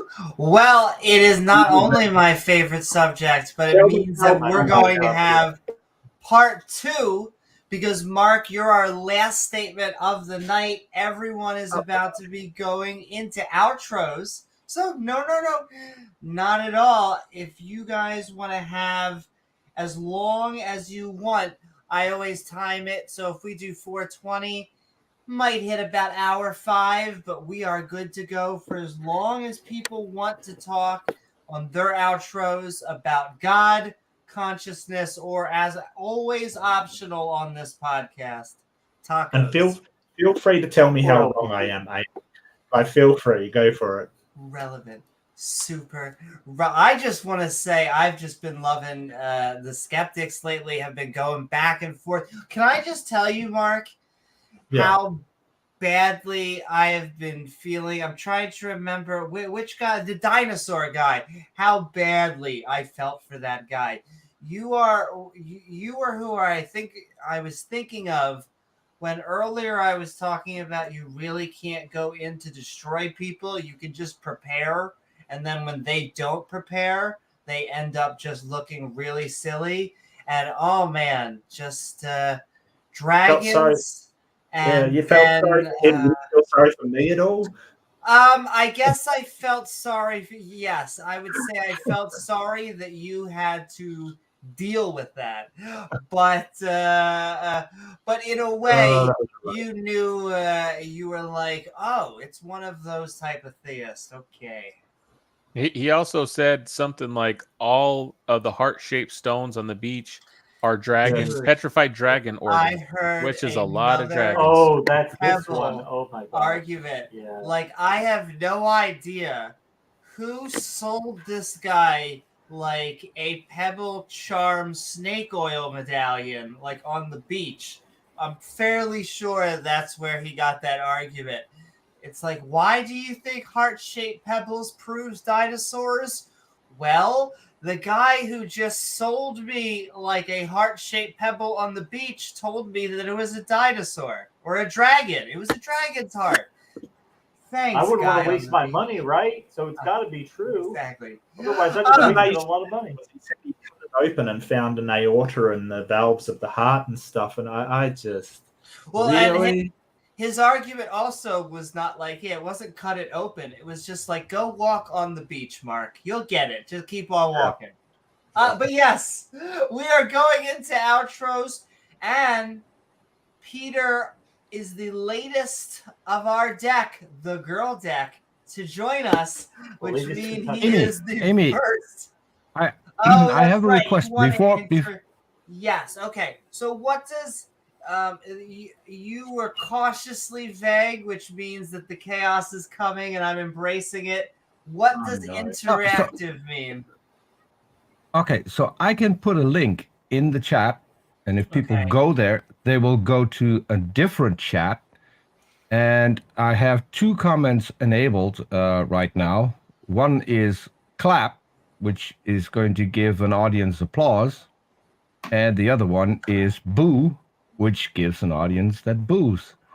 So people in the audience can trigger this, and you will be able to hear and see it on the stream. Okay.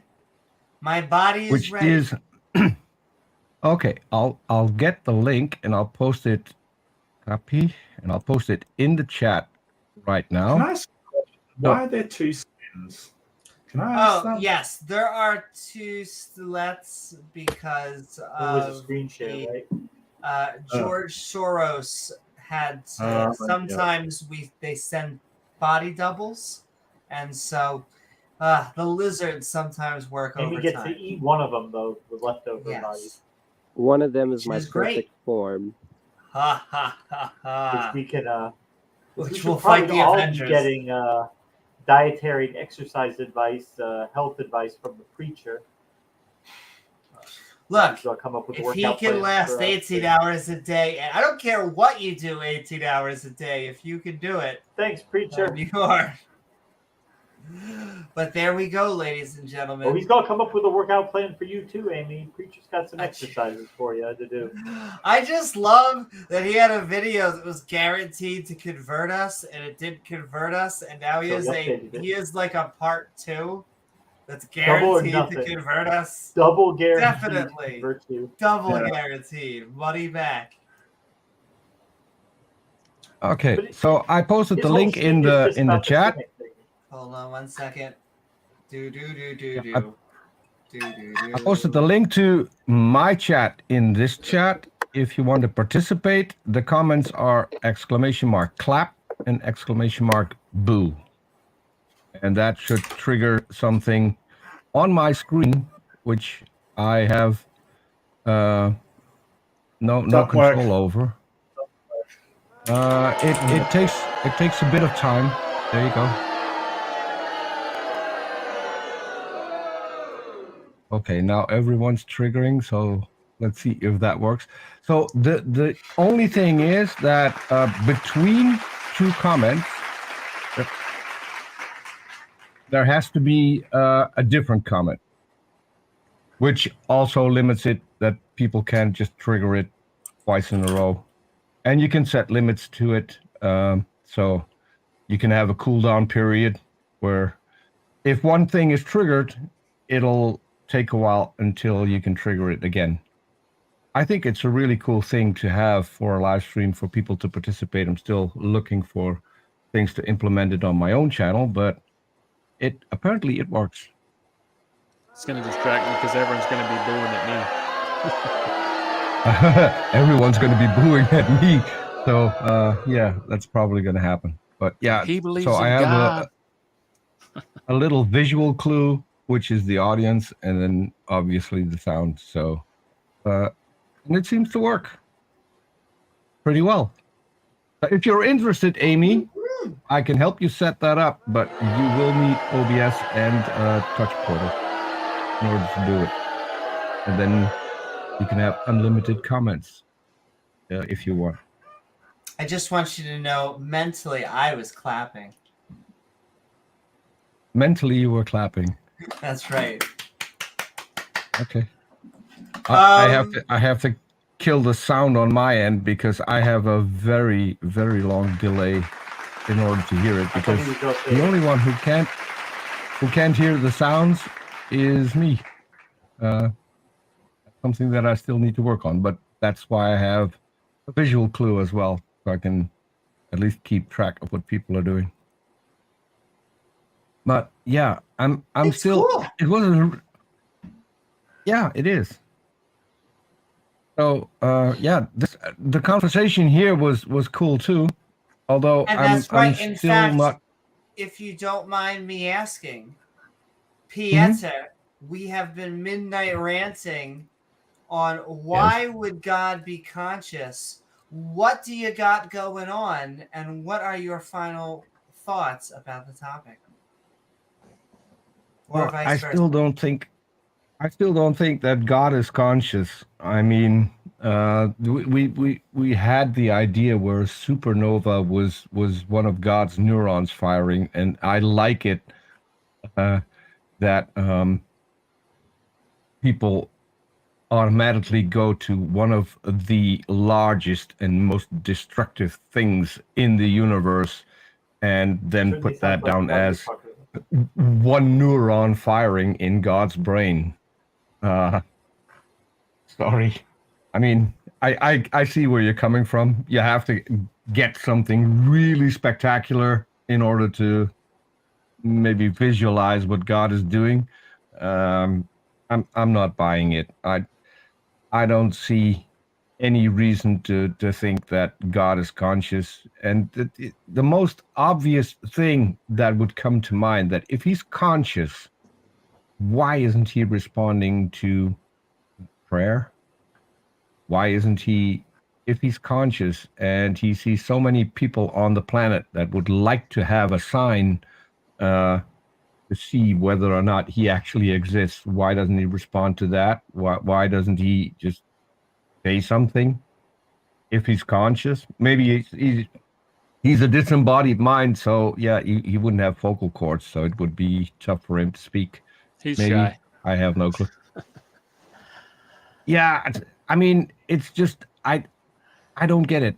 I still have to come across a decent argument for God, because that doesn't seem to be around either, as is any evidence for a god.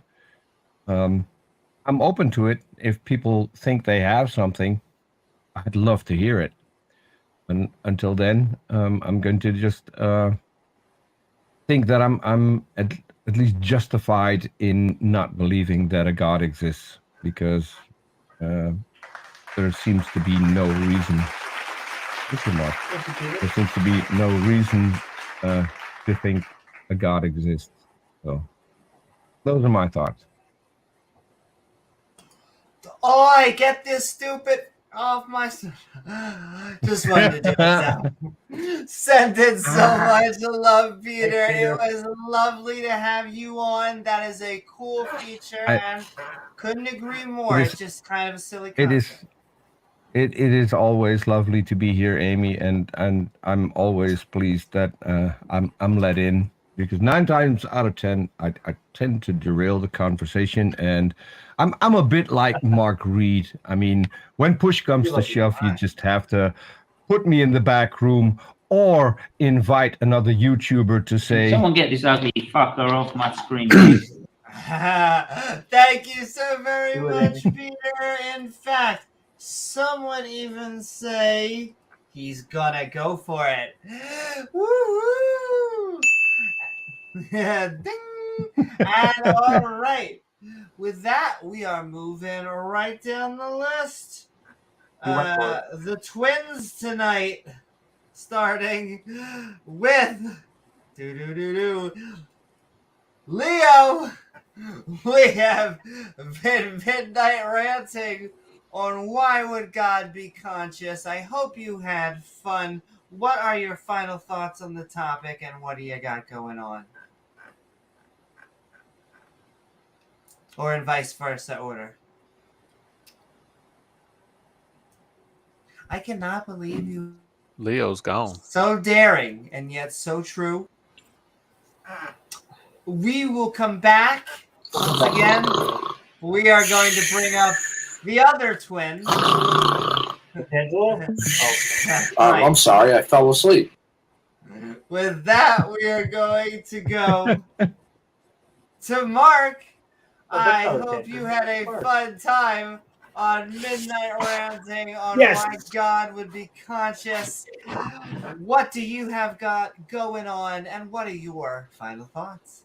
I want to really thank everyone for the really good conversation. Thanks, Sven and Luxor and Pseudonym and Leo. Leo's always fun, and thanks for coming, Peter. And I love your stuff, man. It's all good, and of course Amy and James. I think that what Luxor was talking about was really interesting. I mean, you know, sort of this idea that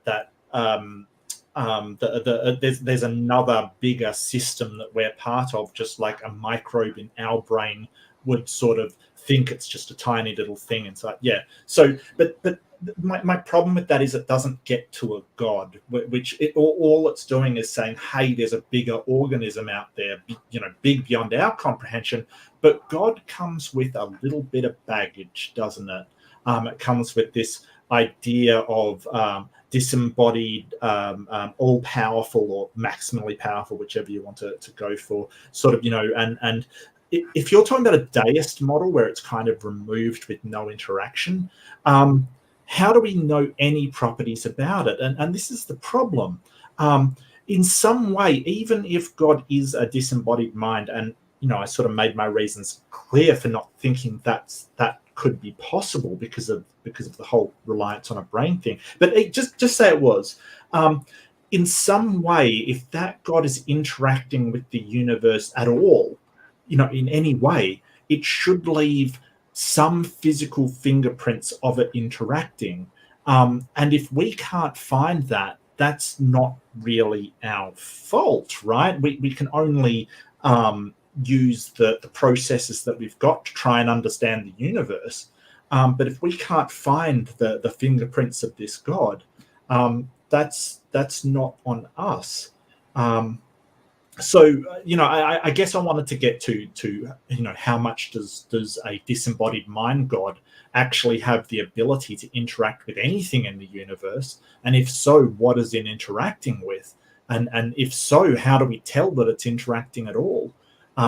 For my money, I just see the universe as sort of energy that's been sort of the normal scientific thing expanded and then condensed into various forms of matter that we interact with and various quantum interactions that we have. I don't think a god is required. I don't think a god is necessary. I don't think even by saying a god you're particularly explaining anything. I think that it's just it raises more questions than it solves, unfortunately. Yeah, and it'd be nice if there was a disembodied mind watching over things and making sure everybody gets what they deserve, etc., etc. I just have no reason to believe that's true. But yeah, I mean, it was a really interesting conversation, and thank you so much for having me on. I really do appreciate it. Always a pleasure, Mark. Thank you, James. Mark, Thank you so very Mark, much, Mark. I have someone on my stream who did want to say something and wanted you to hear it. So okay. Okay, you can come over here to the mic. Yeah. Okay. Now say what you want to say. Especially now as my daughter's getting old, little old. I mean, she's 11 now. And I saw her last night, and I was having a conversation with her, and it was very fascinating to me how, like, I was talking to her about some different things, like that's going on in politics and whatnot, and immediately my 11-year-old daughter was being able to recognize the stupidity of what I was saying, how illogical it was, and was immediately being able to come back with counters. Yeah, that's what you would expect, Lil Peepee. Now go. Well, I was expecting something a bit more pithy, but thanks. Cheers. Thanks, buddy. Thank you so very much, LPP and Mark Reid. Woohoo! Who we are so glad not only got his title, but is blasting past, ladies and gents. Let's get him monetized. I think Peter is monetized. Let's get him his shelf. Let's get everybody his everything. Leo, are you here? I know I am queer. Leo is so smart. Goodbye, Vegemite. All right, we'll keep on coming back for Leo, and we'll wait. Satan may have taken him. Saturn is actually 50% softer, which is why I worship Saturn. And we are going to go to... And actually, this is like a 50-50. Dude. I don't... You can't know which is the clone and which isn't.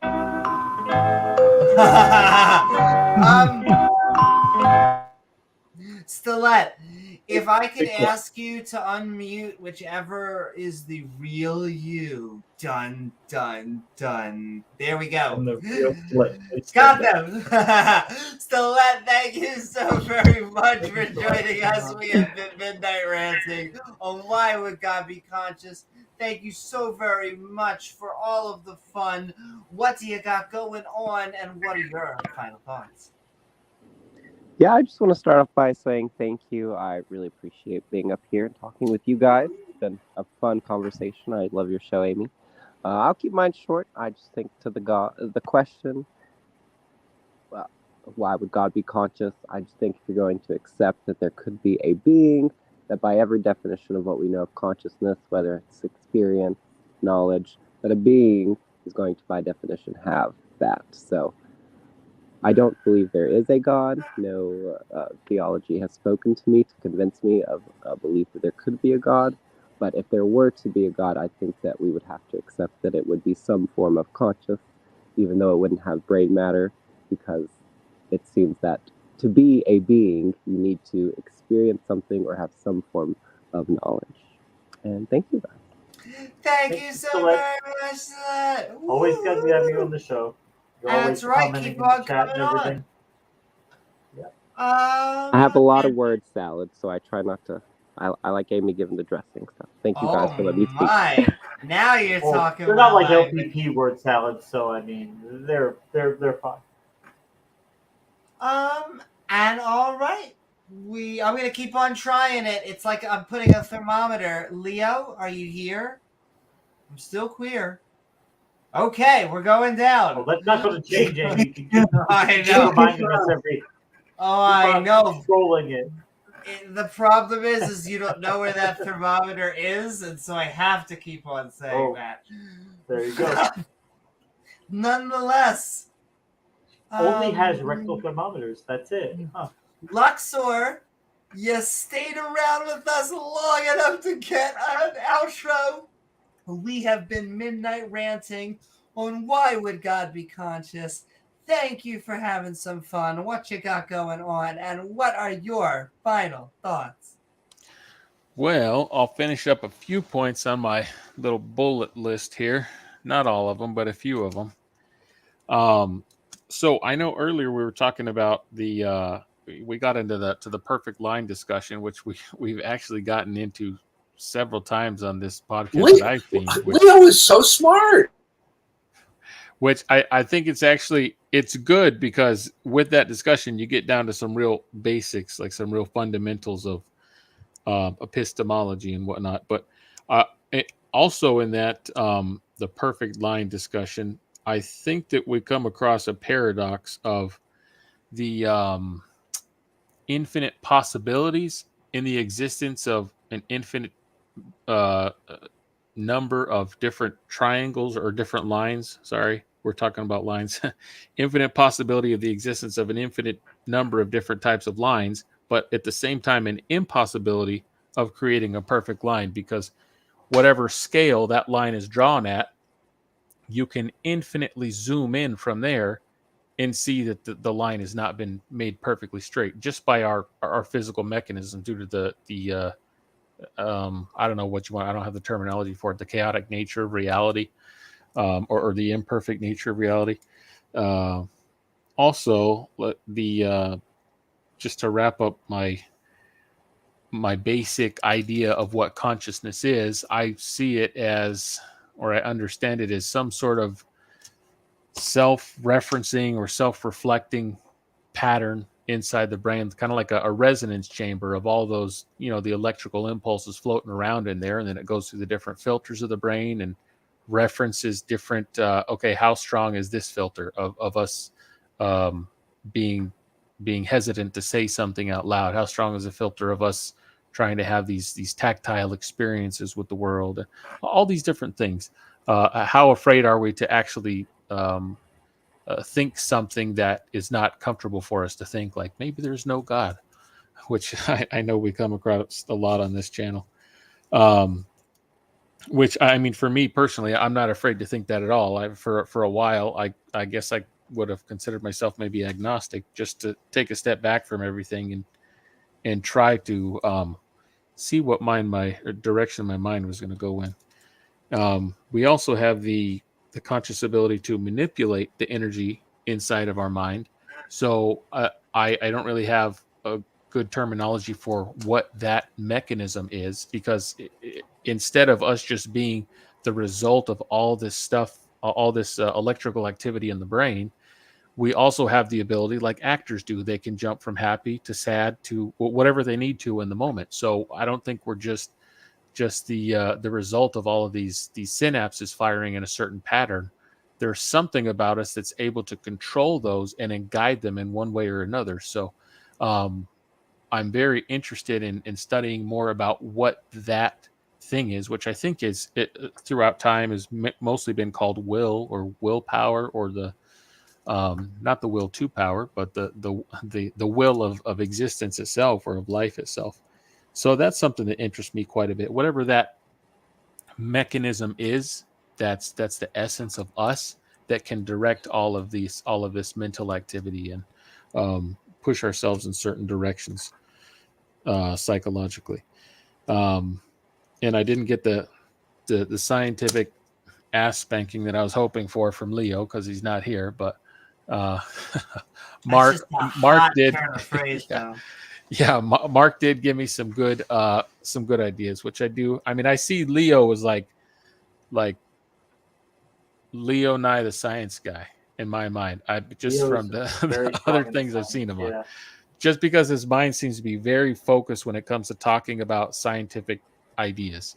And then and Mark for me is also very helpful with breaking down some of those concepts. So it's like you guys like I'm like a PC and you guys are all these different plugins for my brain and improve my processing power. So you guys keep me coming back, I'll tell you that. I'll plug it. You just wait. Yeah.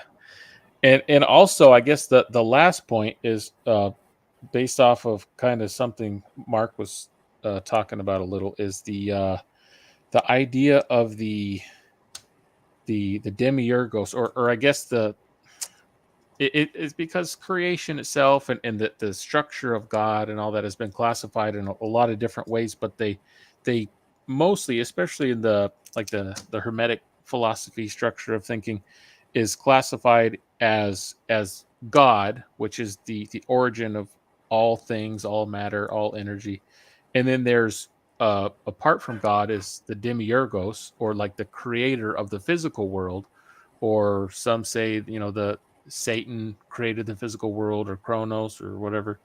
I don't know if in the mythology, the Greek mythology, Kronos created the physical matter itself, but it all goes towards the same concept of God being that infinite energy behind everything, and there was something else that can be classified as something different than God, even though it's in a way an extension of God, that created physical matter or is responsible for physical matter forming, and then there's the creation itself, the result. So there's the Father, the Creator, and then the creation. I guess in Christian mythology, it would be more along the lines of God, and then God's Son, which brings light and life to the world. It literally physically sustains life on the planet. The SUN, of course, not SON. But that's getting into a whole other branch of mythology and whatnot. So I just wanted to kind of lay out that idea of like like the even Odin and Thor. Odin was Thor's father. Thor is the one with the mighty hammer of lightning that carved out reality from the darkness. Like he used his hammer to forge reality from the I guess the infinite darkness. I don't know exactly the exact mythology there, but it all seems to go along that similar pattern of God, infinite energy, and then whatever is below God is the finite energy that created everything, is responsible for existence and all physical matters. I'm just going to say something quickly, or it's going to drive me crazy. Kronos didn't create out of chaos. It was first came chaos, and then from there it was Gaia, Tartarus, and I think Eros came from them. They were the primordial gods, and then the Titans came afterwards. Oh, thanks for that clarification. Yeah, I know that Kronos is from I don't know if it's mythologically speaking, but is usually seen as the keeper of time, or the at least maybe the shepherd of death, or I don't know, physical matter. I don't really have the exact words to put it together, but it's somewhere in that same area where he's like he's seen kind of as like the bad guy because of him being the one that's responsible for death and time and all that stuff. But he's not necessarily evil or bad. It's just that he's an extension of the natural, I guess, the natural order. So just like Hades has to watch the underworld, and then Zeus gets to sit up in the palace. But anyways, I guess that's all I got to say. Those are my last little wrap up points. Thank you, Luxor. Yeah. Thanks for hanging out with me, even though I got these crazy ideas, you guys. Oh, we love it.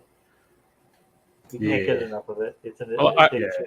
I like to take my ideas and throw them against the brick wall of your minds and see if they still hold together in my mind, or if they shatter. I'm not sure if that's a compliment or an insult, quite frankly, but I'll take it as a compliment. Brick walls are strong. So I try to put all this crazy stuff in my mind out there, and then see if you guys can be like, hey, that's like scientifically inaccurate. You shouldn't think that way. And I'm like, oh shit, okay, yeah, that makes sense. You just have to make your beliefs not falsifiable, like the religious people, and then there you go. Well, yeah. I guess I'm talking about stuff that can't be proven wrong. Then There you I go. can always hold on to my beliefs.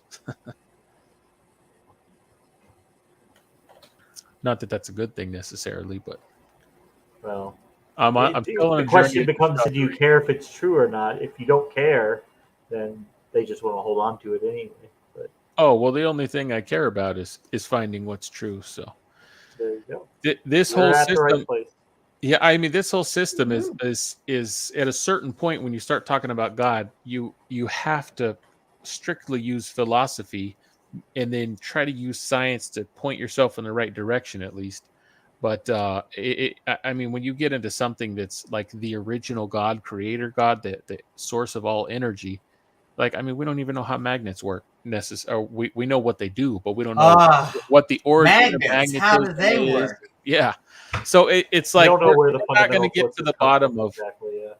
we're not going to get to the bottom of the nature of God, but we can, as fun thought experiment, just dance around the subject philosophically and try to start painting a picture of what is possibly true, what's most likely true, and of course, from our current perspective, what's most likely true is that there is no 50-foot sky wizard with a beard. Also, and 50 Luxor, I living just in have to interrupt you really fast. Do you agree we know how the tides go in and tides go out? I would say that to a degree of certainty, yes, but I've heard different theories on that. So, for me, I've studied a couple different ideas, and I haven't really pinned my favorite one down yet. I heard Gave me the answer I wanted. It's a rhetorical Luxor, it's question. okay. Yeah, That's So a classic question that a theist will ask. What's goes up, from a Bill O'Reilly interview like 10 years ago with the president of American Atheists. Well, And Bill you O'Reilly actually made the comment. hit like two fantastic memes at once. Like you can't ask how magnets work without like ICP face paint all over your face, and then you then just take that off and put on a suit, and then very calmly with a pen assert that we don't know how the tides go in or out. And I feel like I don't know. It's been a great meme tour. I feel like my ha ha. There we go. And there's our rule of three. And I'm gonna let you have the last word, Luxor, since this is your outro. Last word is, you guys are good people, and you're not going to hell. Just here's an idea. Ask all the atheists, if they're scared in their last moment of death out of desperation or insanity or whatever, just ask God for forgiveness right before you die, if you know when it's going to happen.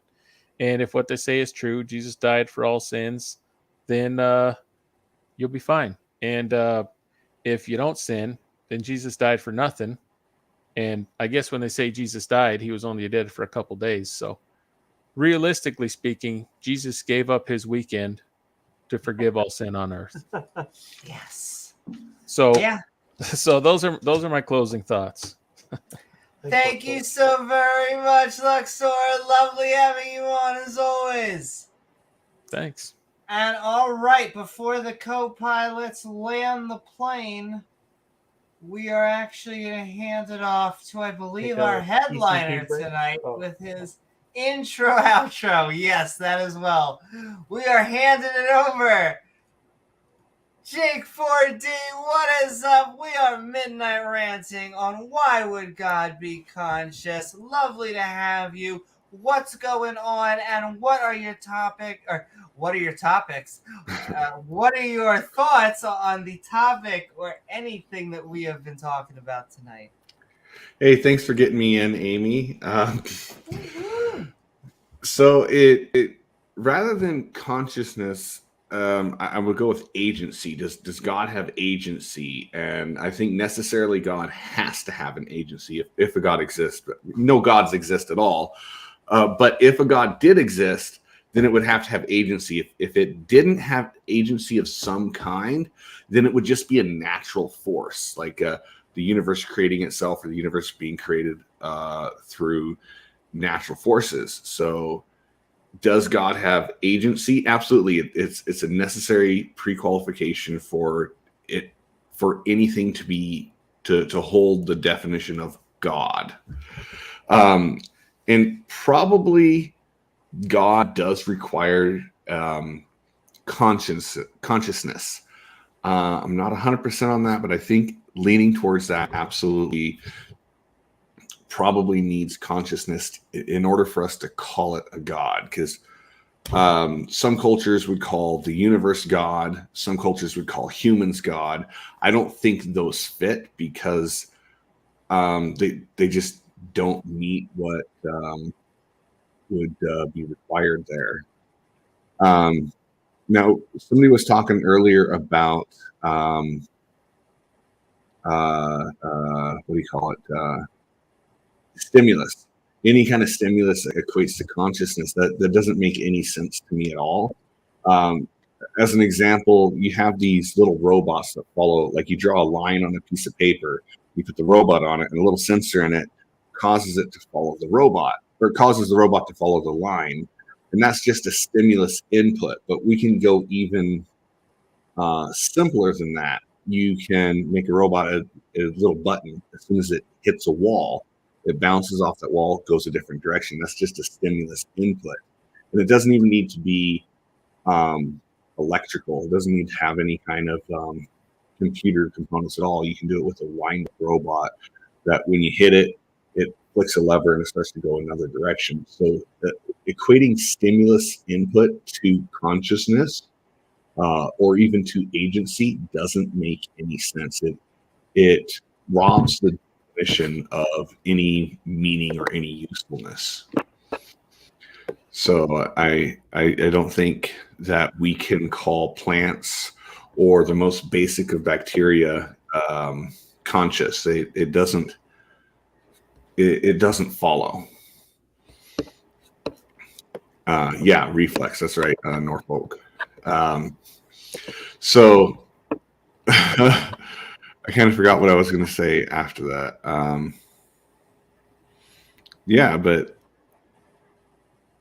Yeah, so definitely a god does have to have agency in order to be considered a god.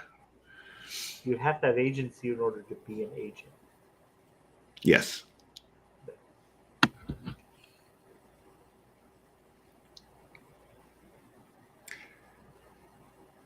And Leo, are you back to do your outro?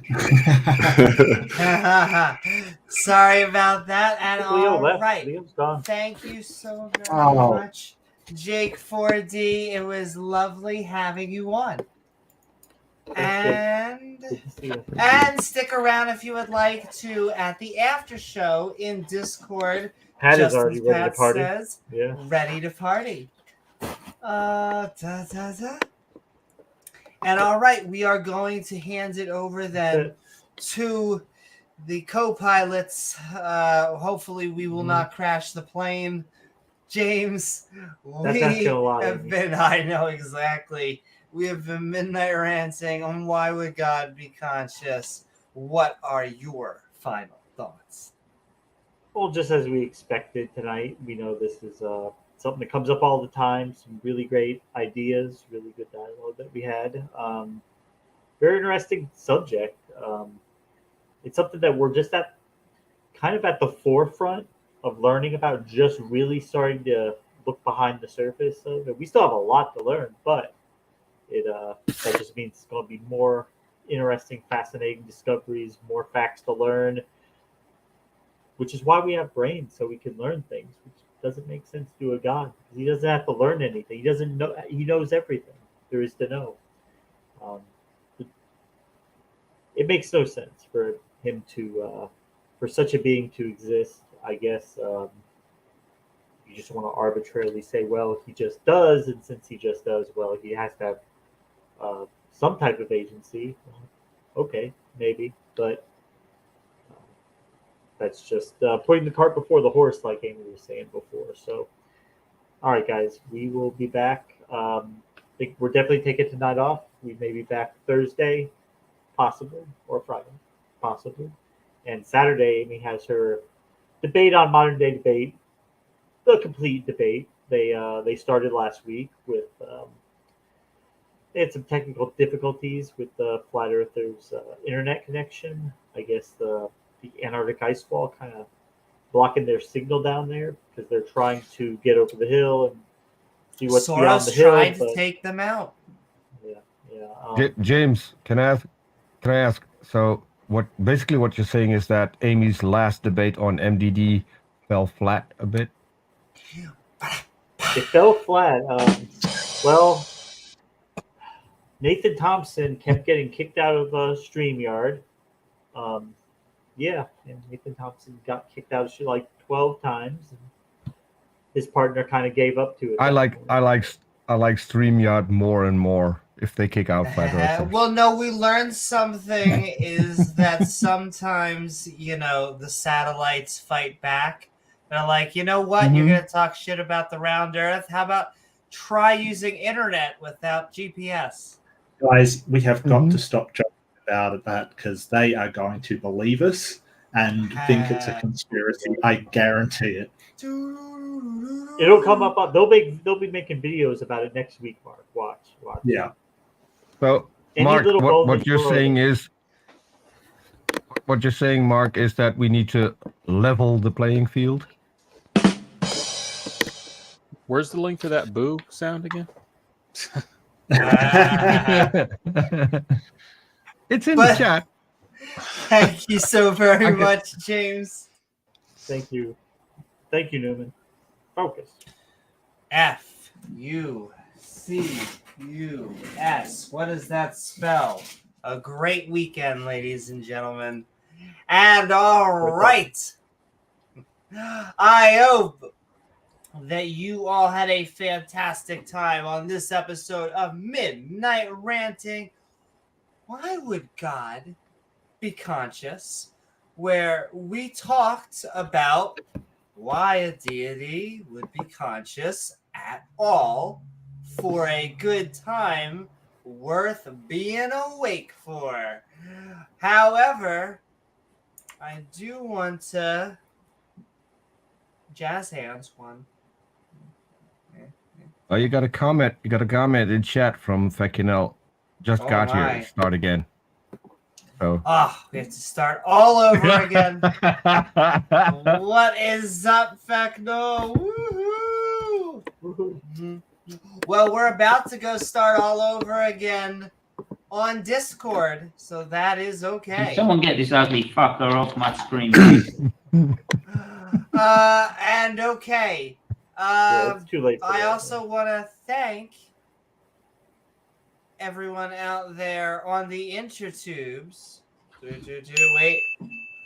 If you enjoyed the show, please don't forget to like, follow, and subscribe. Though I do want to thank my co-host, James W., along with our guests. Okay, I have to spread it out. Luxor, Stilett, Pseudo, Peebo, Mark, Leo, Peter, Wolfe, and Jake,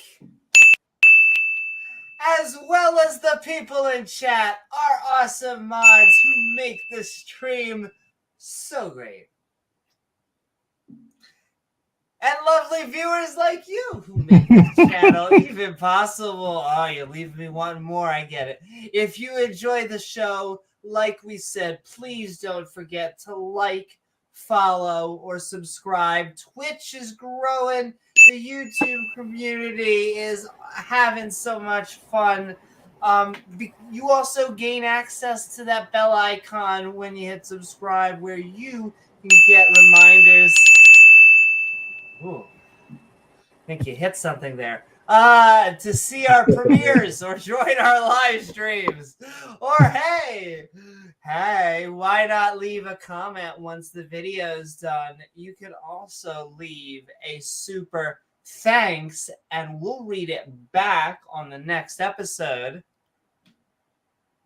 After the show, we'll be heading over to the Skeptic and Ranting Discord server, the link of which is in the description below, along with our fantastic channel members. Though the best way you can help us is by unlocking even more perks and checking out our Patreon and becoming a supporter at patreon.com/Amy Newman. I am Amy Newman, and we will see you all on the next episode of Skeptic Balling. Good night today.